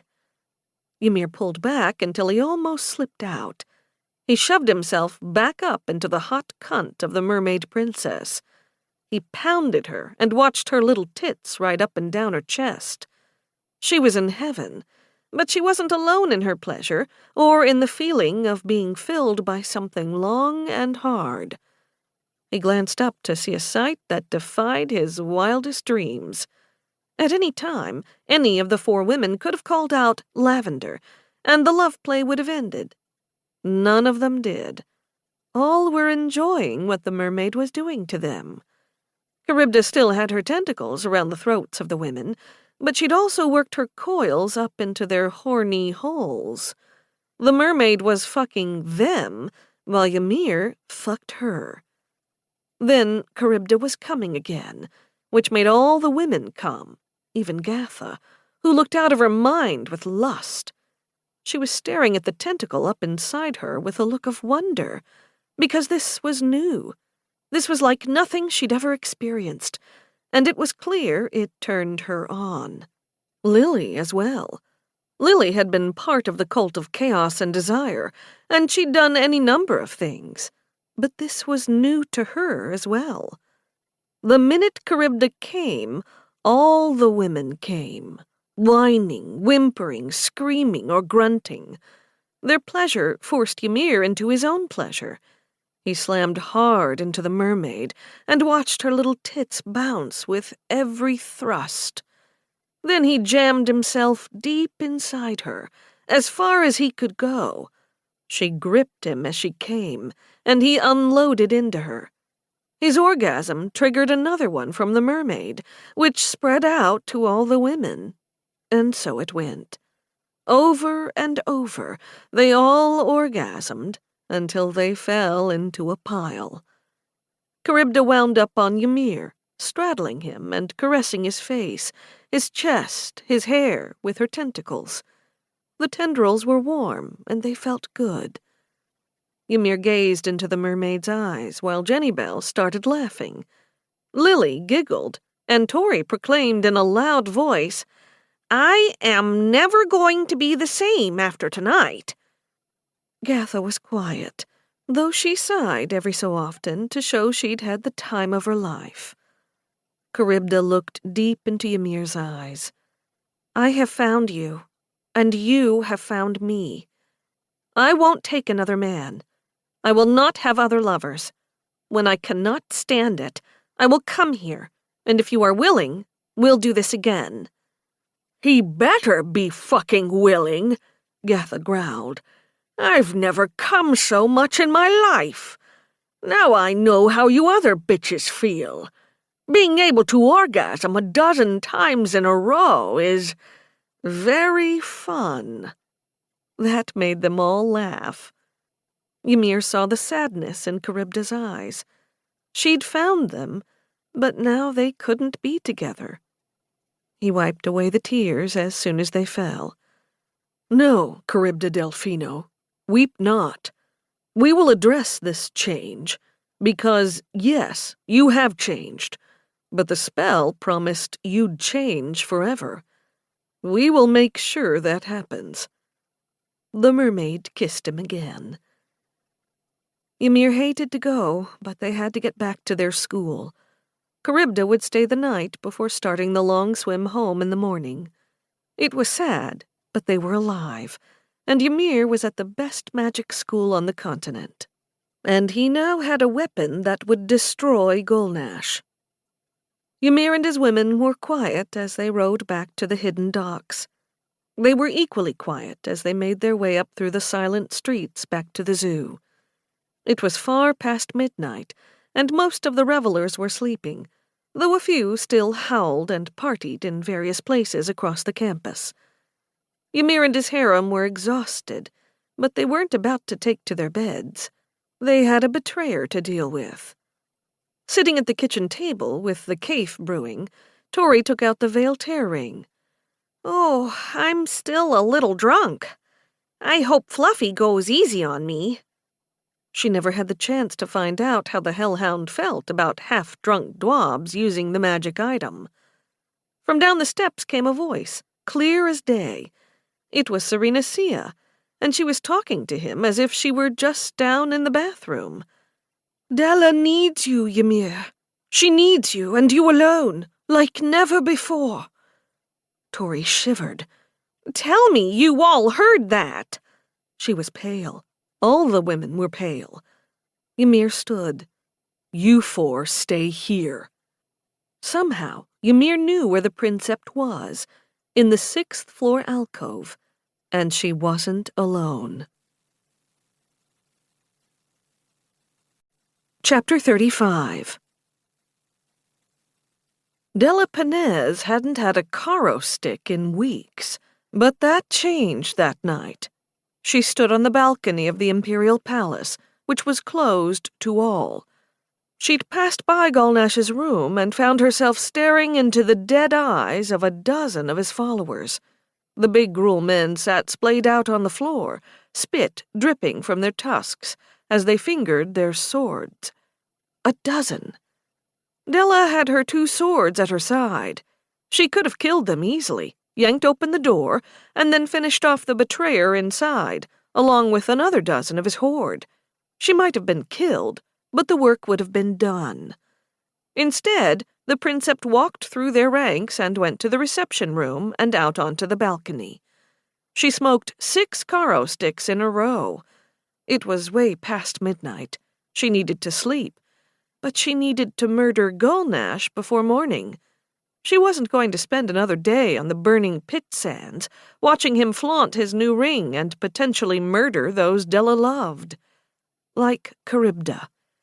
It had only been Ymir's quick thinking that had saved her, him and his fake barbarian ritual. It played well. None of the Gruul were questioning if Charybda was still alive. Della knew the truth. Then came an avalanche of other issues. The honored princept and Isalil had to deal with any number of problems, and most of them concerned Gulnash, but not all. Schlack's betrayal of their mission in the Battle Royale had caused an uproar, both with the alumni consortium members and with other royalty. The Vemper Acadius swore that he had the troops to take Old Ironbound and put all to the sword, including both Gulnash and Schlack. He didn't. It was an empty threat. King Velis IX pulled Della aside to whisper his concerns. It was unlikely that a Bloodsteppes conqueror would make it as far as the Sorrow Coast, but then no one had expected Egil Acridor to not only conquer all of Thera, but to hold it for 1,000 years. Dilliday, the Undergem Guild fairy, didn't have concerns so much as worries about Gruul tribes paying their gambling debts. She'd been covering most of the bets, but was worrying about welching. Dilliday was very happy that the Paradise Tree was doing so well, and she suggested Della might want to invest.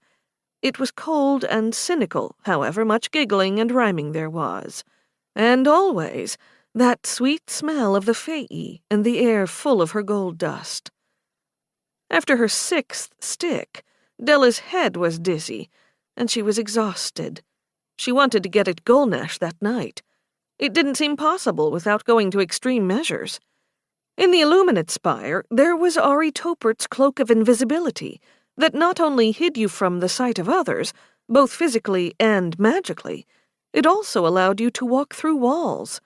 You became a ghost. It was illegal for Della to use any of the forbidden objects without direct permission from the Alumni Consortium, but she was beyond morality now. Della decided she would go to her room, she would gather the cloak and a deadly sharp hairpin, and she'd sneak into Gulnash's room and stab him in the neck. Ironically enough, She could use Obanathi's cantrips to hide herself. Ymir had brought those into her life, as well as so much moral chaos. He had any number of Akkiric rings, and may she fall from the top branches of the tree, but she'd give him permission to make all 8 if it meant ending Gulnash the Betrayer.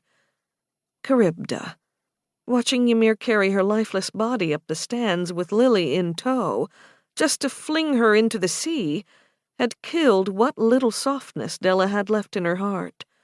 She learned the truth later, but at that moment, she'd decided she'd sell her soul to the darkest of the Orishas if it meant the destruction of that rogue orc bastard. Della walked into the librarium's citadel, and it was empty, the feasting hall abandoned. Those who didn't want to end their party had taken it down to the sea-stair market. Even Della's own Gruul security guards weren't in the citadel at that moment. She was on her way up to her room when she saw the 3 figures standing in her mezzanine office, clearly looking for her. Antigea, Grinna, and King Sabor. Those 3 up there, perhaps the senior members of the Midnight Guild, had come to talk to her. Della couldn't say no. She'd taken her 2 swords from her belt and now carried them. If she had to fight, she certainly had the weapons to do so. She walked up, and judging from the looks on their faces, this was going to be a serious conversation. The witch, the orc bitch, and King Celibacy were such an odd combination. But then again, war and money made for strange bedfellows. "Good," King Sabor said. "We need to discuss something with you, Princept. Immediately." Antigea's eyes glimmered. "Is there a more private place for us to talk?" Della nodded, thinking the same thing.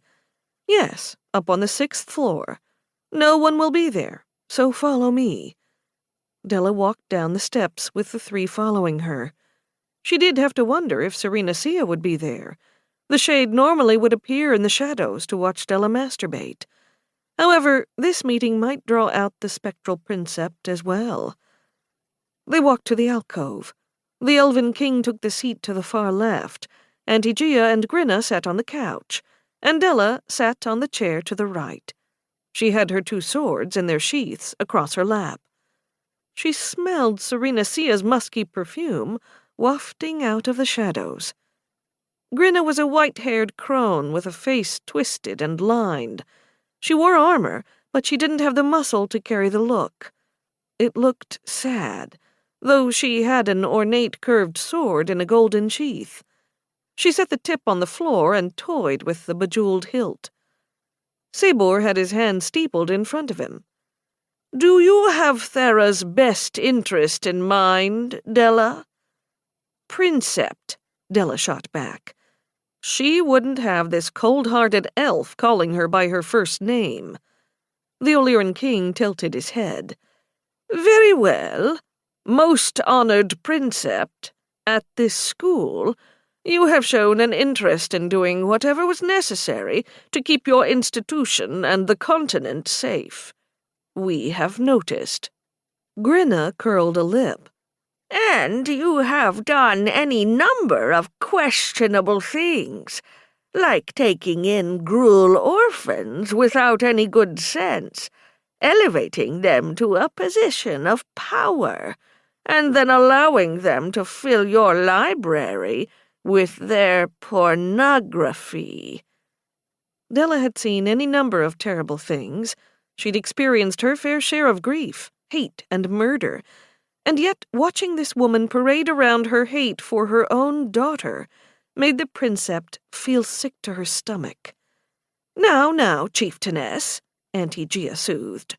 "We know Della has done her best with some of the more troubled students here. I have my own issues with how she runs things, but we've talked about that." Grinna wasn't about to be silenced. "And the shit they are talking about my husband? It was a fucking Kurzig Durga, and it wasn't a maiming or a slaying, just a blooding. They don't know how much that Goyot street pup had schemed against us." She knocked her sword against the floor. Serena's voice whispered in her ear, "They want Gulnash dead, and Shlak has his own plans for conquest. You fielding a team has complicated their plans. You are in the way." Antigea leaned forward. "When we spoke before, Princept, at the reception, you said something we all found odd. Something about the night not ending, and the day not beginning. We are wondering, we've always wondered, how close you were to someone named Unger." That single name made Della's blood run cold. Having the dead murmuring into her ear wasn't so bad in comparison.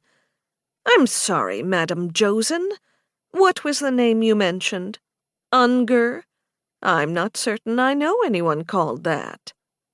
"Not even from your time in the Silent Scream?" Grinna asked, with a cruel smile on her lips and a definite glint in her eye.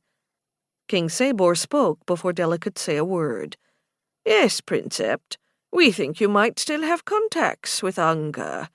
He knows the night can never end, and the day can never begin." "Careful, Della. Be so careful." Serena didn't need to warn her.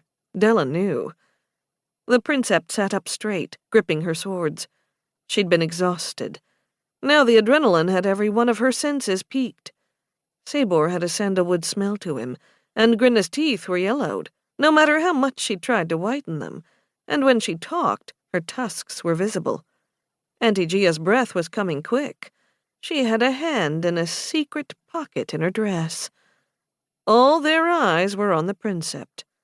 She smiled and prayed it would be mask enough. "Really, the idea that I would be an assassin in the Silent Scream is preposterous." "But true," King Sabor said quietly, toying with his focus ring. He wouldn't touch his Essus because he had long ago accepted his cage. "Don't be coy, Della. We know all about you, including your interest in the Midnight Guild. We hoped you would drop this obsession. Really, we hoped you'd find that your barbarian student had broken so many rules that you'd either expel him or kill him. We believe you threatened him at some point. Is that true?" "Threatening students?" The Princept laughed. Serena Sia's voice again. "Why do you think they wanted to talk to you this night? Late and alone. You guessed that they were a part of the Midnight Guild, and King Sabor has been in the librarium, casting spells, searching for something. That something was Gulnash. He might know the betrayer was crafting an Akkiric Ring." "Don't laugh at us, bitch," Grinna snarled. "Princept," Della corrected. "You don't want my laughter? How about we finally stop our secrets and lies? How about we talk truth?" "What could that be?" Antigea asked quietly. Della felt like she'd walked out into another kind of arena. Would this end in a blooding, a maiming, or a slaying? She kept her voice even. It would take money to tempt the Kujans into giving up their blood feud. That would be money that Sabor Nehenna has. Excuse me, His Royal Highness of Greenholm. Yes, he had the money to bring together the Sorrow Coast. I would imagine that Dillyday and the Undergem Guild would be surprised at how big the Greenholm coffers have grown from the Elven King's deals in Pansaloka. Or so I've read in that town's crier, and from friends I have at Woodosh College. Or could King Sabor have grown rich with gold from Gulnash? No, I would think it was from Shlak, and the deals he made with Gulnash. The elves have always been a unified front. Now the Bloodsteps come together, and now the Swamp Coast.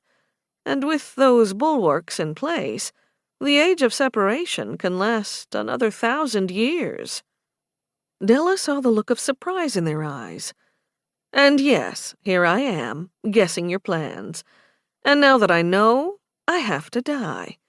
But that was your plan, to get me up here, because King Sabor has been around, casting spells to divine two things: where you could bring me to remove me, and if Gulnash has been in the coruscation shelves, because, really, who better to blame my death on? I am murdered, Gulnash is blamed, and you can call upon the right of Yagulrog, the betrayal of the Kurzig Durga, for if there is a death outside of the pits, then the murderer is executed. And Gulnash doesn't have a blood coin. There are a couple of problems with your plan. There was a moment of absolute surprise on the faces of the three. Then, murder filled their eyes. Serena whispered, "Good, Della, good. We can use their plan. But first, you need to steel yourself." "I've been steel for centuries," the honored princept hissed. "Calum Calarum!" The moon's magic gave her speed, and she used it to unsheath one of her swords. She threw herself into Giabel Josen and rammed her sword into the crone's heart. The poisoned needle fell out of the old woman's hands. "I know Unger," Della hissed. "I fucked Unger. And you made the mistake of thinking you could kill an assassin of the Silent Scream. It will be your last mistake." Both Grinna and Sabor were trying to get up, but Della wasn't going to let them. "Jelu Dalarum!" She caked ice on the Elf King's face, blocking him from using spells. "Ignis Armatus!" Grinna burst into flames as fire armor covered her. The sofa began to smolder in the heat. Della extinguished the flames with her own sunfire magic. "Ignis Ignarum!" Then she cast a flow weapons spell, because their deaths needed to look a certain way. "Jelu Prolium!" She created a spiked mace. By this time, Sabor had managed to rip the ice from his mouth well enough to dispel the ice magic. He kicked his chair back and hissed, "Calum Prolium!" Lightning crackled from his hands, but it was a mistake to cast that spell in the coruscation shelves at that moment. The lightning crackling behind him across the books was drawn to his own lightning. He was caught in fingers of lethal energy, crisping his skin and making him shriek. Della couldn't have him making too much noise. She slammed the spiked ice mace into his skull, turned, and dodged a pathetic attack from the orc chieftainess. Her sword was pretty, yes, but she didn't know how to use it. "Bitch!" Grinna shrieked. "It's Princept!" Della smashed her skull in with the spiked ice mace. She then spat words into the Gruul woman's face. "Your daughter is 1,000 of you. Goodbye, Grinna. I hope you rot in hell for what you've done to your family." The chieftainess staggered back onto the couch, then lay there, even as the upholstery smoldered. Ice was beginning to melt. The lightning crackled across the shelves and kept going. All was quiet for a moment. Della sucked in air, trying to breathe, her eyes glued to the corpses. She'd killed 3 of Thera's elite. How could she have done such a thing? She'd seen murder in their eyes, but she'd attacked first. Why had those 3 come to her? Why not use pawns or assassins? Because they were drunk on their own power and self-importance, and they'd used pawns before, and those pawns had failed, over and over. For a minute, the enormity of the situation clouded Della's mind. She'd been so tired after all. She'd fought for her life that day, and had expected another battle that night. No, she'd expected to murder again, sure, but it should have been Gulnash and not the corrupt relatives of 3 of her students. Della stood, blinking, unable to move. Then Serena was there, whispering, and this time it was clear her voice wasn't just in Della's mind. "Their plan, Della. You can use their plan. I've summoned help." "What help?" Della murmured. The ghost didn't reply. Yes, the princept could use the Midnight Guild's plan to undo Gulnash, but she didn't know how to do it without casting suspicions on herself. She couldn't think. Fear held her. They'd known about her, about the silent scream, about Unger. Yes, they were very interested in her relationship with Unger. What was he to them? He'd been important, certainly, but was Unger an ally or a foe? Della didn't know. She needed help, to think, to possibly put the bodies in a position that would corroborate her story. A single name came to her: Ymir. And then he was there, magically, as if he'd known. Because of Serena. Della stood with her bloody sword, her robes torn, and she found herself in his arms. She'd longed for this, for so long, to be held by this man's strong arms, and to feel the heat of his impossible soul, burning with so much power. She dropped her sword, took his dirty blonde hair in her grip, and kissed him. Because this was a night of fire and chaos, and if ever she was going to betray all the promises she'd made to herself, she would do it then. She'd murdered a king, a chieftainess, and the most powerful woman in the Swamp Coast queendoms. The barbarian smelled like sex. He tasted of her own lingering Caro smoke, but then his own flavor eclipsed all. His scent overwhelmed her, his strong, masculine smell. His muscles were like iron cables under his soft skin. She liked the scratch of his beard, his soft, full lips, and she liked his tongue in her mouth. She felt his cock dig into her belly. She felt her own juices leak down her thighs. After the fight, the stress of that moment, she wanted to be bent over and fucked without mercy. But no, that couldn't be. Even kissing this remarkable man was a mistake. She cleared her throat and stepped back. "We won't speak of that kiss, Ymir. Ever." "Much of what is to happen tonight must be kept secret," he agreed. He wasn't smiling or laughing, and she was grateful for that. He knew what needed to be done. "We will blame the deaths of these three on Gulnash. We will call on the right of the Iog Galrog, and I will face the betrayer. He will die tonight." "But what of his ring?" Della asked. Ymir raised his own hand. "I have rings of my own." Della hissed out her displeasure. This barbarian with a douja would never be tamed. What should she do with him? Kill him? Or join him? Chapter 36. Ymir stood leaning on his battle-axe near Gatha's desk. On his left hand were 4 of the Akkiric rings: the mysterious black ice ring, the yellow scorch ring, the winter flame ring, and the newest addition, the gather breath. He'd thought at first that he needed to wear them on 2 different hands, but that wasn't the case, and they magically adjusted to fit the wearer.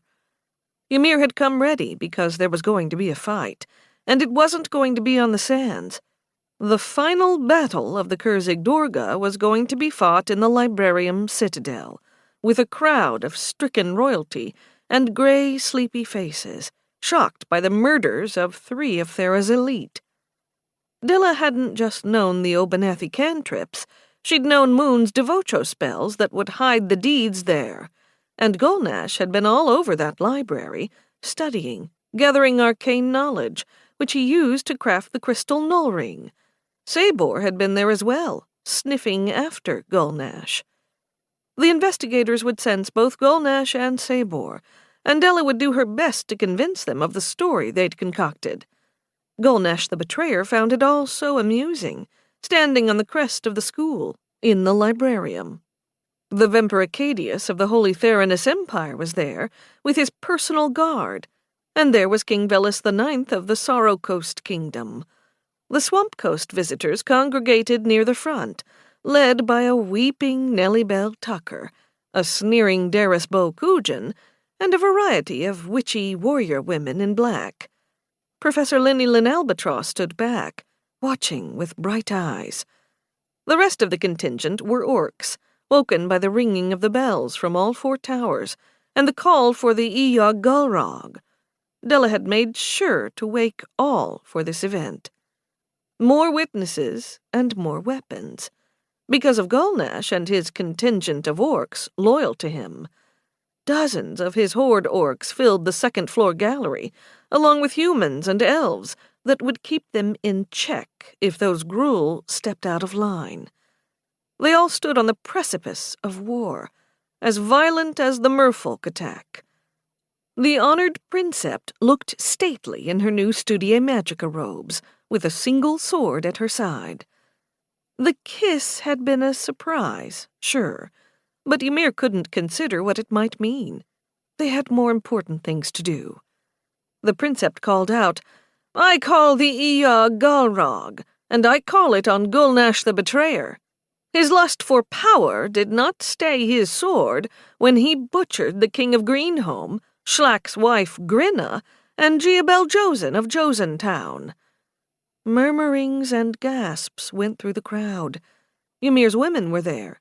Lily's face was tear-stained. For now, they didn't know the truth. The clansmen would tell them in time. But for now, it was important that everyone believe the story the princept was spinning. She couldn't tell the truth, that she'd killed a good number of the Midnight Guild's leaders before they could kill her. Gulnash, with his death's head mace over his shoulder, stood with an amused look on his face. "And why would I kill those three?" "Why, indeed?" Della stepped up to him. She looked so small compared to the seething violence of his massive frame. "You made a point of insulting them when you came into the reception room. You don't care about the rituals of your people. You made secret deals with Schlack, and you filled Greenholm's coffers with gold. And perhaps when you asked to bed Giabel Josen, she declined. Who knows? But I've cast flow magic. I saw what you did." Gulnash laughed. "And this is how you mean to undo me, cunt? With lies?" She leaned in close and said something that Ymir couldn't hear, but he saw her lips, and she said a very definite yes. Ha! He loved that princept. The betrayer roared. "I don't care if I need to fight on the sands or if I need to fight here, because I am ready to murder you all. Did I kill those three people? No. Would I have? Yes, especially Schlack's bitch of a wife." An old woman stepped forward, scowling. Ymir knew her. She was Yonk Winslow of the Alumni Consortium. "Do you admit to being in the librarium, Gulnash? For you have been here, I know, and you have been on the 6th floor, as had King Sabor. You said you didn't kill them, but you would have?" "I came to this place to kill," Gulnash leered. "and for other reasons." He threw Ymir a meaningful look. The Akkiric rings. "What other reasons?" Yonk demanded. Gulnash stepped forward, sweeping his mace around. "This is a place of history, Egil Acridor's westernmost castle, a place of power and lust. It will all be mine eventually, and so let's not tarry. For orcs do not live as long as other races, or they haven't until me." He grinned, and the Sunfire Lantern's light winked off his steel tusk. "I accept the claim of Eog Gulrog, but I will not be executed. Try, and my men will slaughter you all. I demand combat. I demand 3-on-3 to the death. Here, in this place. Can't you feel it? Egil Acridor's citadel longs for blood. I will be one of the 3, Schlack demanded. You butchered my wife. I will butcher you. Gatha went to volunteer, but both Jennybell and Tori grabbed her and shushed her. She was in no condition to fight. Della nodded. I will fight as well. Yes, you will, you lying cunt, Gulnash hissed. He turned, walking through the room, raising his mace. I would have loved to kill War's wet cunt, but she's not the princess of the pits. Not any longer. She's some book girl, not worth my time. It took Tori, Lily, and Jennybell to keep Gatha from storming forward. The she-orc could have easily bashed her way free, but she didn't want to hurt her friends. Gulnash laughed at her. Then he grinned with spit dripping from his steel spike. But there is someone else here that I want to kill. The betrayer stopped and pointed his mace at Ymir. You, the barbarian with a douja. You are the only asshole, not an orc, that might one day stop me. Let's have it be this day or never. Ymir walked through the crowd and stood with Della and Schlack in the center of the librarium. The clansman was going to make this a quick fight, as quick as he could, with his new ring. This was going to be a pleasure, because the betrayer thought he had every advantage. Gatha continued to struggle. Schlack, standing with shield and naked sword, called over to her. Do not fear, Gatha of Sunash. I will avenge your mother. I have no mother, old man, Gatha snarled in a savage voice. I have no father. I am Gatha of the Majestrial now, and Ymir will kill the betrayer because he is a liar and a murderer, and he has betrayed the rituals that we hold sacred. Schlack clanged his sword against his shield. We do hold our rituals sacred, and while this is the Iya Galrog, it is also the Kurzig Durga. The winner will have the right to rule the 3 cities of the Blood Steppes. The orc chieftain paused before shouting, May the night never end! May the day never begin! People murmured, wondering what that meant. But Ymir knew. Schlack was as much a part of the Midnight Guild as his wife. Gulnash let out a howl. The day of the orc is dawning. Udag and Orgor to me. You, my brothers, will join me, and when we murder these 3, we will return to the Blood Steppes. We will take our hoard, and we shall conquer the world. For it is not fight and die, it is fight or die. And we say death to death. Let the age of the orc begin. His men began to chant, all around them, the 3 words. Death to death, death to death, death to death. For the orcs, it was the ultimate sacrilege, especially in a Kurzig Durga. For the whole point was to be reminded that life was short, especially for the Gruul, and you didn't fight death, you fought yourself. So when you passed on, you left behind a legacy you could be proud of. Gulnash's orcs were getting out of control. Gulnash fingered his ring, smiling. Ymir saw it. He really did think he'd live forever. Could the crystal null ring do that? Or could all the rings working together grant the wearer immortality? Was that how Egil Acridor cheated death for that long? Della nodded at Issa Leal. Jelu Fascinara! Professor Leal's ice magic swept up into the air, freezing the rails of the 2nd level and bringing snow to the ground floor. The blast of cold and the thunder of her voice silenced them all. She created a fence line of ice around the center of the citadel, and it was only her and the 6 warriors inside. Ymir, Della, and Shlak on one side, Gulnash, Udag, and Orgor on the other. They had their new arena. The elven professor grimaced. "We all know why this Kurzeg Durga was called, so let's not be naive. This contest will be to the death. The winner will enjoy their freedom, and all crimes will be dropped.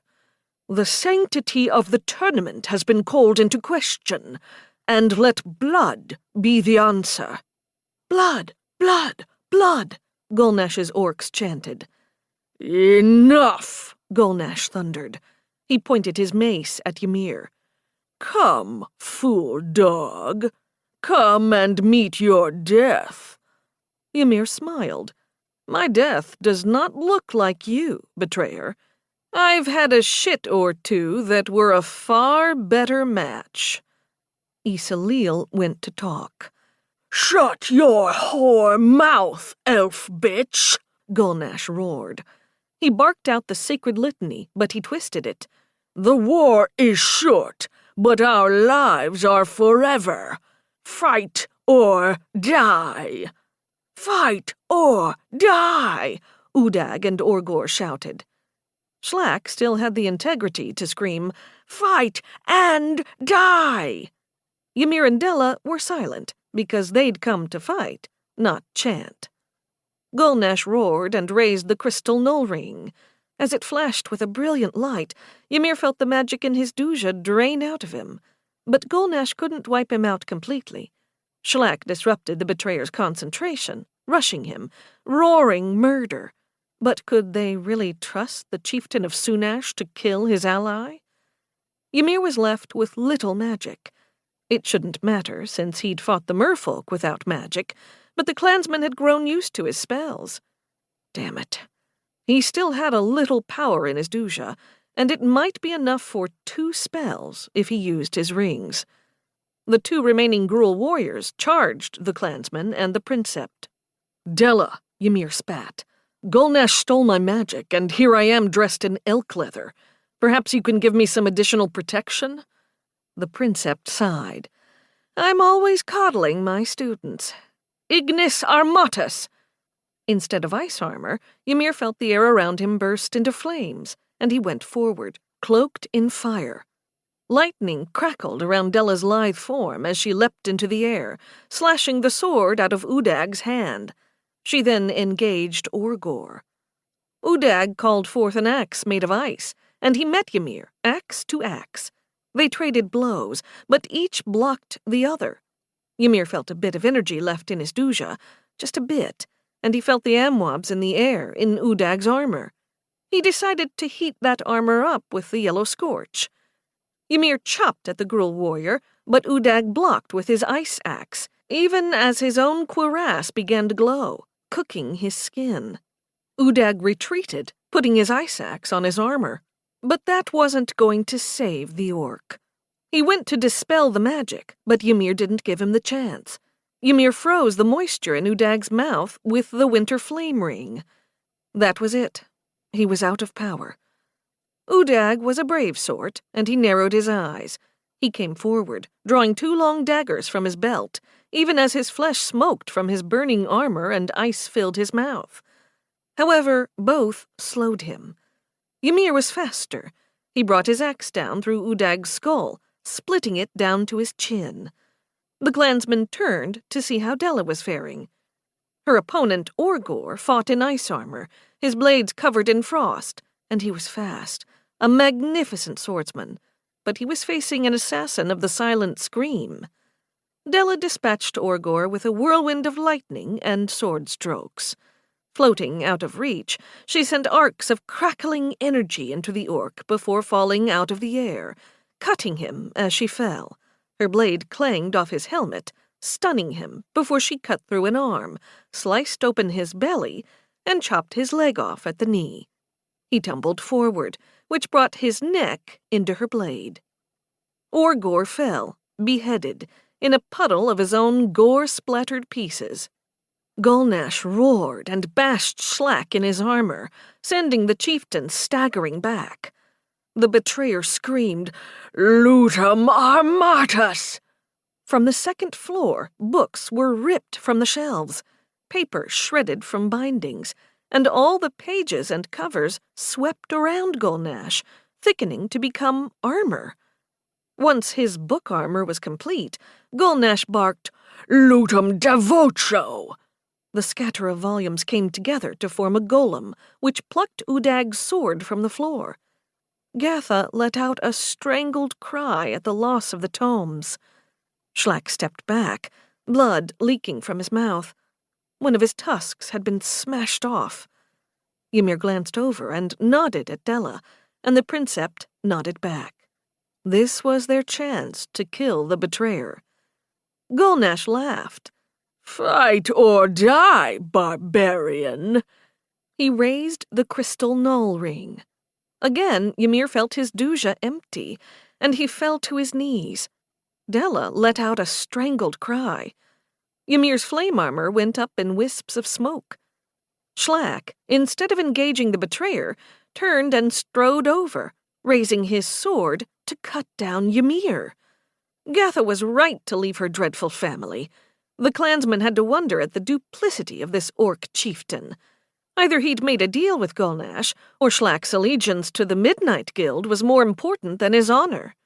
Either way, it didn't matter, and Ymir was about to lose his head.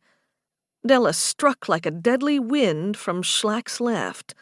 He'd barely noticed she was there until it was too late. She went from her knees to her feet, thrust his shield to the side, and drove her sword through a crack in Shlack's armor and up into his heart. Her bloody blade emerged from the orc's back. She growled into his face, "And so ends Shlack of Sunash's very mediocre rule." Shlack would have gored her face with his tusk if he hadn't lost it to Gulnash. The irony wasn't lost on Ymir. However, he was having trouble getting to his feet, and he couldn't warn Della about the book golem. The strange man made from ruined books danced over on its paper feet and cut the princept down the back. She had enough strength to pull her blade from Shlack's heart, but she didn't have the magic to dispel the golem, nor could she heal herself. She stepped back on unsure feet and barely managed to parry the golem's next thrust. Gulnash roared with laughter as the Sunash chieftain slumped to the floor in his own blood. The audience watching the spectacle were either howling for blood or stunned into silence. Gulnash continued to laugh. "What is the matter, barbarian? Where is your magic? This is a magic school, yet you are powerless. Your lying princept gave you the fire armor, but she's lost her magic as well. How will you protect yourself from my spells? Calum Calarum!" Gulnash whipped Ymir's axe from his hands and sent it clattering across the floor, all the way to the ice fence on the far side of their arena. "No axe for you, barbarian," the betrayer laughed. "Now, you die. Lutum lutarum!"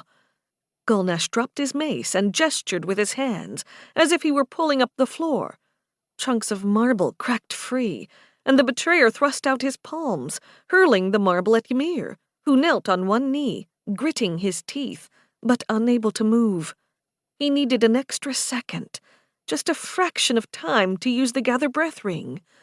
"Ymir!" Lily wailed. "No!" Tori cried.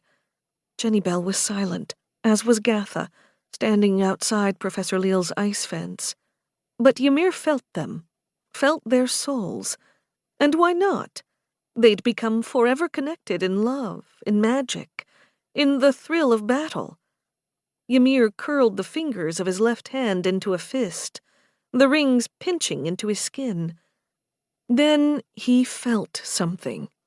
For the first time, he felt the black ice ring burning. It was somehow feeding off the Gather Breath Ring's energy, and all the souls who had given him their essence, both the living and the dead. The world stopped. All went silent. Ymir glanced up to see the impossible. Della and the book golem were like statues, swords crossed, and the sparks flaring from where the steel met. Those sparks weren't disappearing. Schlack's blood stopped pouring from his chest.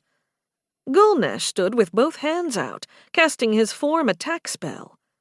The air was filled with marble boulders, some the size of Ymir's head, which would crush him easily.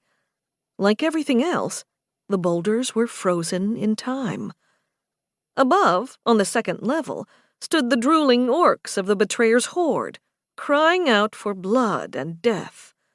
On the ground floor, the spectators had wide eyes, looking shocked, looking afraid, from scholar to teacher to Thera's royalty. And there, in the shadows near the scrollery gate, he saw Serena Sia standing in the shadows. Her dark eyes twinkled above the ironic smile on her lips. Her hair was like midnight in a crypt. Her voice came to him. "Perhaps time is fragile, like ice, and perhaps you can crack it. You silly man, you make these rings, but you don't know what they do. We have much work ahead of us. Kill this orc, and let's get on with it." Her meaning was clear. The black ice ring could slow, if not stop, time. And that first ring he'd ever created was connected to the Gather Breath, since it needed to be fueled, and it was being fueled by Lily, Jenny, Tori, and Gatha. He'd felt their souls before, but now he felt a channel open between their dujas and his. He filled himself with their magic. He stood and raised a wall of ice in front of himself. Then, time ceased cracking. Della let out a cry as the last of her energy left her. She'd done well to fight with such an empty soul, but she fell, and her sword rang off the cracked marble. The golem raised its blade. The marble boulders hit Ymir's wall of ice. There were pops and crashes, and one burst through, but Ymir was already moving. He leapt around his snowy barrier and used the winter flame ring to freeze Gulnash's feet to the floor. "What is this?" the betrayer howled, drawing his sword for the first time in the tournament. "You can't cast spells. I emptied your duja." "Jeluprolium," Ymir yelled and cast javelins of ice from his hands and into Gulnash. The betrayer blocked some with his sword, but others pierced him, in the leg and in the arm. His blood flowed. He went to cast a spell. "Lutum Jelu Inanis," Ymir called out, spoiling the spell. Then, Calum Calarum. Ymir gave himself a burst of speed. He raced across the floor, scooped up the fallen mace, and used it to smash the book golem back into paper and bindings. Its sword fell before it could hurt his princeps. Gulnash shouted, "Ignis ignorum!" and a necklace of fire appeared around his throat. The flames flickered up, stopping Ymir from freezing his mouth so he couldn't cast spells. Ymir could freeze his sword, though. He felt the winter flame on his pinky finger, and he turned the betrayer's sword into an ice club. The barbarian didn't stop there. He focused on freezing the water in the eyes of the betrayer. The orc howled in pain as his eyes froze in his skull. He wasn't going to go down on his knees or claw at his face, however, but instead struck out at the last place he'd seen Ymir. He was using that ice-blocked sword as a cudgel. Ymir easily dodged the attack and took the mace in 2 hands. He slammed it into the side of the orc's skull, smashing off his steel tusk and caving in the side of his face. That knocked Gulnash back, and he dropped the useless sword. He was a dead man standing. The betrayer reached out, blindly, laughing. "It is fight or die for me, barbarian. fight and die for you, because you will be consumed by the Akkiric Ring in the end." Ymir couldn't care less what this asshole said. All these secret guilds and societies, these ghosts and demons, he couldn't trust any of them. He would trust his own heart, and he would trust his women, and the wolf could piss on all the rest. Della appeared next to Ymir, staggering as if drunk. She swung her sword and swept Gulnash's head from his shoulders. He fell to his knees and slumped over. The biggest threat of the age had been taken care of by both the clansman and the princept. Gulnash's headless trunk hit the floor, bleeding out in a pool covering the marble. Ymir cast the death's head mace away. He then walked into the puddle of Gulnash's gore. He reached down and plucked the ring off the orc's finger. A pouch on Gulnash's belt came open, and coins fell, striking the floor. Only they didn't ping as they struck the marble floor. Instead, they vanished. These were Gulnash's magical coins. Ymir caught the last 3 and held them in his fist, along with the ring. Della stood watching. He rose to face her. "Your school is safe. Your fucking continent is safe for the time being. Now, I'm going to enjoy my summer without all this fucking nonsense." Della nodded, no expression on her face. "We'll be talking about that ring you just took." "Just the one?" he smirked. "Gladly." Above them, around them, the orcs started chanting.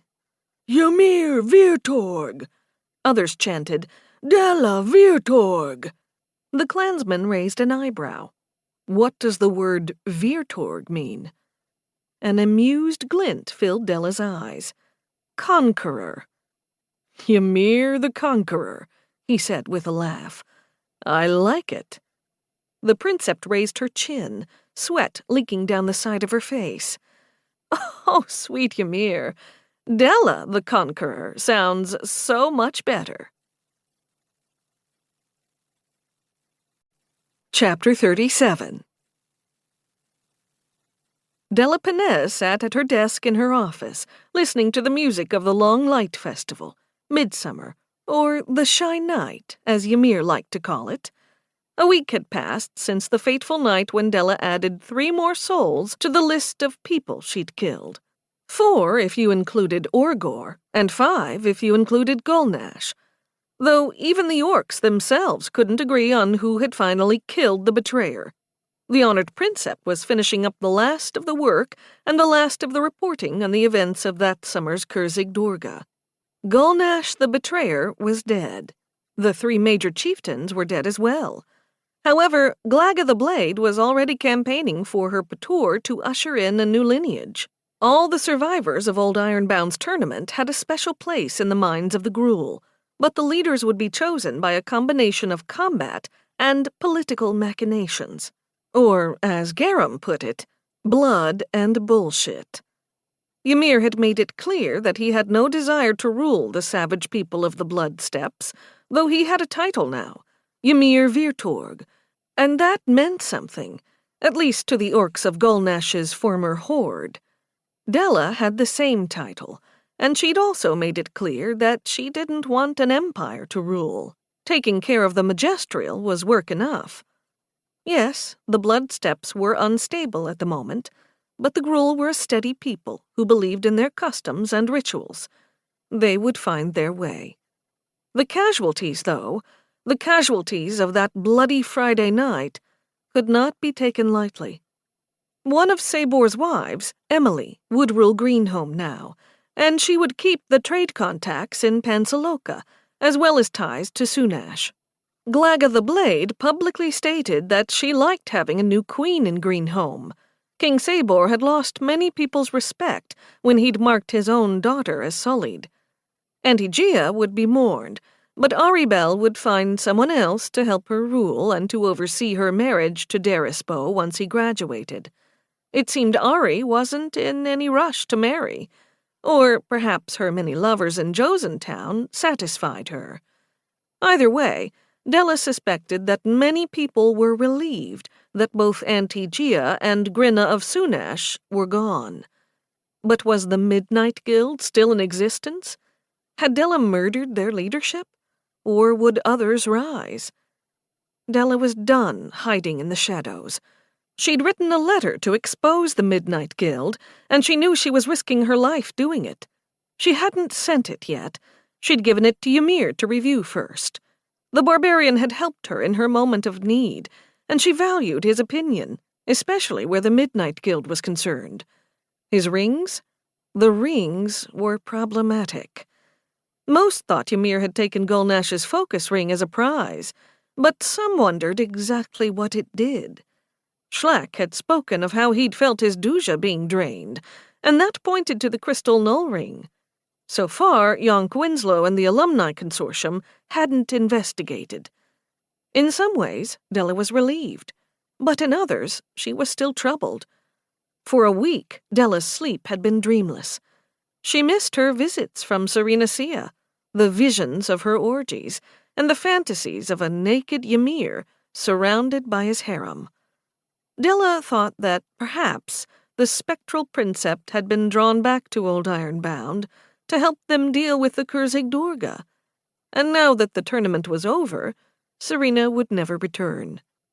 Della would miss her, though letting go of Serena had been easier than letting go of her love of Caro. The princept found herself at night, breaking down and going to Agnieszka for a single stick. Della heard laughter. She glanced down from her mezzanine office to see Ymir, surrounded by his harem, standing in the middle of the librarium. The floor had been repaired, thanks to work from Form College students, led by Brodor Bootblack. The crest of the school was restored, the sunfire, the 3 moons, the closed fist, and the open palm. As for the books that Gulnash had ripped from the shelves, Gatha had already catalogued what was missing, and she was hell-bent on replacing them. By the tree, she'd murder anyone who got in her way now that her ankle had been healed.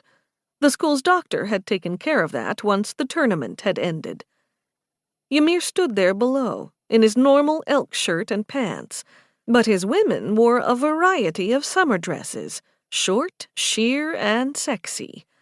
Tori was dressed the most conservatively, but even she had foregone her vest and had her blouse unbuttoned to show some of her freckled cleavage.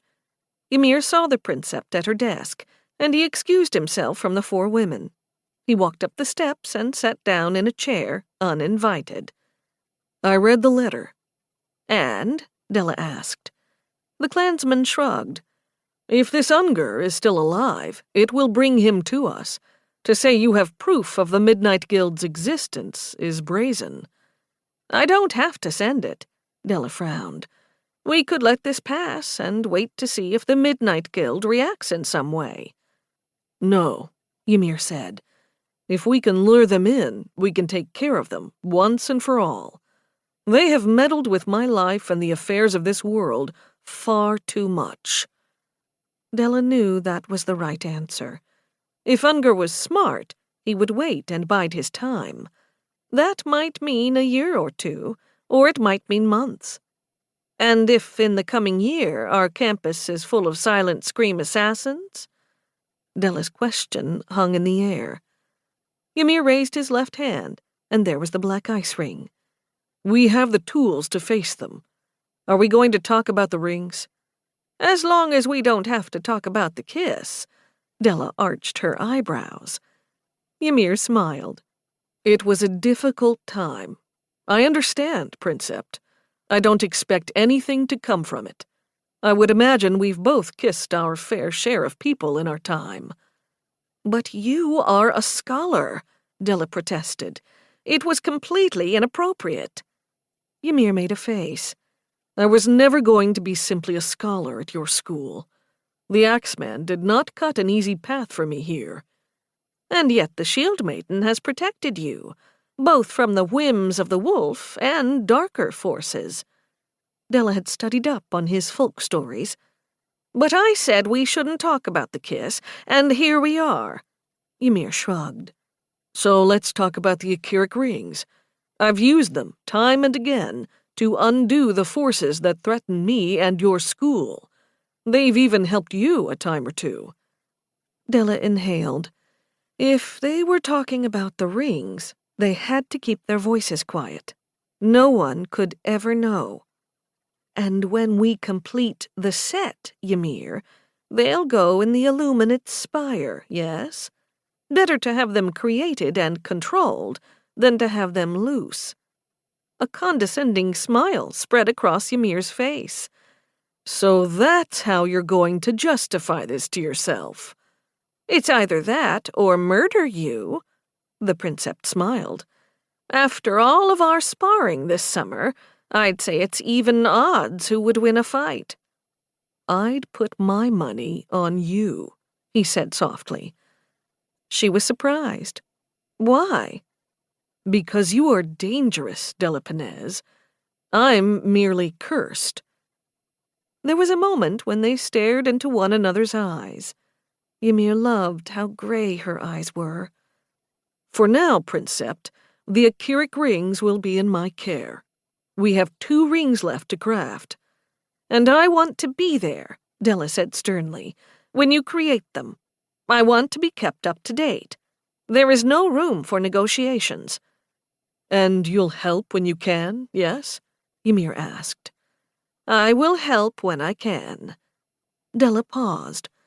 "But I cannot give you access to any text that is in the illuminate spire. Though I can assure you, I went over that archive the minute I knew you forged the black ice ring."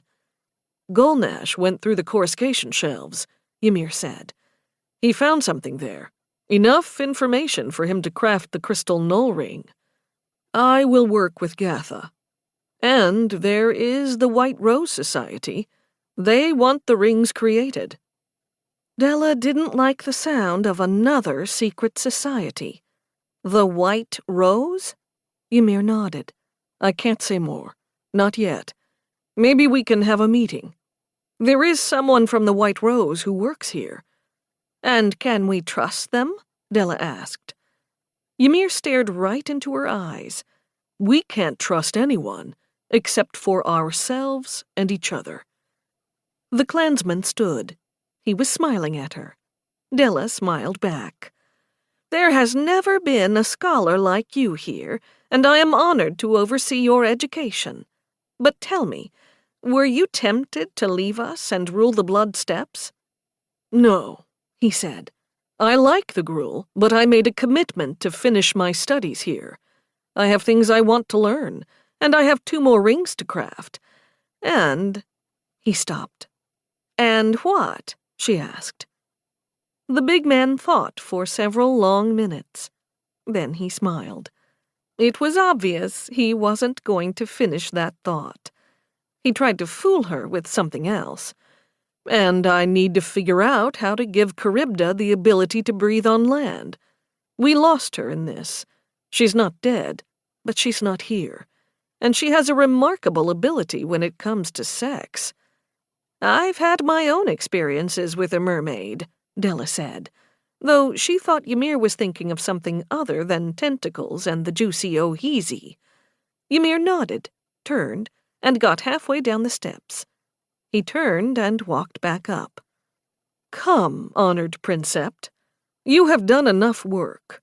Come to this festival. The Illyrian band is especially good, I hear. They are playing tribute after tribute, honoring the fallen king of Greenhome." The Princept didn't comment on the irony there. She stood and walked down with Ymir to the festival. Her faculty were there, and it was crowded, with the remnants of the Kurzig Durga audience, as well as some scholars who had returned early. In 6 weeks there would be the open exam. And to think it was only 2 years ago that Ymir had come to the open exam with a dead deer tossed over one shoulder. So much had happened in that short time. Dilly Day Everjewel had remained behind and was buzzing around a corner of the room with a retinue of fairies, including 2 former scholars, Ziziva and Zorinda Gold. Both had decided not to return and would be focusing on their business at the Paradise Tree, which was booming. Dilly Day sent her several meaningful looks. Della was surprised the head of the Undergem Guild hadn't left, nor did she seem to be planning to. She was rich enough to buy out half the Seastair market, though Della wasn't sure where the Fae matriarch was staying. Was she there merely to oversee the expansion of the Paradise Tree?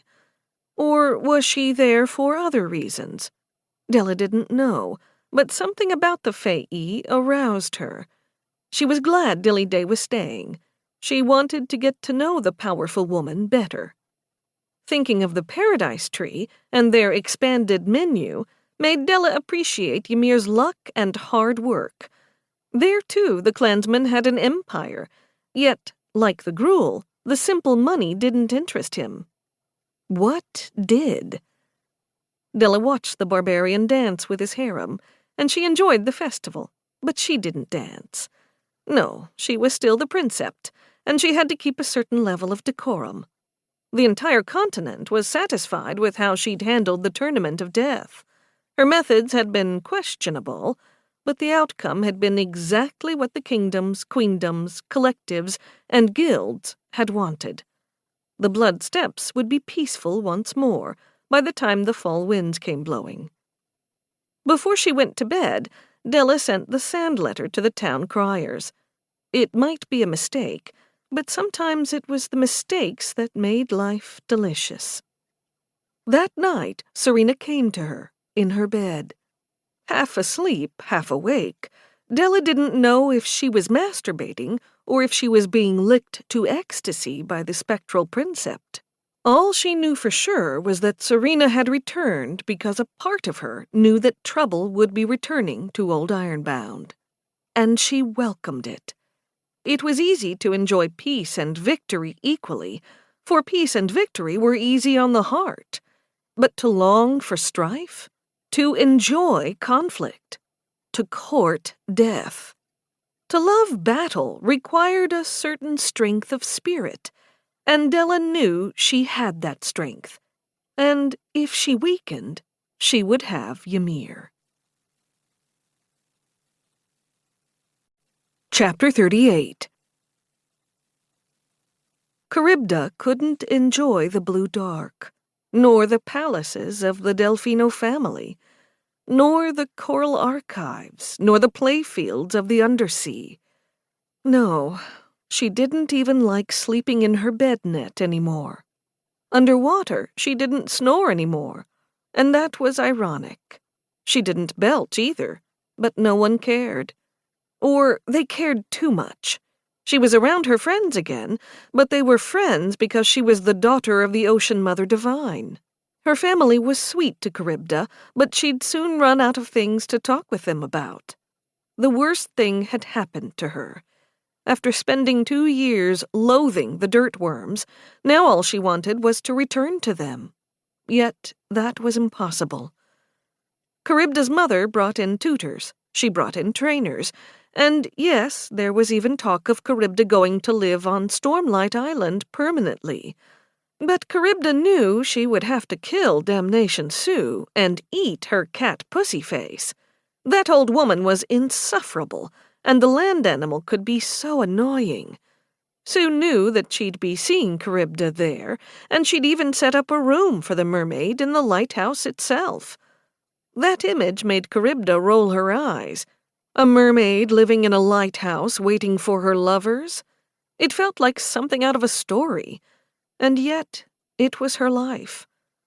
In reality, there was no place for Charybda anymore, and she spent hours swimming through strange waters, swimming to atolls and walking out of the ocean and onto the sand. She'd try to breathe the air. She couldn't, and every defeat crushed her. The troubles with the Aquataribian families across the Weeping Sea had resolved themselves, and Beryl Delfino was wondering if she could find a sorcerer on Ethra who might be able to restore the land breath to her daughter. Ethra had their own grand universities, like Kambata University on the Prachi Archipelago. Charybda wasn't holding her breath, which was a bad joke, but the mermaid made it all the time. And her mother would roll her black eyes and go swimming off, leaving behind a trail of bubbles. Charybda found herself, most days, rising to the surface, keeping under the water so she could breathe, and fantasizing about all the sex she'd be having with Ymir and his Shareb on the Stormlight Island. She would turn human, spread her legs, and masturbate as she floated on the surface. Sometimes she would dream of being found by a ship full of the Mirren, elven pirates who didn't wear cuffs but rejoiced in their horny bodies. She was taken by these Mirren pirates, stripped, tied down, and fucked mercilessly, one after another. In her fantasies, sometimes it was a ship full of men, sometimes a ship full of women, but always she'd be able to breathe the thin air and shriek out her pleasure. She would then let herself sink down into the depths as she orgasmed. At first, the chitub felt wonderful, but then the longing would return. She wanted real sex with real people. Fantasy was fine, but it could never replace Gatha's strong hands on her, or Jenny Bell's tits in her face, or Lily spanking her as she arched her back to show the horny elf her slender ass. Then, of course, there was Tori and her freckled boobs and her hairy red Rooney, wet and wonderful. And she called it her inconvenience. How precious was that? Charybda and her mother had talked, and it was decided that Charybda would make the swim every month or so. But even after a week, the mermaid princess couldn't stop herself. She went streaking through the waters. She wouldn't make contact with Ymir and his women, but she would just go and see them. Just to see them. It would make her feel better, she knew. But it would also make her feel worse. She didn't care. She didn't want to intrude, and she didn't want them to see her, or else they might think she was desperate. She was, but Charybda didn't feel comfortable asking for their attention. And going a week after her exile might make her seem weak. She chided herself. Had she learned nothing that summer? She had, but she still wanted to stay back and watch and wait until there could be a time for them to be together. A week after their sex knot, Charybda climbed out of the water and again walked on land, breathing the air and feeling her feet on stone. She let out a happy yell, dancing and remembering the night of fire. While Damnation Sue wasn't easy to get along with, she had been sweet, helping Charybda get the spot ready for her first time with Ymir and his Shareb. The Bitrabib had been so wonderful, and they'd all been so surprised when she'd used the gathered pleasure spell on them. Gatha, especially, had enjoyed the connected orgasms because it took her so long to come. Charybda saw the fire on the beach across the way, on the cliffs below the sea stair alley.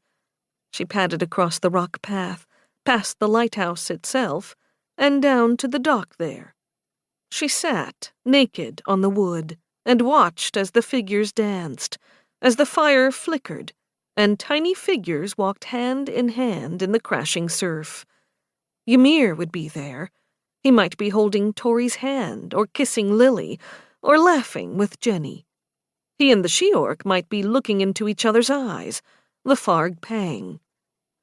Charybda felt a deep peace fill her.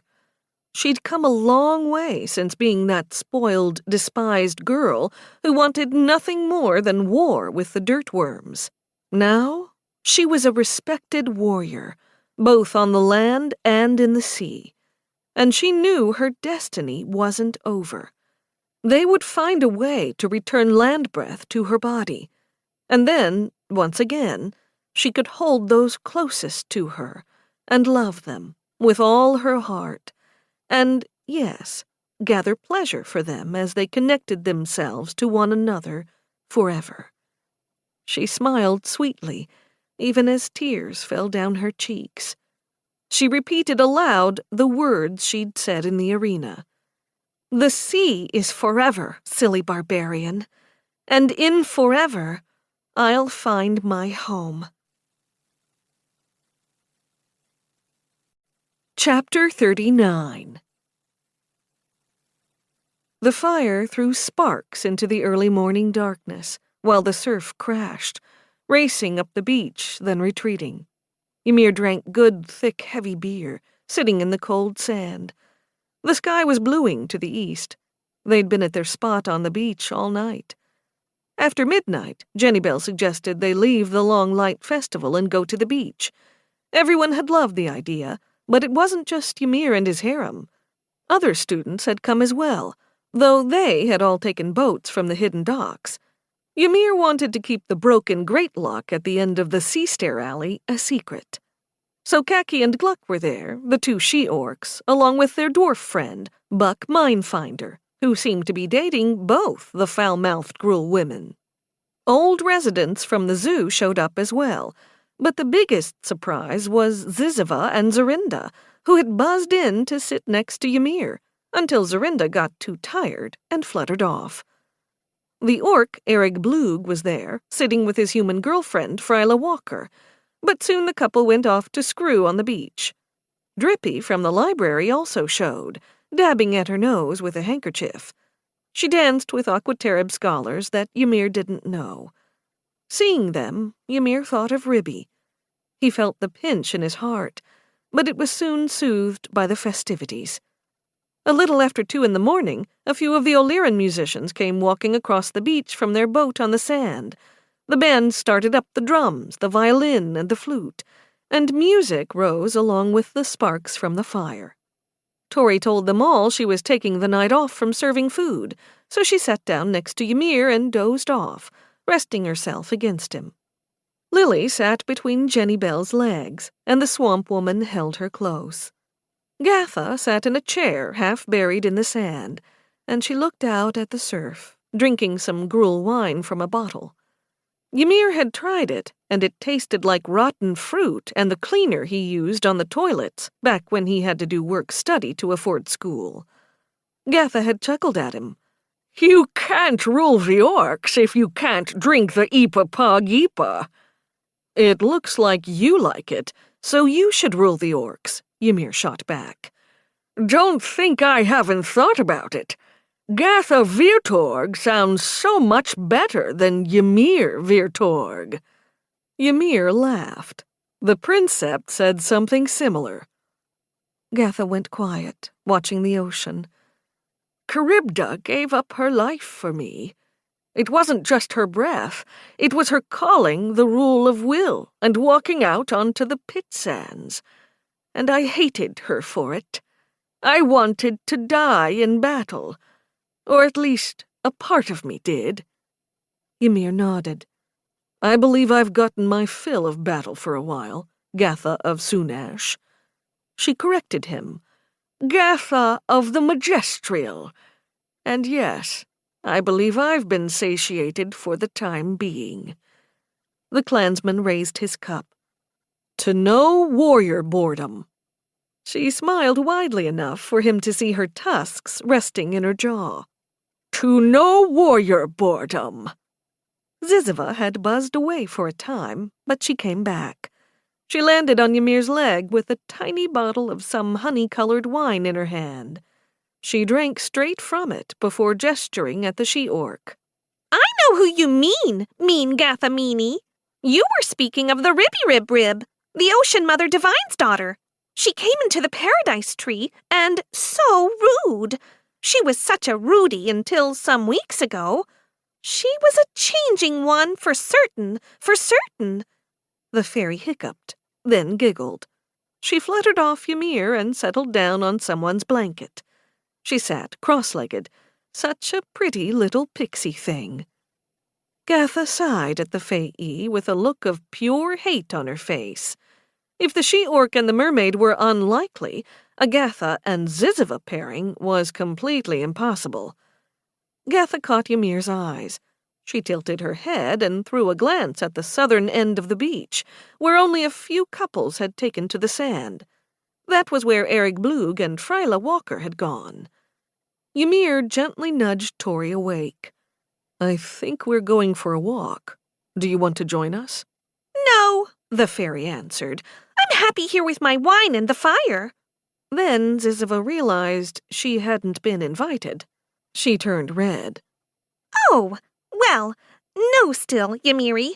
I think you and your wives will be doing the walking, and probably more. But I'll stay. I'll stay, I'll stay. She repeated those words over and over until her voice faded.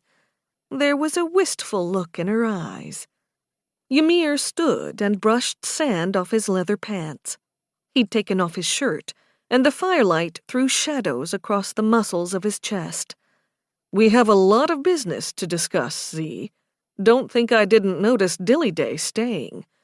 You know, there's precious little information on the fairy folk. I'm wondering what secrets you keep." The Fae shopkeeper fluttered her wings, which sent sweet gold dust rising. Such secrets, Ymir dearie. Sad secrets, happy secrets, lucrative secrets, and all secrets in between. If we do business, we might have to come to a greater understanding, a more secretive understanding, with you and your wives. "Wives?" Ymir asked. Lily and Jennybell climbed to their feet and went to him, hooking their arms in his. Gatha reached out and took Tori's hand. Ymir walked with his women down to the surf as the new day's light came streaming over the horizon. The clansman was a little drunk, very happy, and looking forward to the school year. He wondered at that wistful look in the fairy's eye. He asked again, "Wives?" Gatha snarled, "We are your Pataris. You are our Patorig, and this is our Pator. By the bloody roots of the tree, man, don't be daft." Daft? Tori laughed. Who says that word anymore? "I read a great deal." The she-orc bent and kissed the little woman on her frizzy red hair. "You're the best husband I could find at this stupid school," Jennybell said with some distaste. "I was going to give you to my sister, but I think Darisbo is a better fit." "Poor Nellybell," Lily said with a sigh. Jennybell laughed. "Nellie and Daris have been fucking themselves raw. Nellie doesn't fucking care, and neither will Ari. Fuck all of them, and fuck Auntie Gia. I'll have to blow the princeps to thank her." Tori squinted. "Can you blow a woman?" "That's the joke," Jennybell said, exasperated. Lily gasped. She had her S's on, and both the cursing and the idea of Jenny going down on the princeps shocked her. That made Jenny roll her eyes. "Please, Lil, if we take off that cuff, you'd join me. You know you would. Delapanez is hot as fuck." Lily blushed, but didn't disagree. Gatha chuckled. "And I would help you in pleasuring her, Jennybell Josen. I, too, owe her a debt. To think, my mother wasn't just evil to us, but she had an evil intent for the entire world. I am glad she is gone, and I am glad my father is gone. Perhaps it is wrong of me to feel this way, but the world seems easier for me to bear." "But that doesn't mean you'll give up your erotica anytime soon, does it?" Jenny teased. "Never!" Gatha roared. Ymir had told the women everything, about the princeps murdering the three, about lying about their deaths, about covering up the murders with powerful magic, with many thanks to Obanathy and his wondrous cantrips. The clansman had kept one thing to himself, however. He'd not told them about Della's kiss. He didn't think anything would come of it, and yet it had been shockingly good. Underneath the princeps' robes beat the heart of a wild woman who seemed capable of doing just about anything he could imagine. And he could imagine a lot. He'd told them about the sand letter, about the mysterious Unger, and about the princeps not only condoning their ringcraft, but wanting to help. They walked by pools in the sand, left by the surf, glowing in the light of the day not yet fully born. Ymir thought of his vision of the lonely man's cave, the 8 pools, and that made him think of the 7 wives, governors, priests, and guards of Egil Acrador. Egil made 8 souls together. 8 souls for the 8 Akkiric rings. Possibly. And what would the White Rose Society have to say about all the numerology? Ymir's mind skipped to Gulnash, his certainty he could overcome death. He'd created the crystal null ring, but he also had those magical coins. Ymir had 3 of them, but he hadn't had time to really delve into what they could do. Lastly, Ymir thought of the Akkiric core and Serena Sia, the demons and the ghost. Who would he trust? In the end, time would provide the answer. But if he'd been forced into a bet, he would have put all his money on Serena. She might be evil, sure, but she certainly was pretty. And the stories of her orgies were legendary. His ultimate destruction might be worth a night with her. There were still so many questions for Ymir to unravel. They all splashed through the pools. Tori called over to Lily.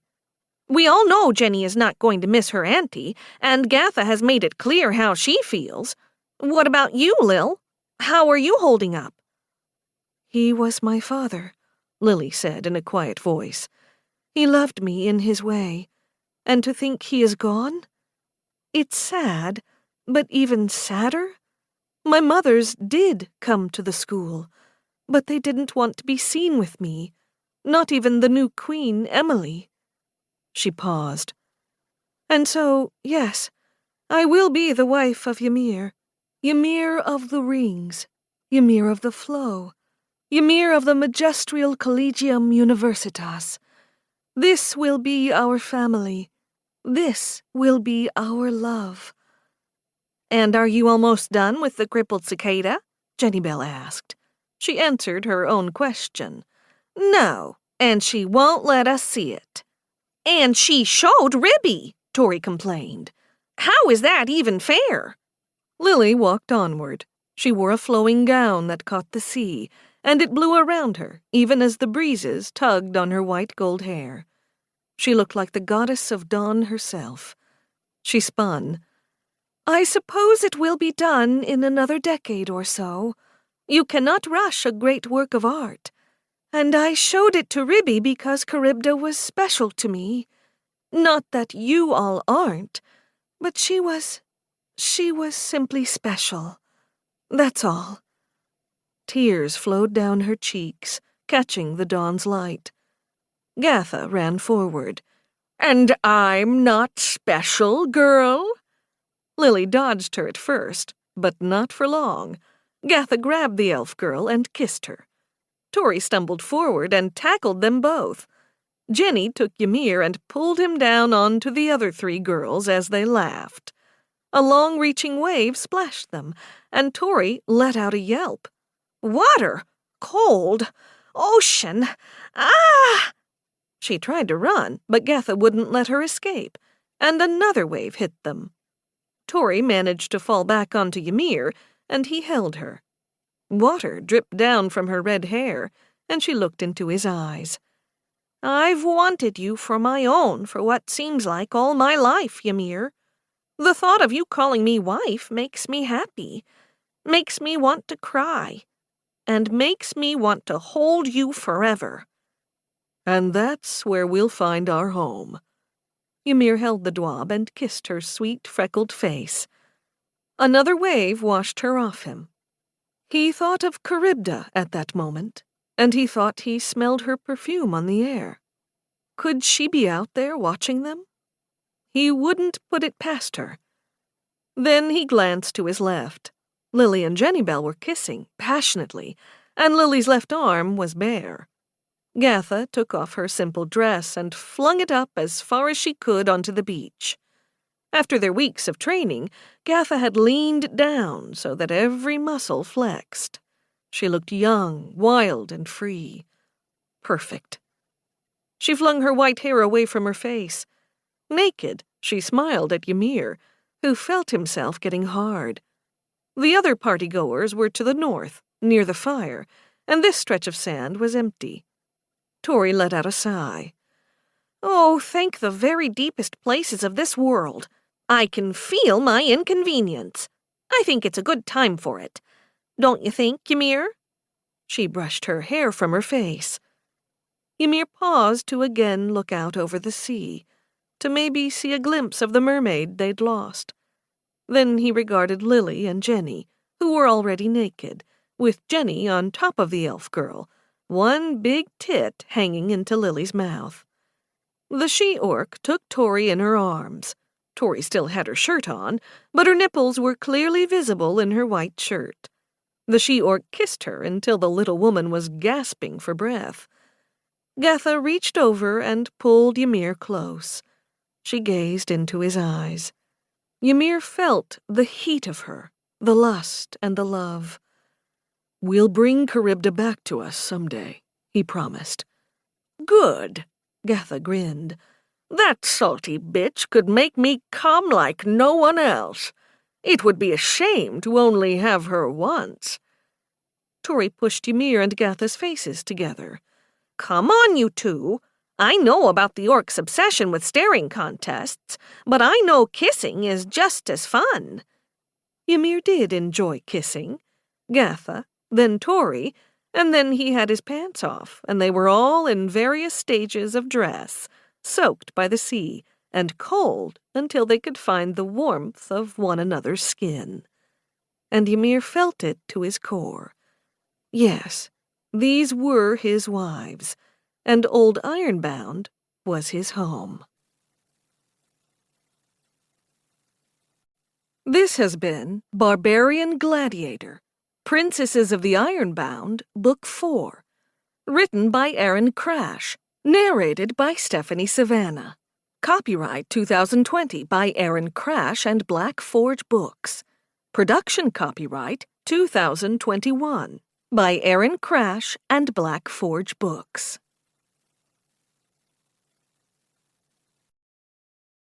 Audible hopes you have enjoyed this program.